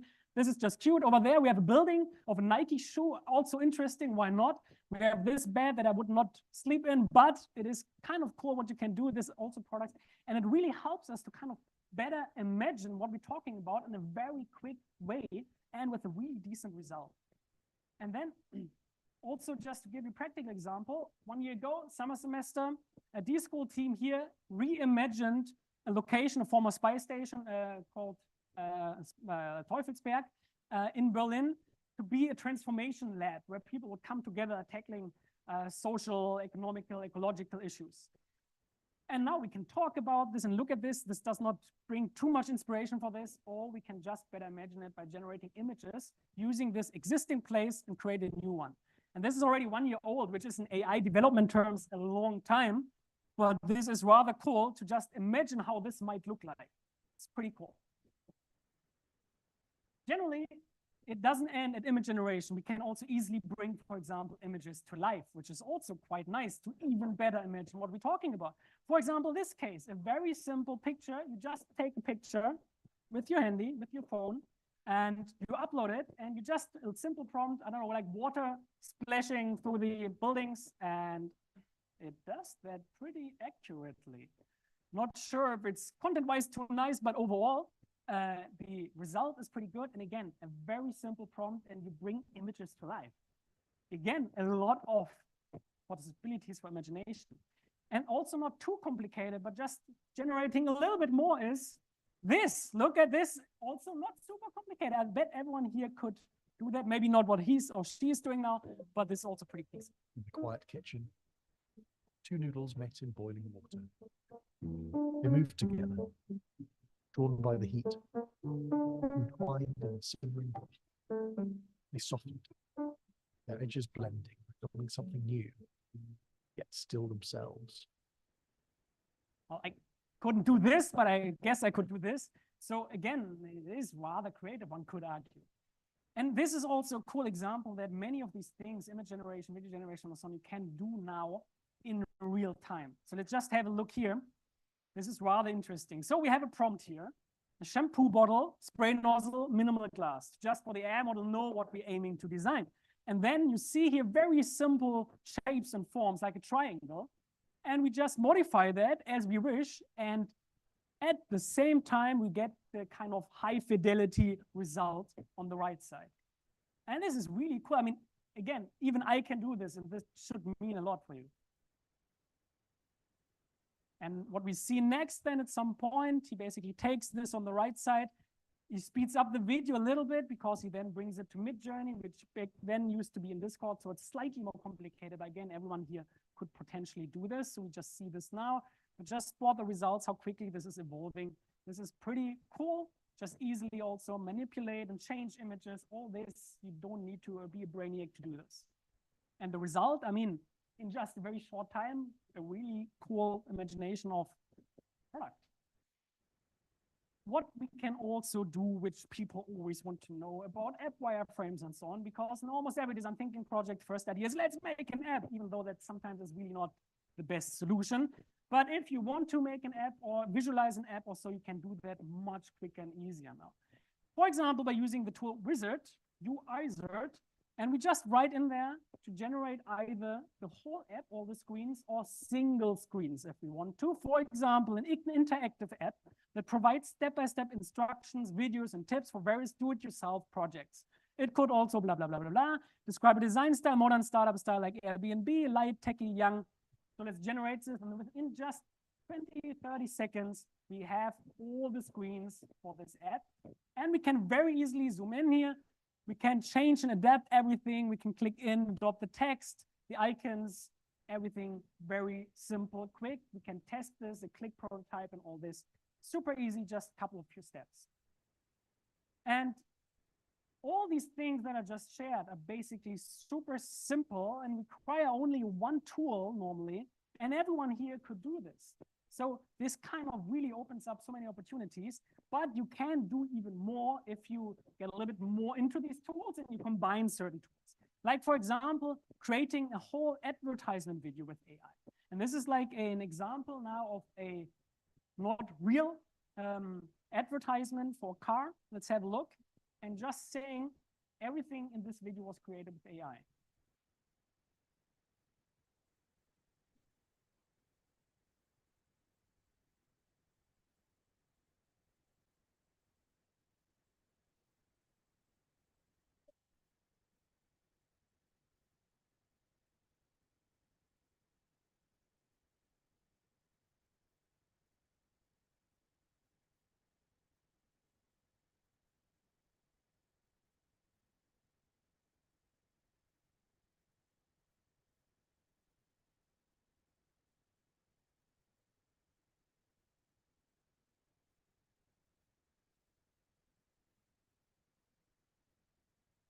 Volvo for life. One could, of course, discuss whether the message of the video is accurate. I'm not sure if more cars make cities greener or maybe less cars. However, how the video has been produced is quite impressive. And normally this takes weeks, if not even months, to produce such a video. And there was an average estimation of 1.5 to 2 million euros of costs.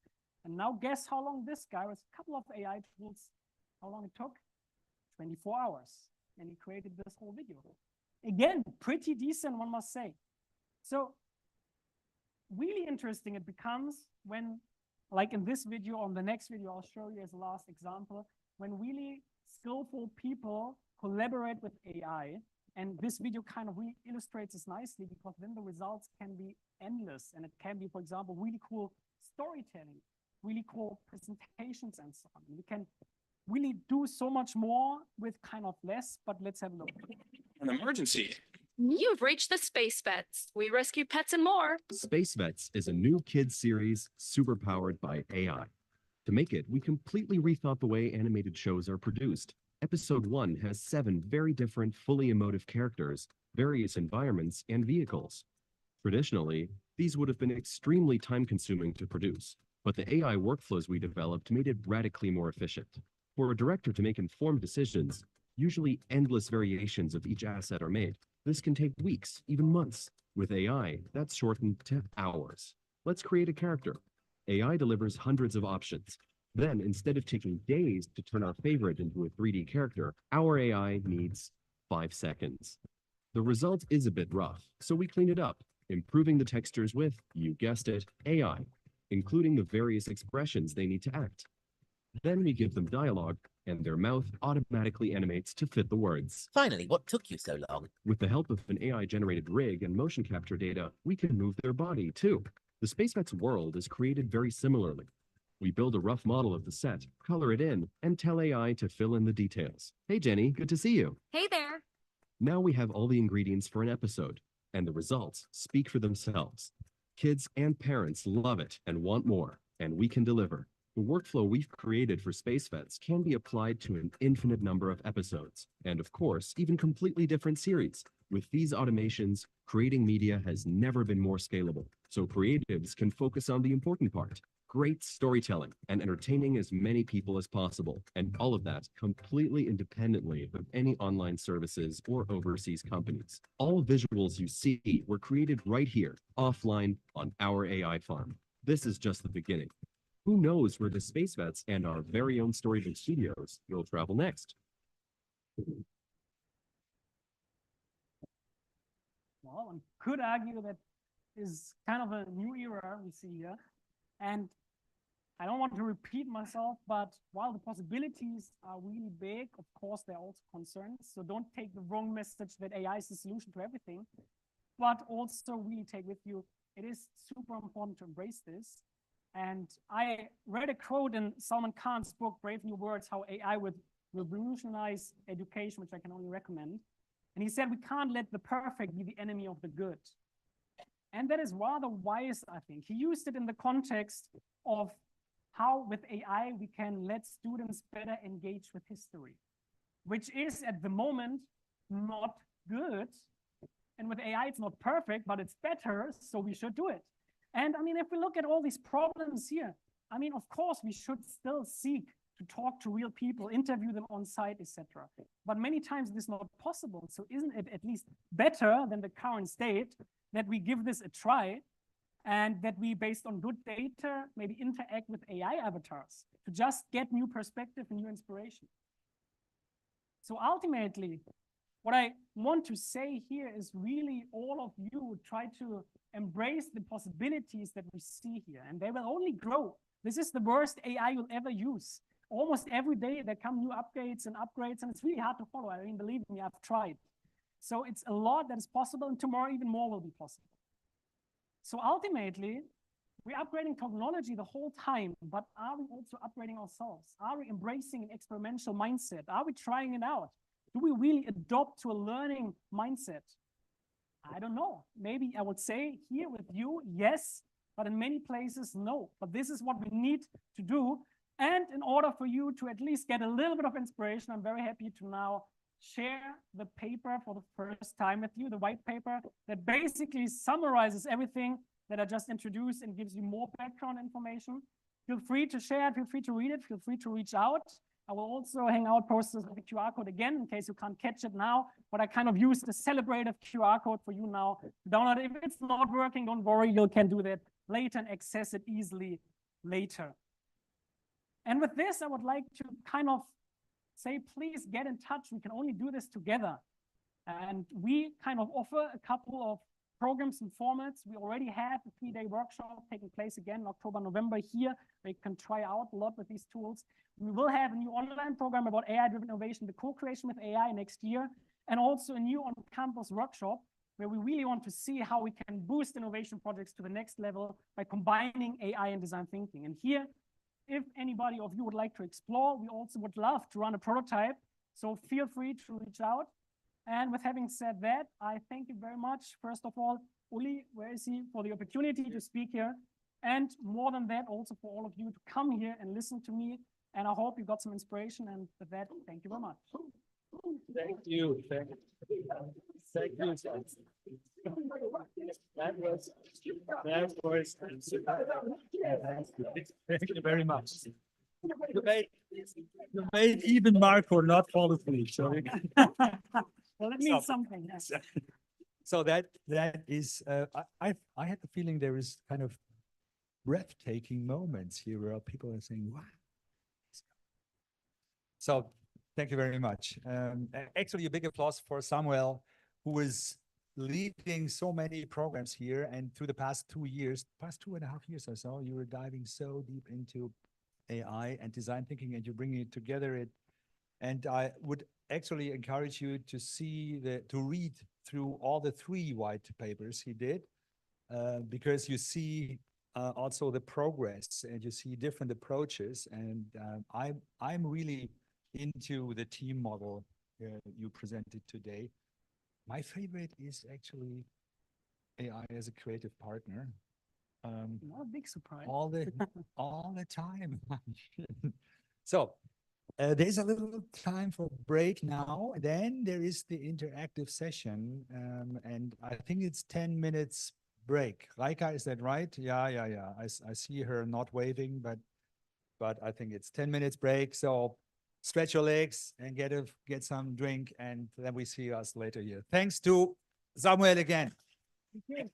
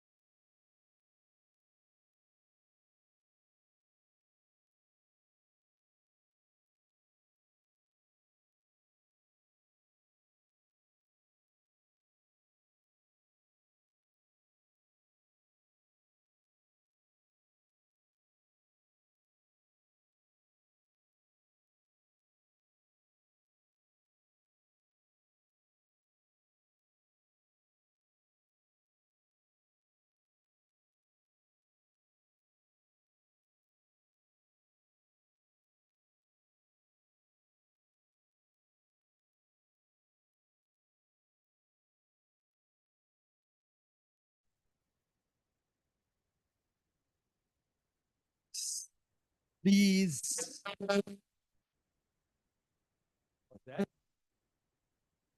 Please come and join us again here in at the event space. You see, there's a lot of material here on stage.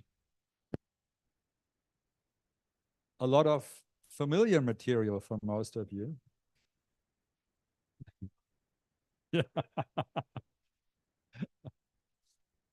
So, join.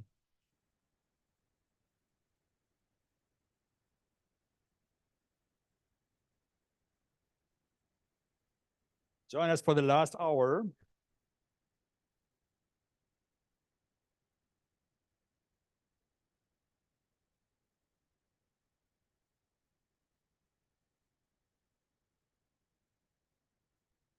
So, I'm glad you found a seat.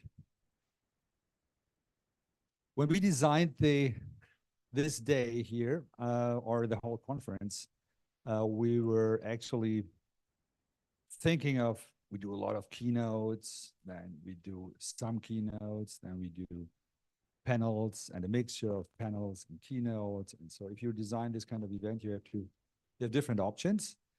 We thought also we have one session just driven by AI, no human on stage. We finally we were thinking, no, it's probably not a good idea. Not this year, maybe next year. But then we were saying, so we learned so many things about technology, we were discussing the pros and cons. And we thought it would be a good idea to have the final hour here as a co-creation session with humans and no AI involved.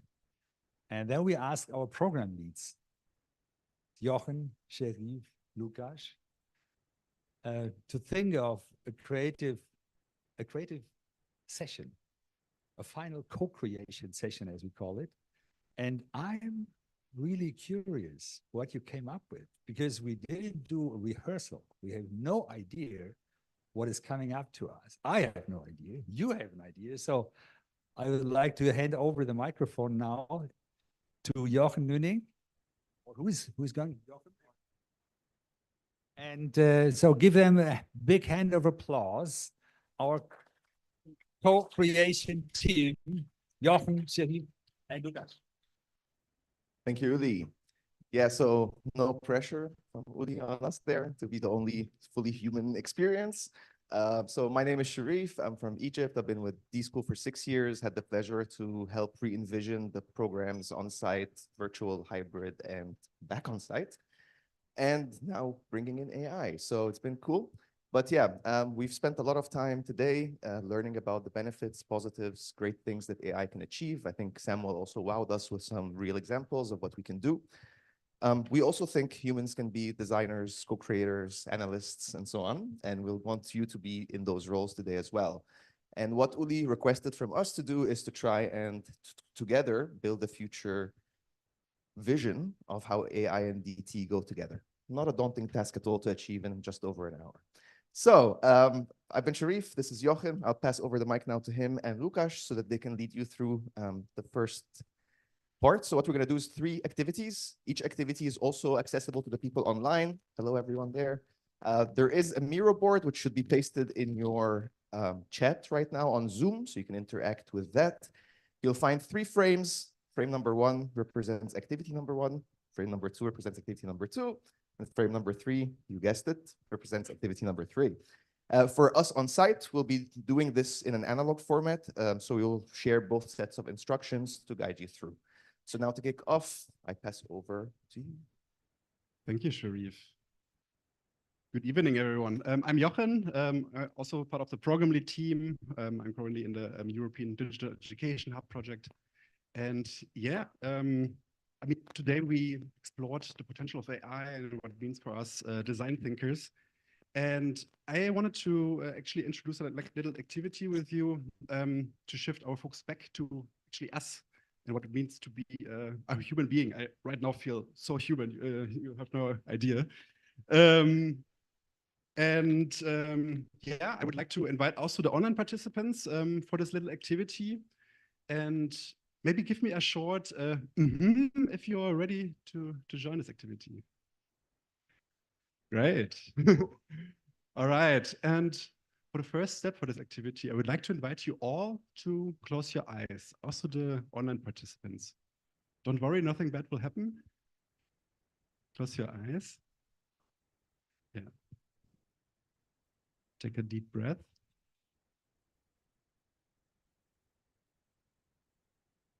And while you have your eyes closed, I want you to think about what was the most memorable human moment you have ever experienced or observed in your life, or maybe today?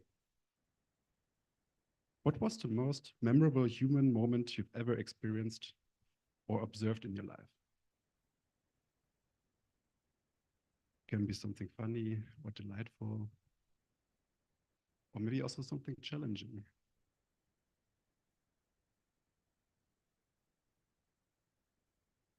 And now, once that moment surfaced in your mind, hold on that.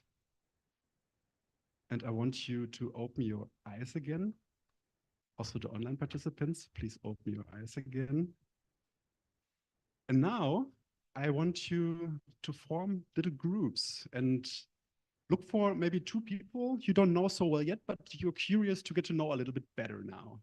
Yeah, so everyone maybe stand up and look for someone you would like to team up with. So I want you to form groups of 3.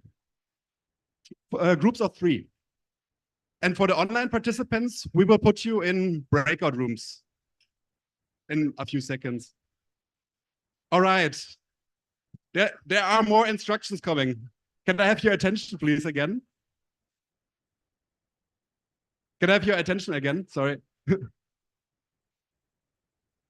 And as a next step, I want you to share the moment, the story behind the moment that you just thought about. Only if you feel comfortable. You can also think of a different moment. But what was the story about this moment you were just thinking about? And you have in your team 12 minutes to share, so 4 minutes for each person. Yeah, and we let you know when 4 minutes are over to swap to the next. Okay, enjoy. And online people, the breakout rooms will be open now.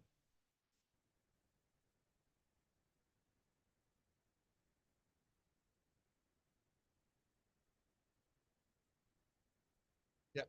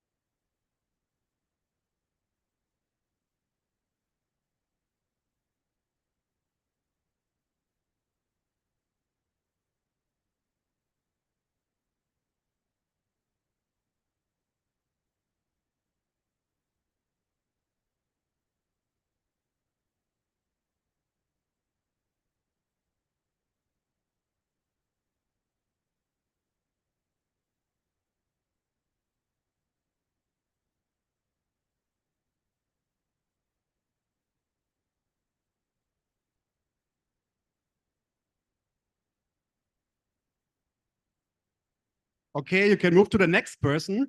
The second person shares now.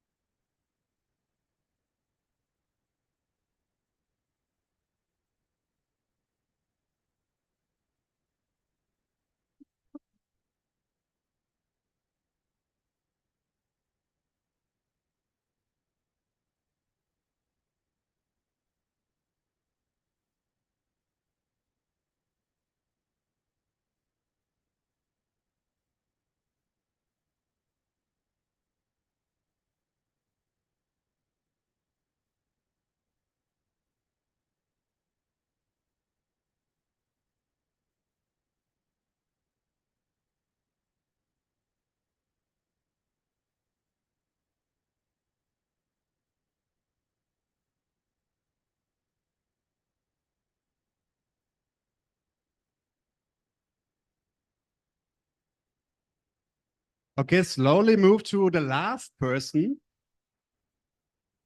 So the last person can share now. Great. If you're already done, you can also share another story if you want to, or ask questions.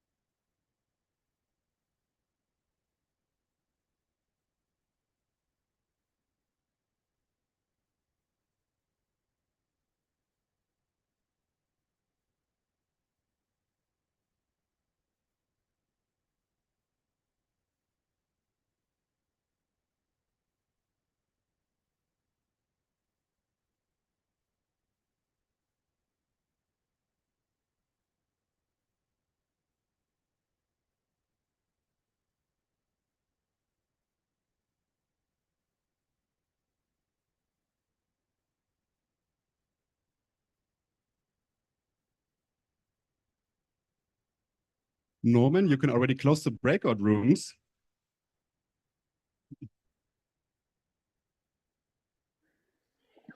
Okay.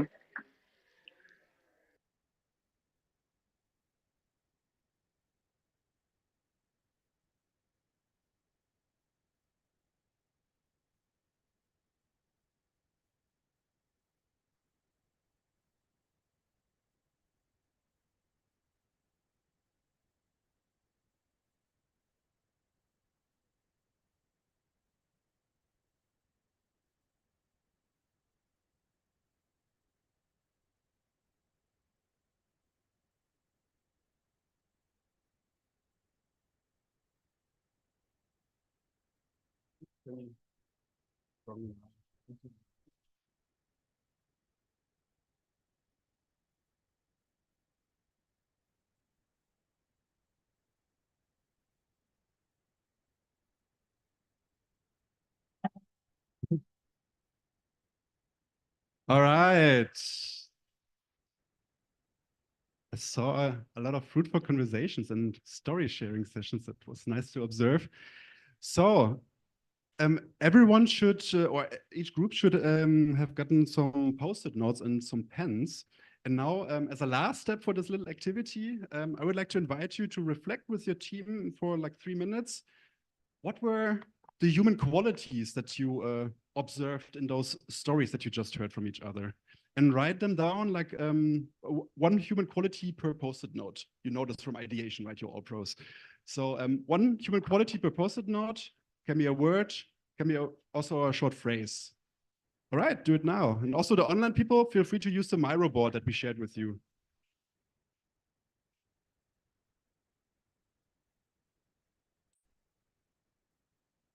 Together as a group, do it together as a group.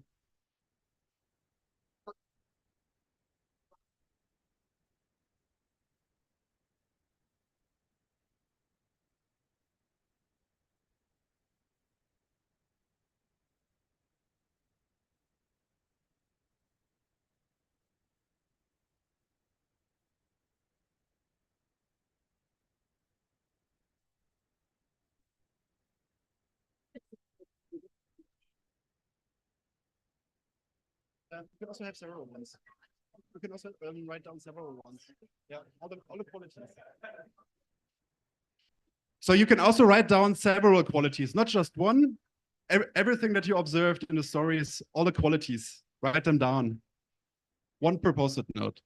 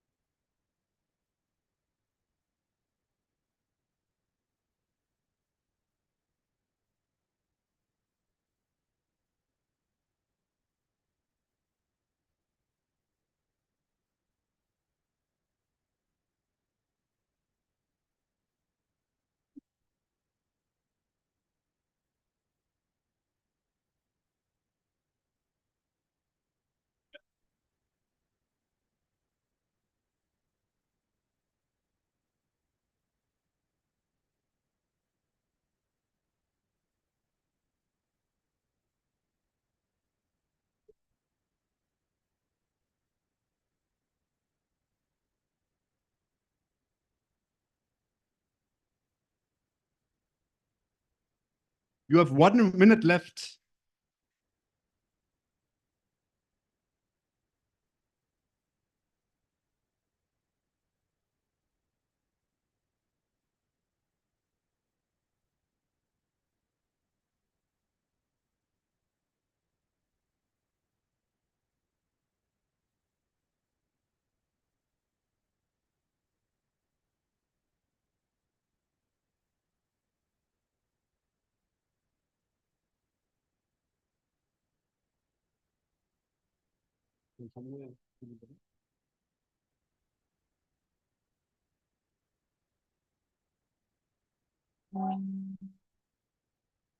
All right, wrap up your discussion and take your last note.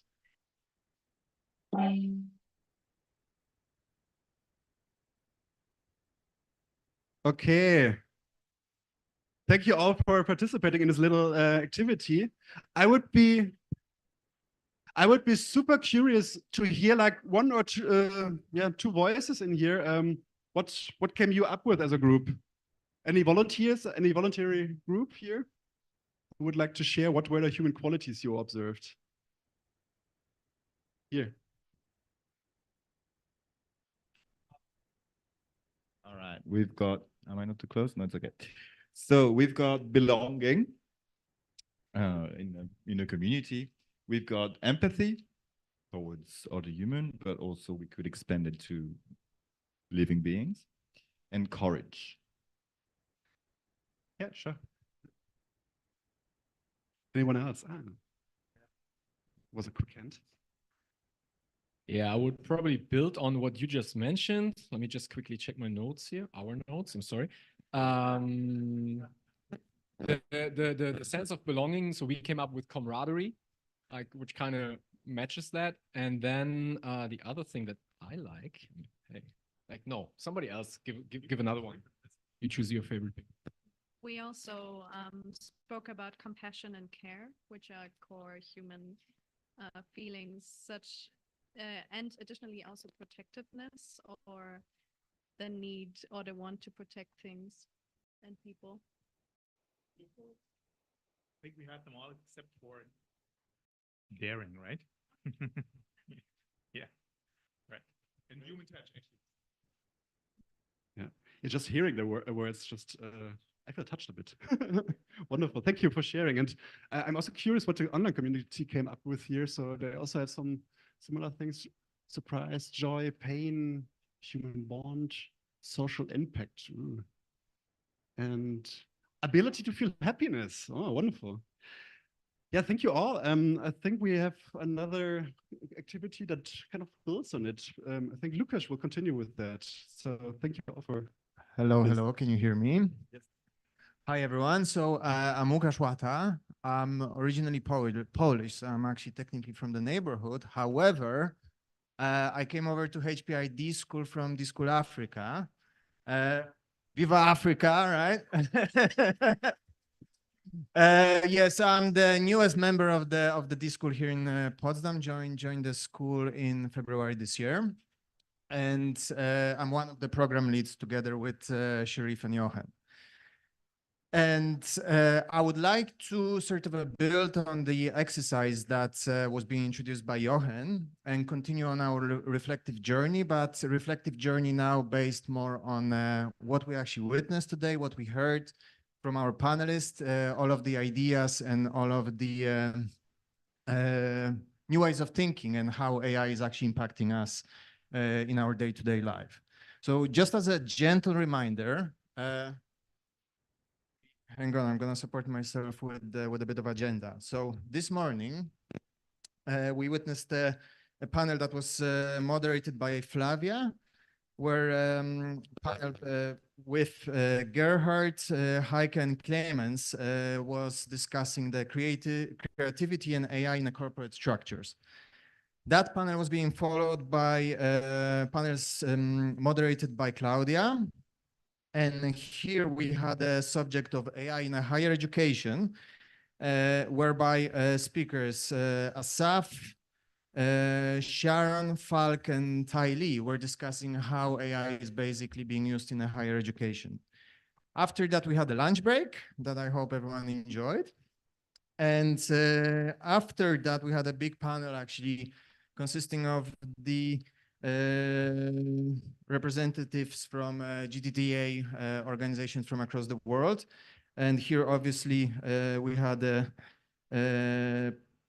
Professor Lin, Richard Perez, Maria Stashenko, Matt Parkinson, Nalin Kumar, Juliana Prosepio. I'm really sorry if I'm actually misspelling your surname.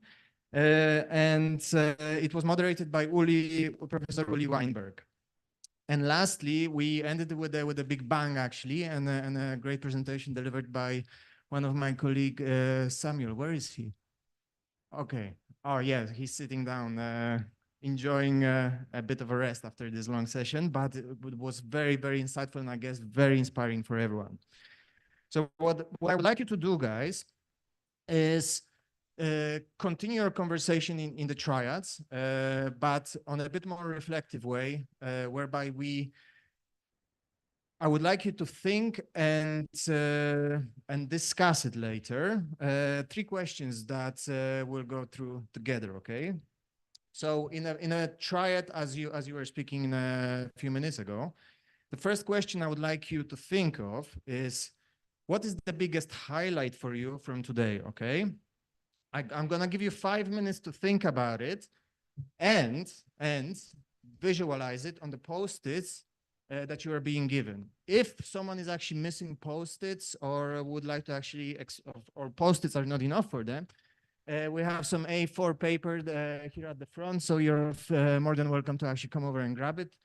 Otherwise, either Jochen or Sharif can deliver it to you. So please think about it for 5 minutes and sketch it on your post-its or paper. And then we're gonna actually do a bit of a sharing in our triads for another couple of minutes, all right? So 5 minutes to think it explain, through. when you say visualization, you mean draw, right? Not Draw, write, yeah, because I yes, see a lot of people writing. So draw. Very good point, yes. Stay away from actually writing and words. We want to actually use your other side of your brain, which is basically a bit more creative. So yeah, drawing is the way forward, right? And for the online people, please also don't use AI or software or Midjourney. Please also sketch on paper, take a photo and upload it to frame number 2 on the Miro board. Yes, thank you kindly. So yeah, 5 minutes.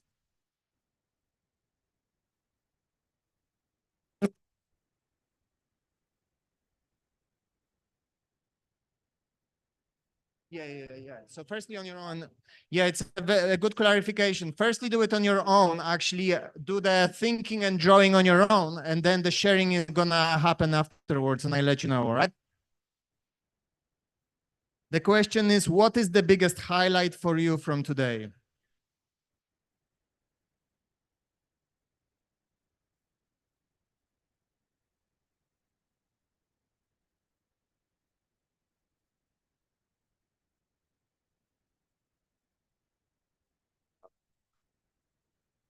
Yeah. Also, can you make sure that for the online community, can you please make sure that you're actually doing it in your breakout rooms?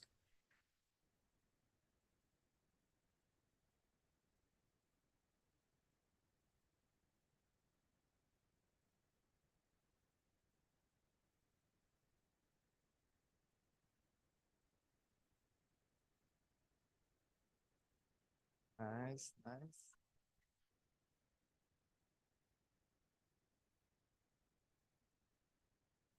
No worries, guys. Please remember to draw. Don't be shy.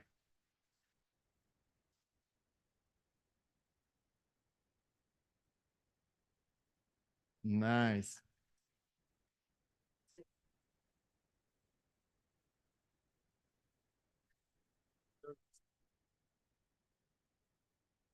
For now, please make sure that, oops, pardon. Please make sure that you are drawing, guys. We're gonna be sharing in our triads in a minute, okay? You still have 3 minutes left.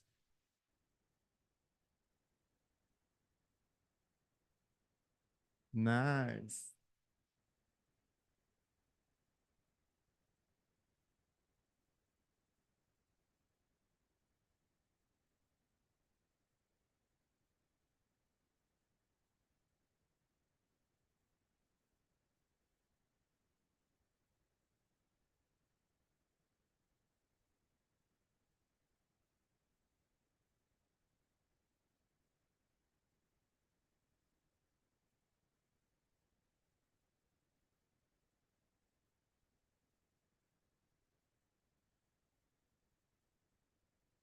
Geez, I see a lot of talent in this room, guys. Well done. Continue.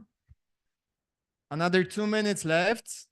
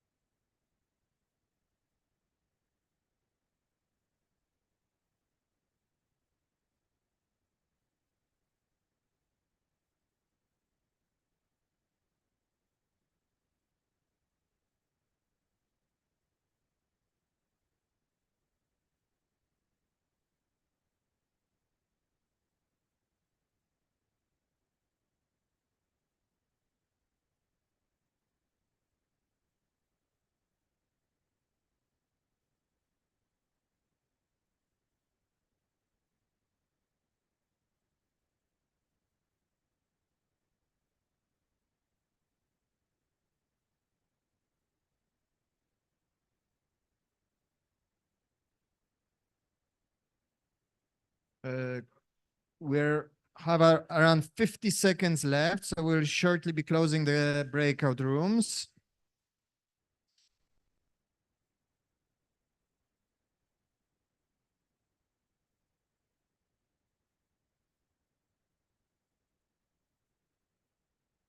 Yeah, actually, yeah, we're about to run out of time. Yeah, so ladies and gents, so now after a bit of a reflection and a bit of a drawing, please share it in your triads.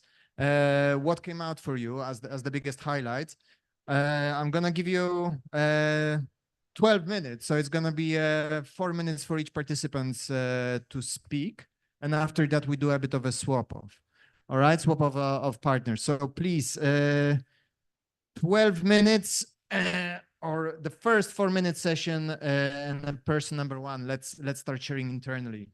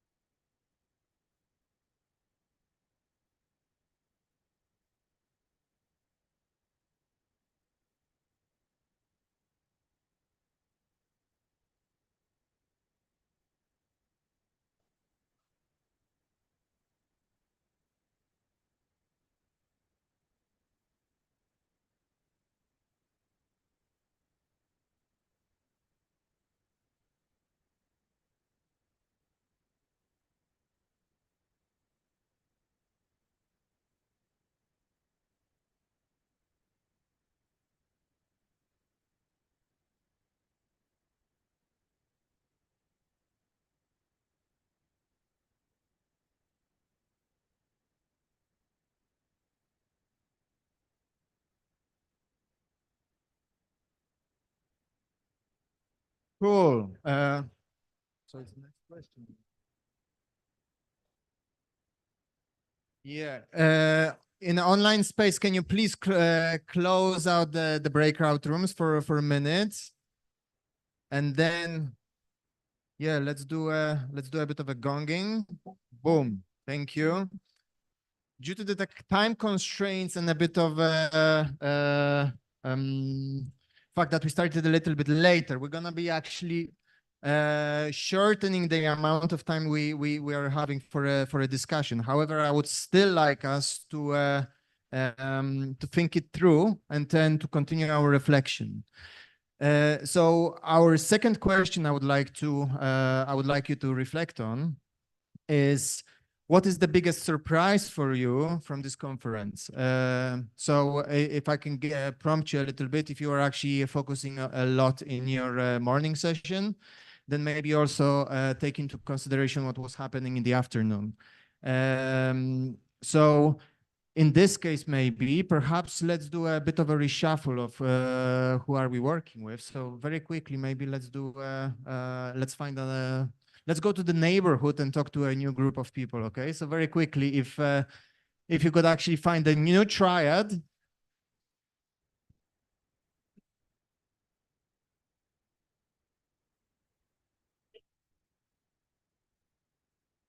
Total, as a total. Okay.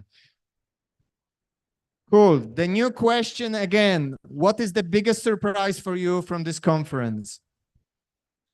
And on an online space, please open a new breakout rooms and then, yeah, go through a question of what is the biggest surprise from this conference from you?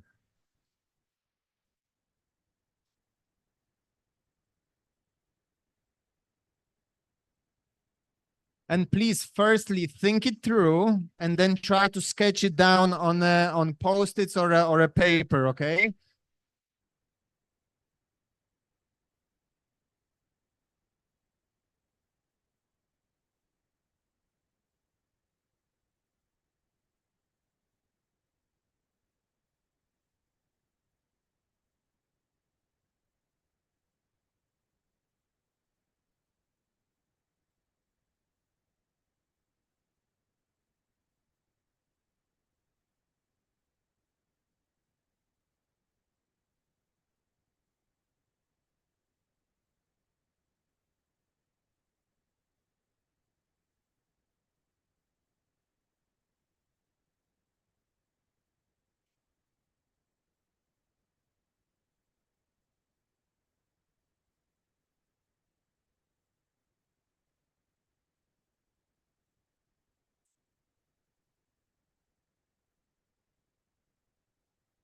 Nice.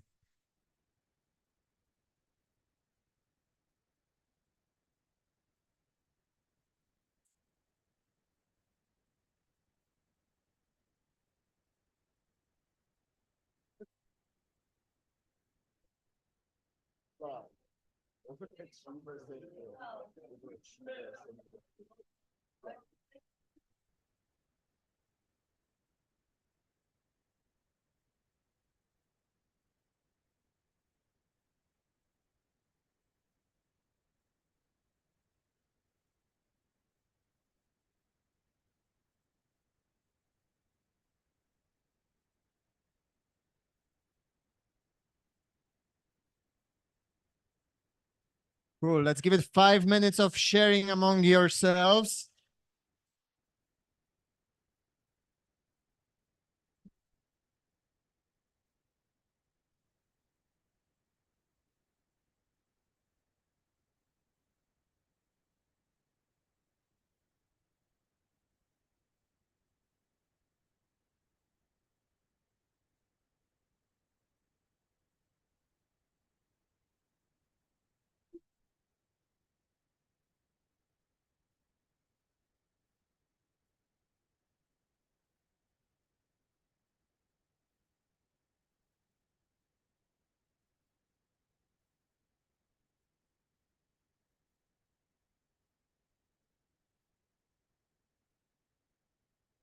It's like I'm holding a microphone. I have to do something. That's actually why I put mine down. So I don't get them.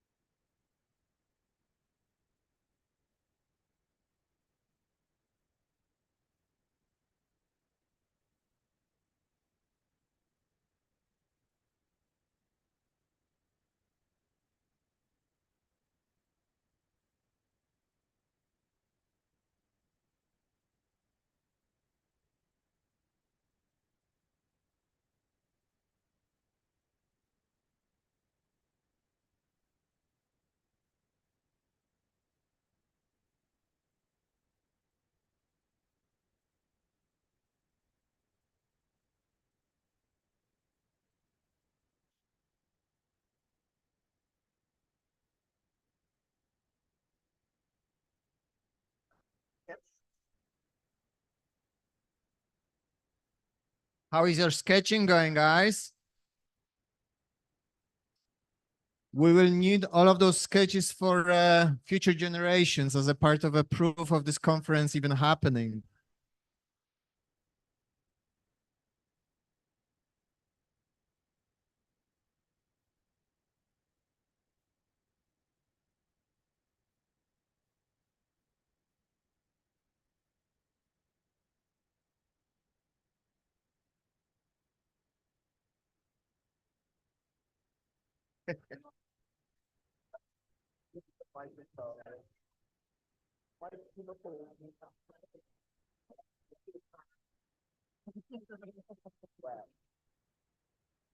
What's your trade-off? From I have a VPN on the workout. Afterwards, it was good.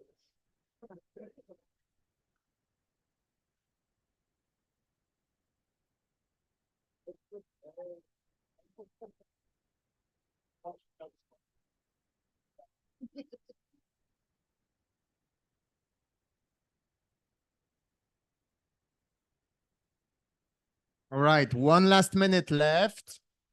And yeah, in a 1 minute, we're going to be actually closing the breakout rooms. So just a reminder for the breakout rooms, 1 minute.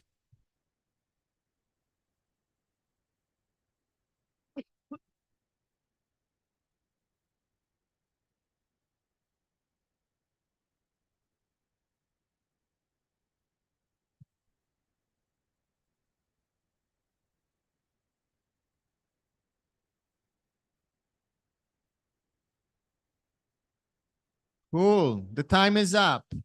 The time is up. Thank you. Boom. Give it some more. Nice. Thank you. Thank you. I'm actually curious to hear, are there any highlights, guys, you feel comfortable to share? Anyone? What's the biggest surprise for you? Anyone? So interestingly enough, I came here for the networking and for the topic on AI and how it can help us or enable us within the field of design thinking. Interestingly though, and very surprisingly though, it turned out to be more like an alumni event where you find people that you last saw like 10, 12 years ago, and they're all here coming from as far away as like Beijing or Brazil, and you would be like, wow, that was very surprising to me. Cool, thank you. I was worried when you said I came here for a networking event and then it made me draw. Cool, thank you. Any other highlights?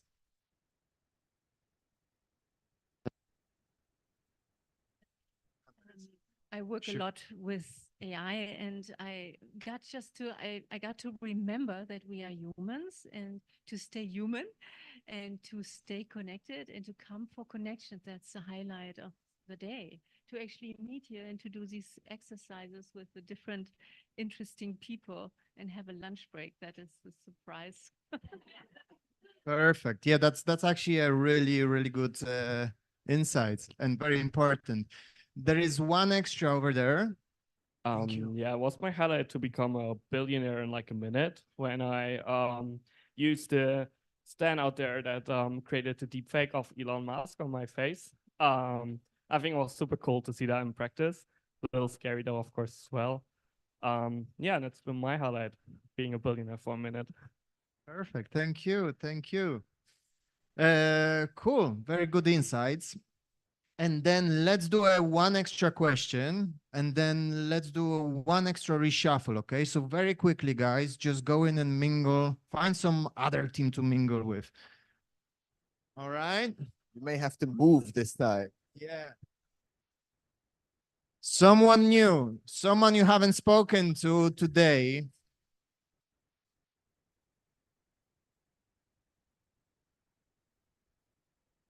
And a bit of a reminder for the online space, please make sure we open a new breakout rooms. All right. Does everyone have a new partner? Cool, cool, cool. All right. So guys, can I have your attention for 1 second? Let me pose the question, okay? The last question I would like you to think through is, what is actually the biggest question you're taking out of this conference that you're gonna bring home, okay? What's the biggest question that came throughout this conversation that is leaving you baffled and you're gonna be thinking about, all right? I'm gonna give you another 5 minutes to sort of think through and draw it. And I remind, please make sure you start drawing, and then we're gonna share it within our triad teams, okay? What is the question you're leaving this conference with? Something that is kind of very intriguing for you. All right? 5 minutes to draw it, and then we're gonna have a quick session to discuss it in our teams. Thank you.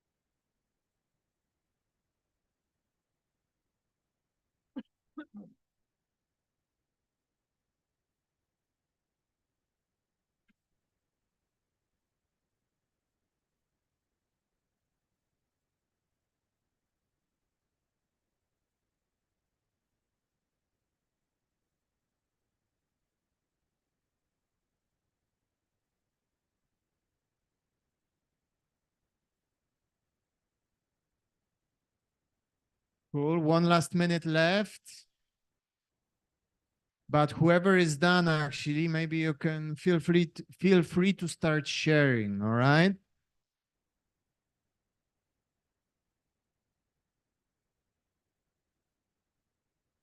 Cool. So the last 5 minutes for sharing, guys.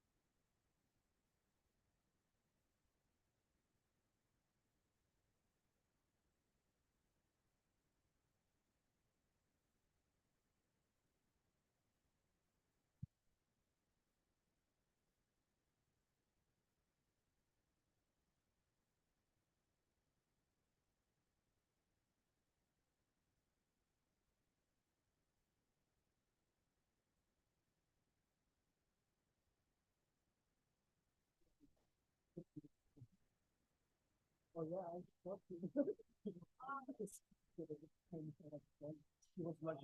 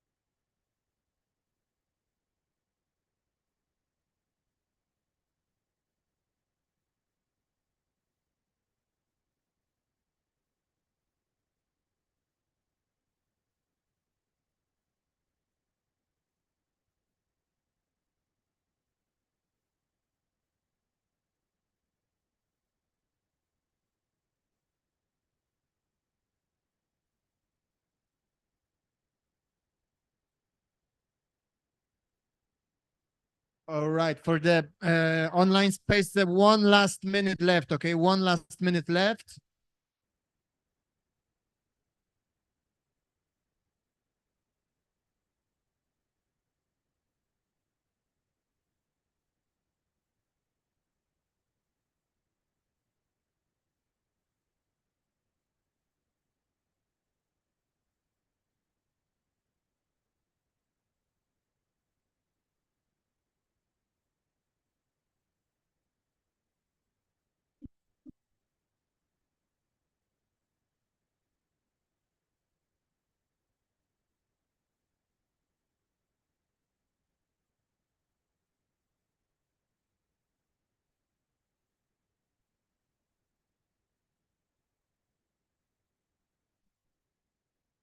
All right. Thank you. We end with the bang. um, cool. Anyone to share very quickly? I need 2 volunteers to share. What are the questions that you're leaving this conference with?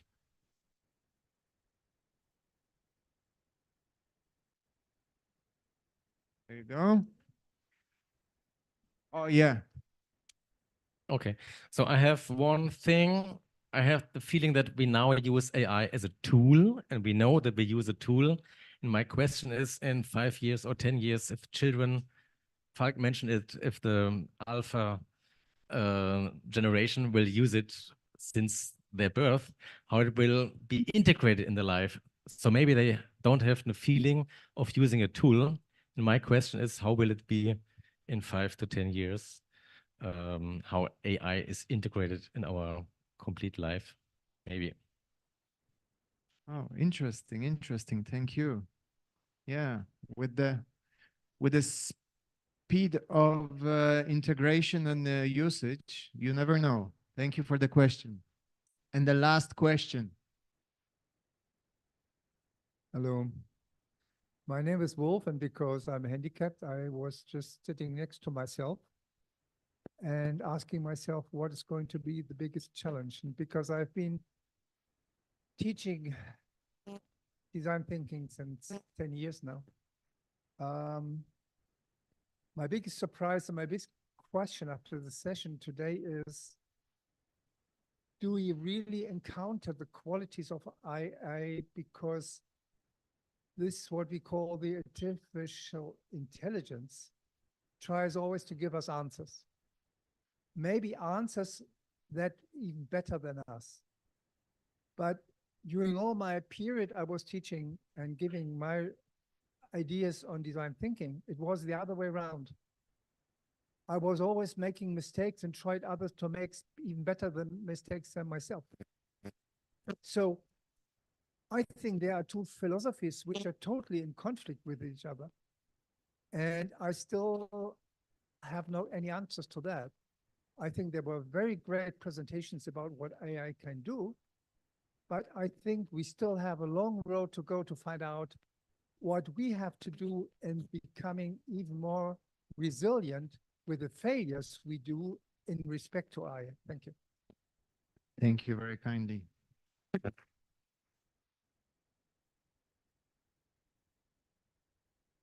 Thank you. Sharif. I'm trying to avoid the speaker feedback. So All right, good point, good point. I thought you were getting lost and trying to get away from the stage. But yeah, that was my session coming to an end, and I'm gonna hand you over to my colleague Sharif, who's gonna actually now make you do a little bit of a prototyping. So leaving you in the good hands of Sharif. Thank you. Thank you, Lucas.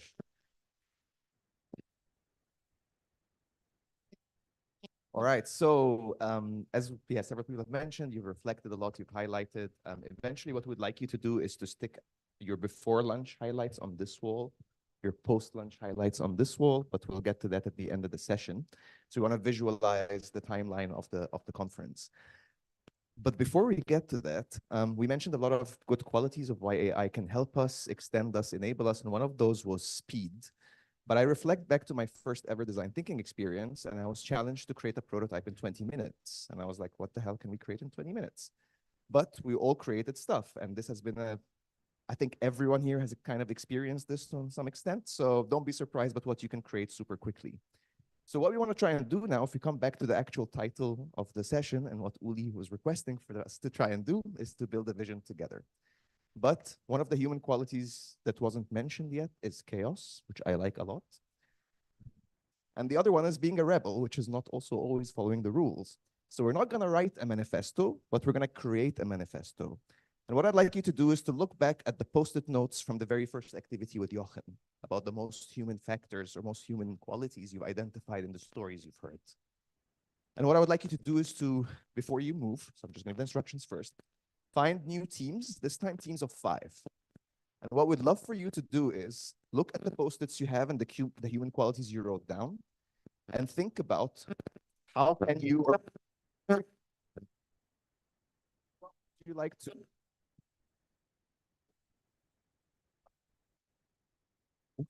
what would you like to create, visualize, express from those terms that you would love to include as an agreement or manifesto about design thinking and AI? So what are the human qualities you'd love to bring about in the future that bound AI and design thinking together in a sense? And how would you want to express that as a team? And I'm going to be a bit generous and give you 25 minutes, not 20 minutes. So you can find your teams first, find a few new people you haven't worked with yet, or some people you'd love to continue working with. Be inspired by materials. As far as I know, AI still can't do that. So maybe you can have an advantage here and see what you can create. And once you've finished your lovely creation, prototype, art piece, whatever you want to call it, please put it on the stage. So 25 minutes start now. The time is yours. Please go ahead. Online people, please create your own thing from domestic rubbish that you have at home, any recyclables and so on. Take a photo and post it on frame number 3, and they can stay in the general session this time. No need for breakout rooms.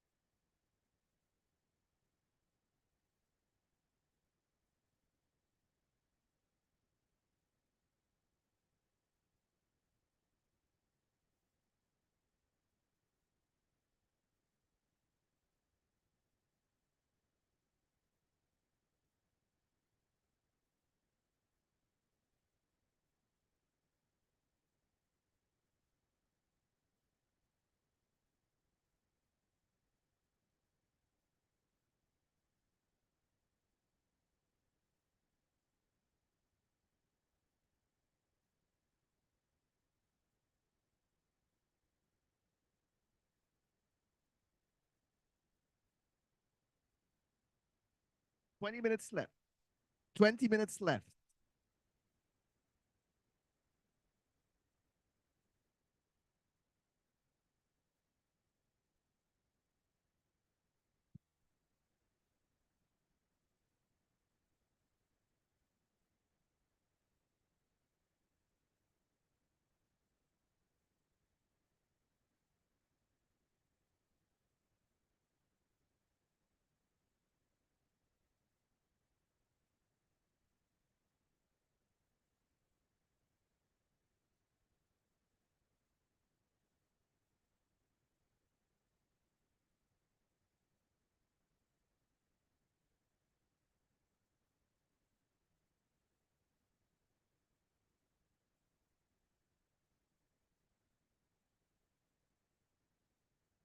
Just to iterate, the rule is there is no rules. Pick as many or as little of the keywords you want and create your art piece or prototype.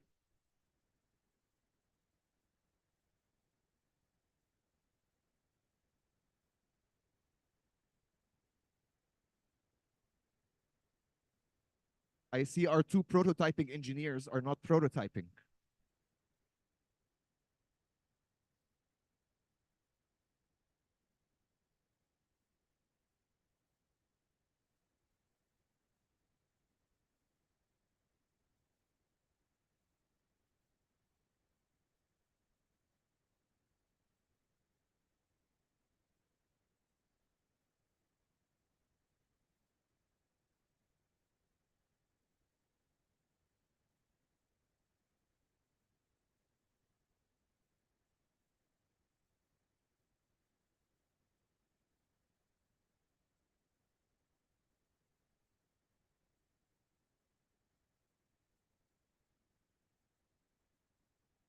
Building time.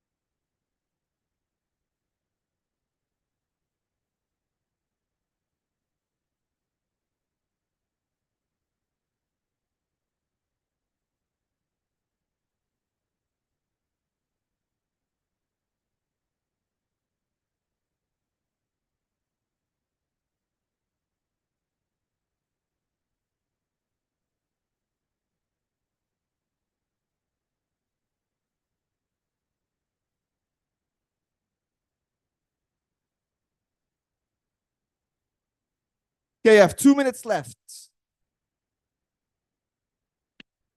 2 minutes left.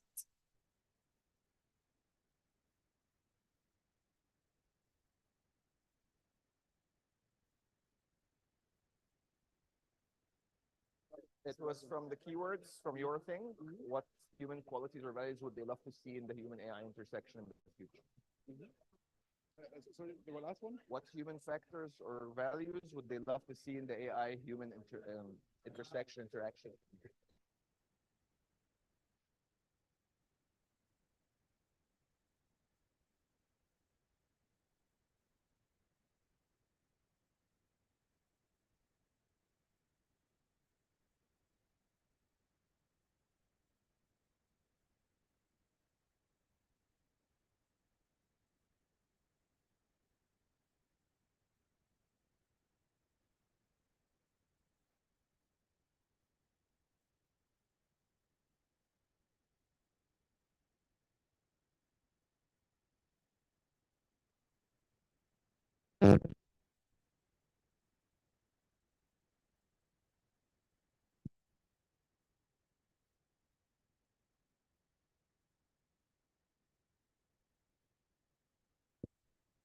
Okay, we're in the final minute. If you're already done, please try bringing your prototypes to the stage.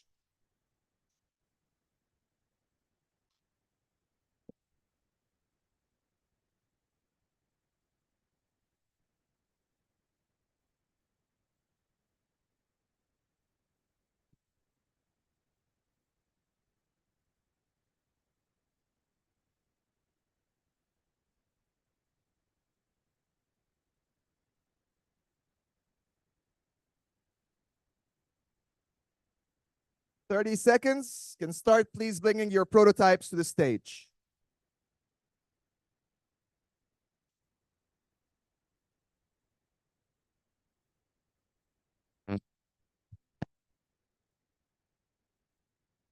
Might not get a chance to share so much, but you can stay here for the moment.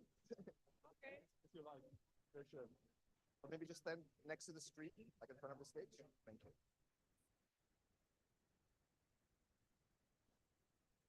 Yeah, but just the edge because the stage is pretty small.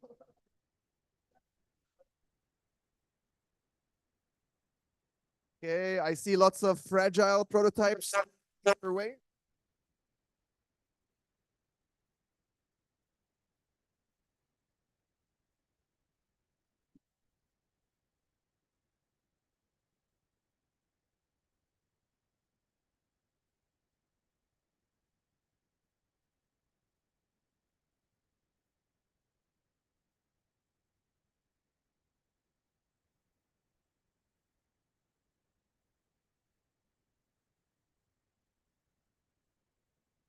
All right, thank you all very much.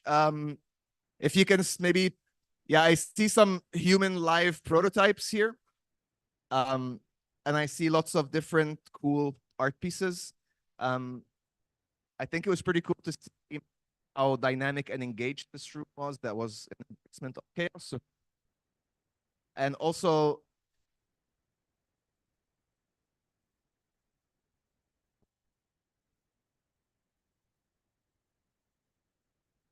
so yes, so please, I don't know. All right, so if you're online, please make sure you paste the photos of the great creations you've put on the frame so we can also get to enjoy what you have done. And the Pina Colada team, can you please bring your prototype to the front? Yeah, so while we're waiting for the 2 more minutes, maybe the 2 live prototypes can quickly tell us or act out what they wanted to do so we can wrap up the session. So maybe you guys first. Yes, so yeah, we can start, and heads up, I'm going to throw you this.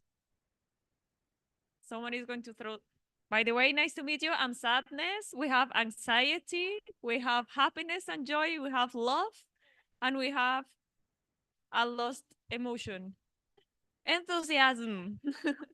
And what we would like to see in the future is the sense of belonging, and the way we see it happening is through emotions, and these kind of emotions can develop empathy. And Why specifically the sense of belonging? Well, you may be disconnected at one point if you just exchange with AI, and if there's a power shortage, for example, your best buddy is not there anymore. So we think it's still really worth to stay belong. Actually, I think that's also the thing we are all here for, or because we are here because we feel a sense of belonging.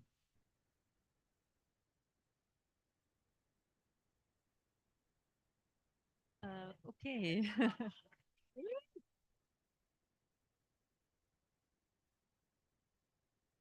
So how can we deal with everything everywhere all at once? So we are humans and want to improve, become conscious, and we are all connected with nature, with AI. And because we are moving towards consciousness and the quantum field, we are energy. And so we are all connected right now through energy. And this is here our energy pendulum.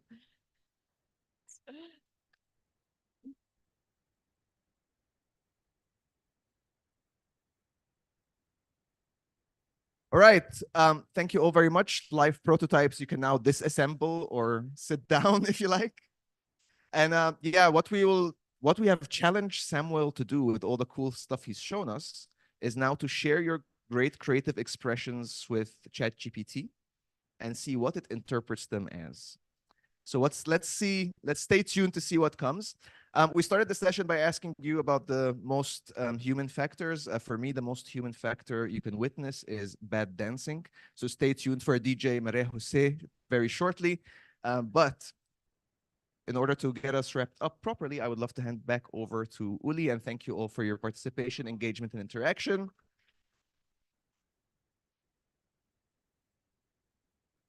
Once Uli wraps up, I'll give you back the mic.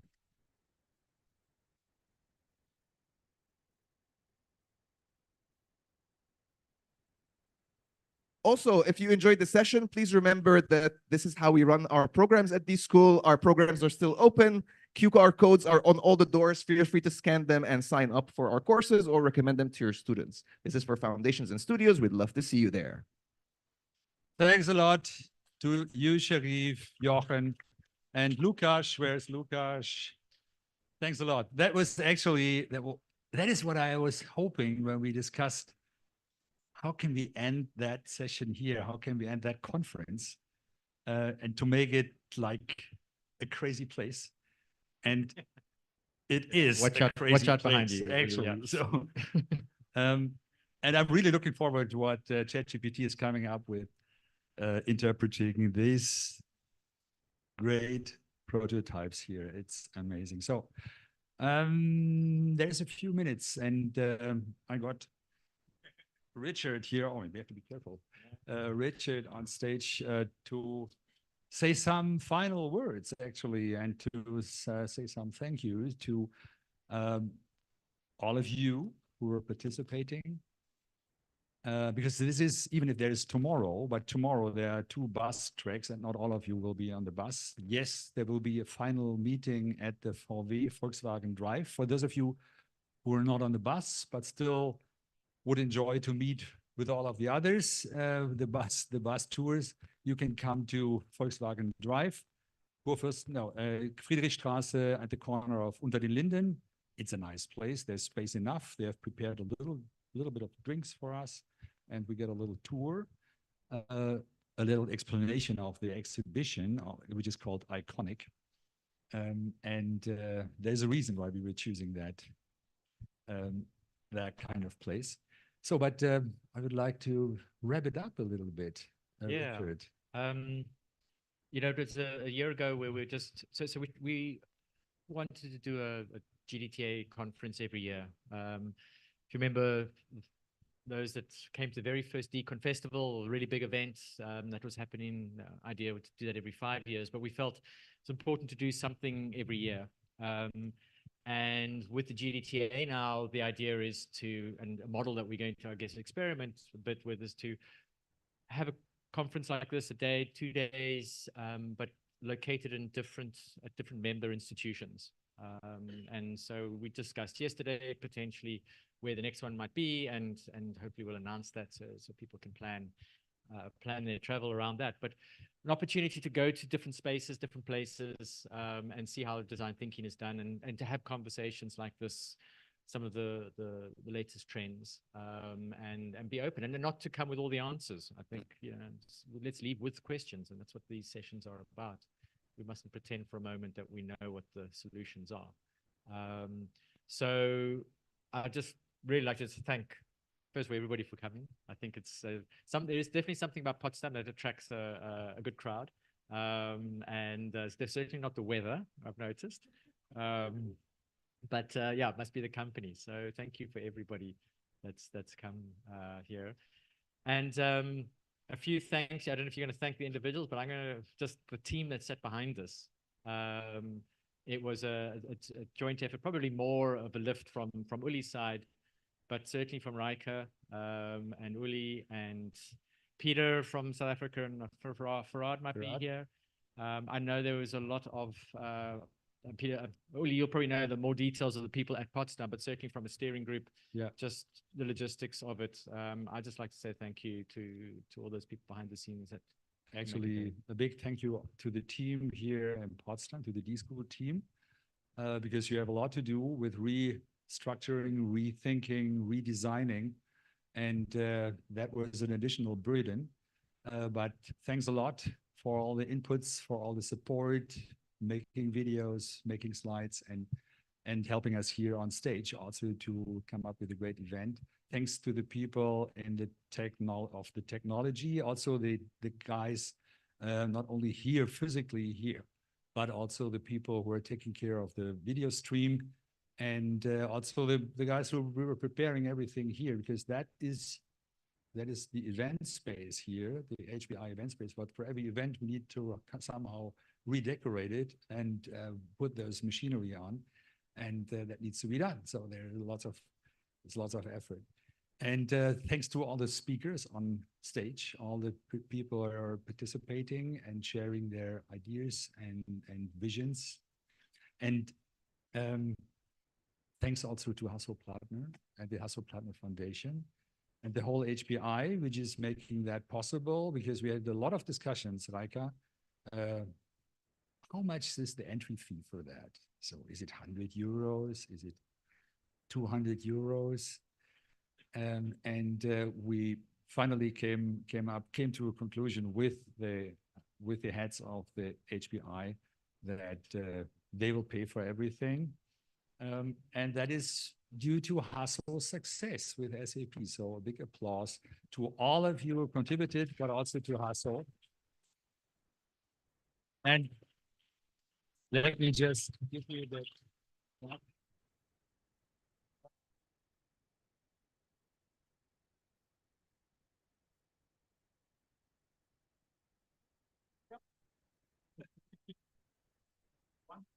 Please come on stage, Reika.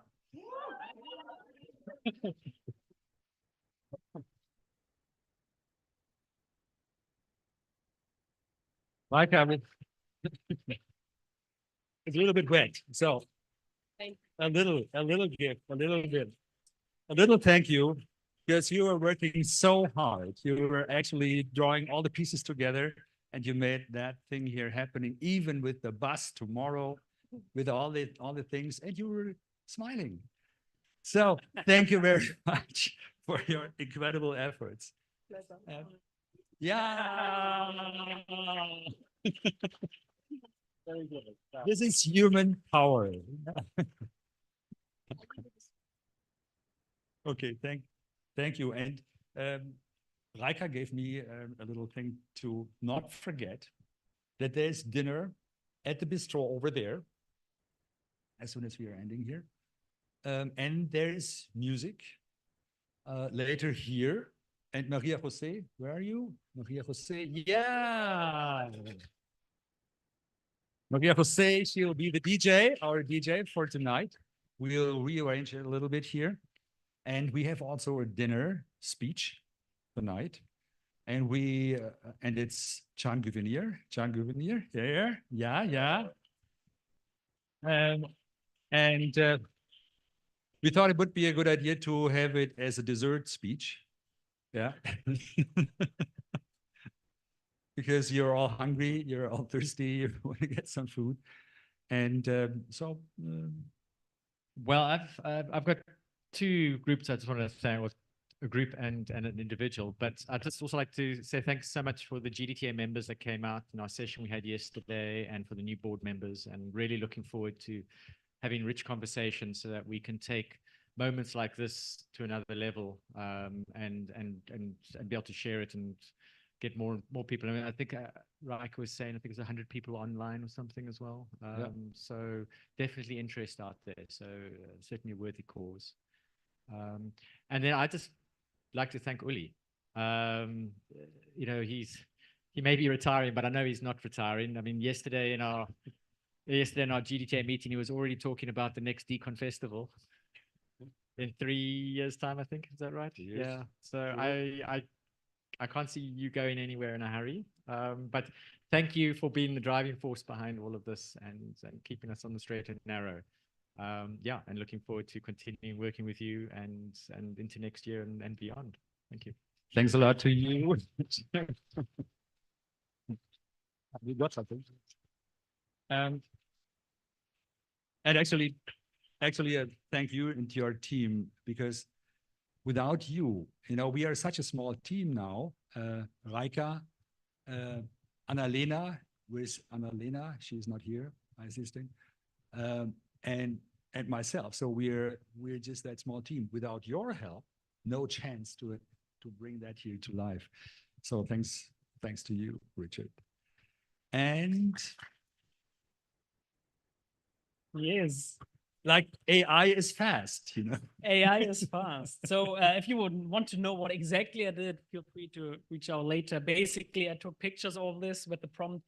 I asked it to interpret what you envisioned, and then also summarize that, and ultimately write a poem about it. And with that, I think that is beautiful last words. So the future we envision. We dream of AI not cold and stark, but filled with empathy, a human spark. It listens deeply, feels our fears, understands our hopes, and wipes our tears. Not just data, numbers, or machine, but curious, playful, and keen. To learn like us, to make mistakes, to venture boldly, whatever it takes. In a world where love and courage thrive, AI will help our spirits strive. With critical thought, it joins our quest to learn, adapt, and do its best. We embrace the imperfect, the messy, the real, for in those cracks we grow, we feel. Together with AI, hand in hand, we build a future, a world well planned.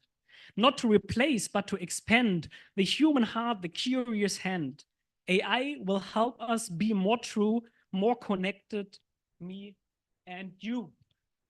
Wow.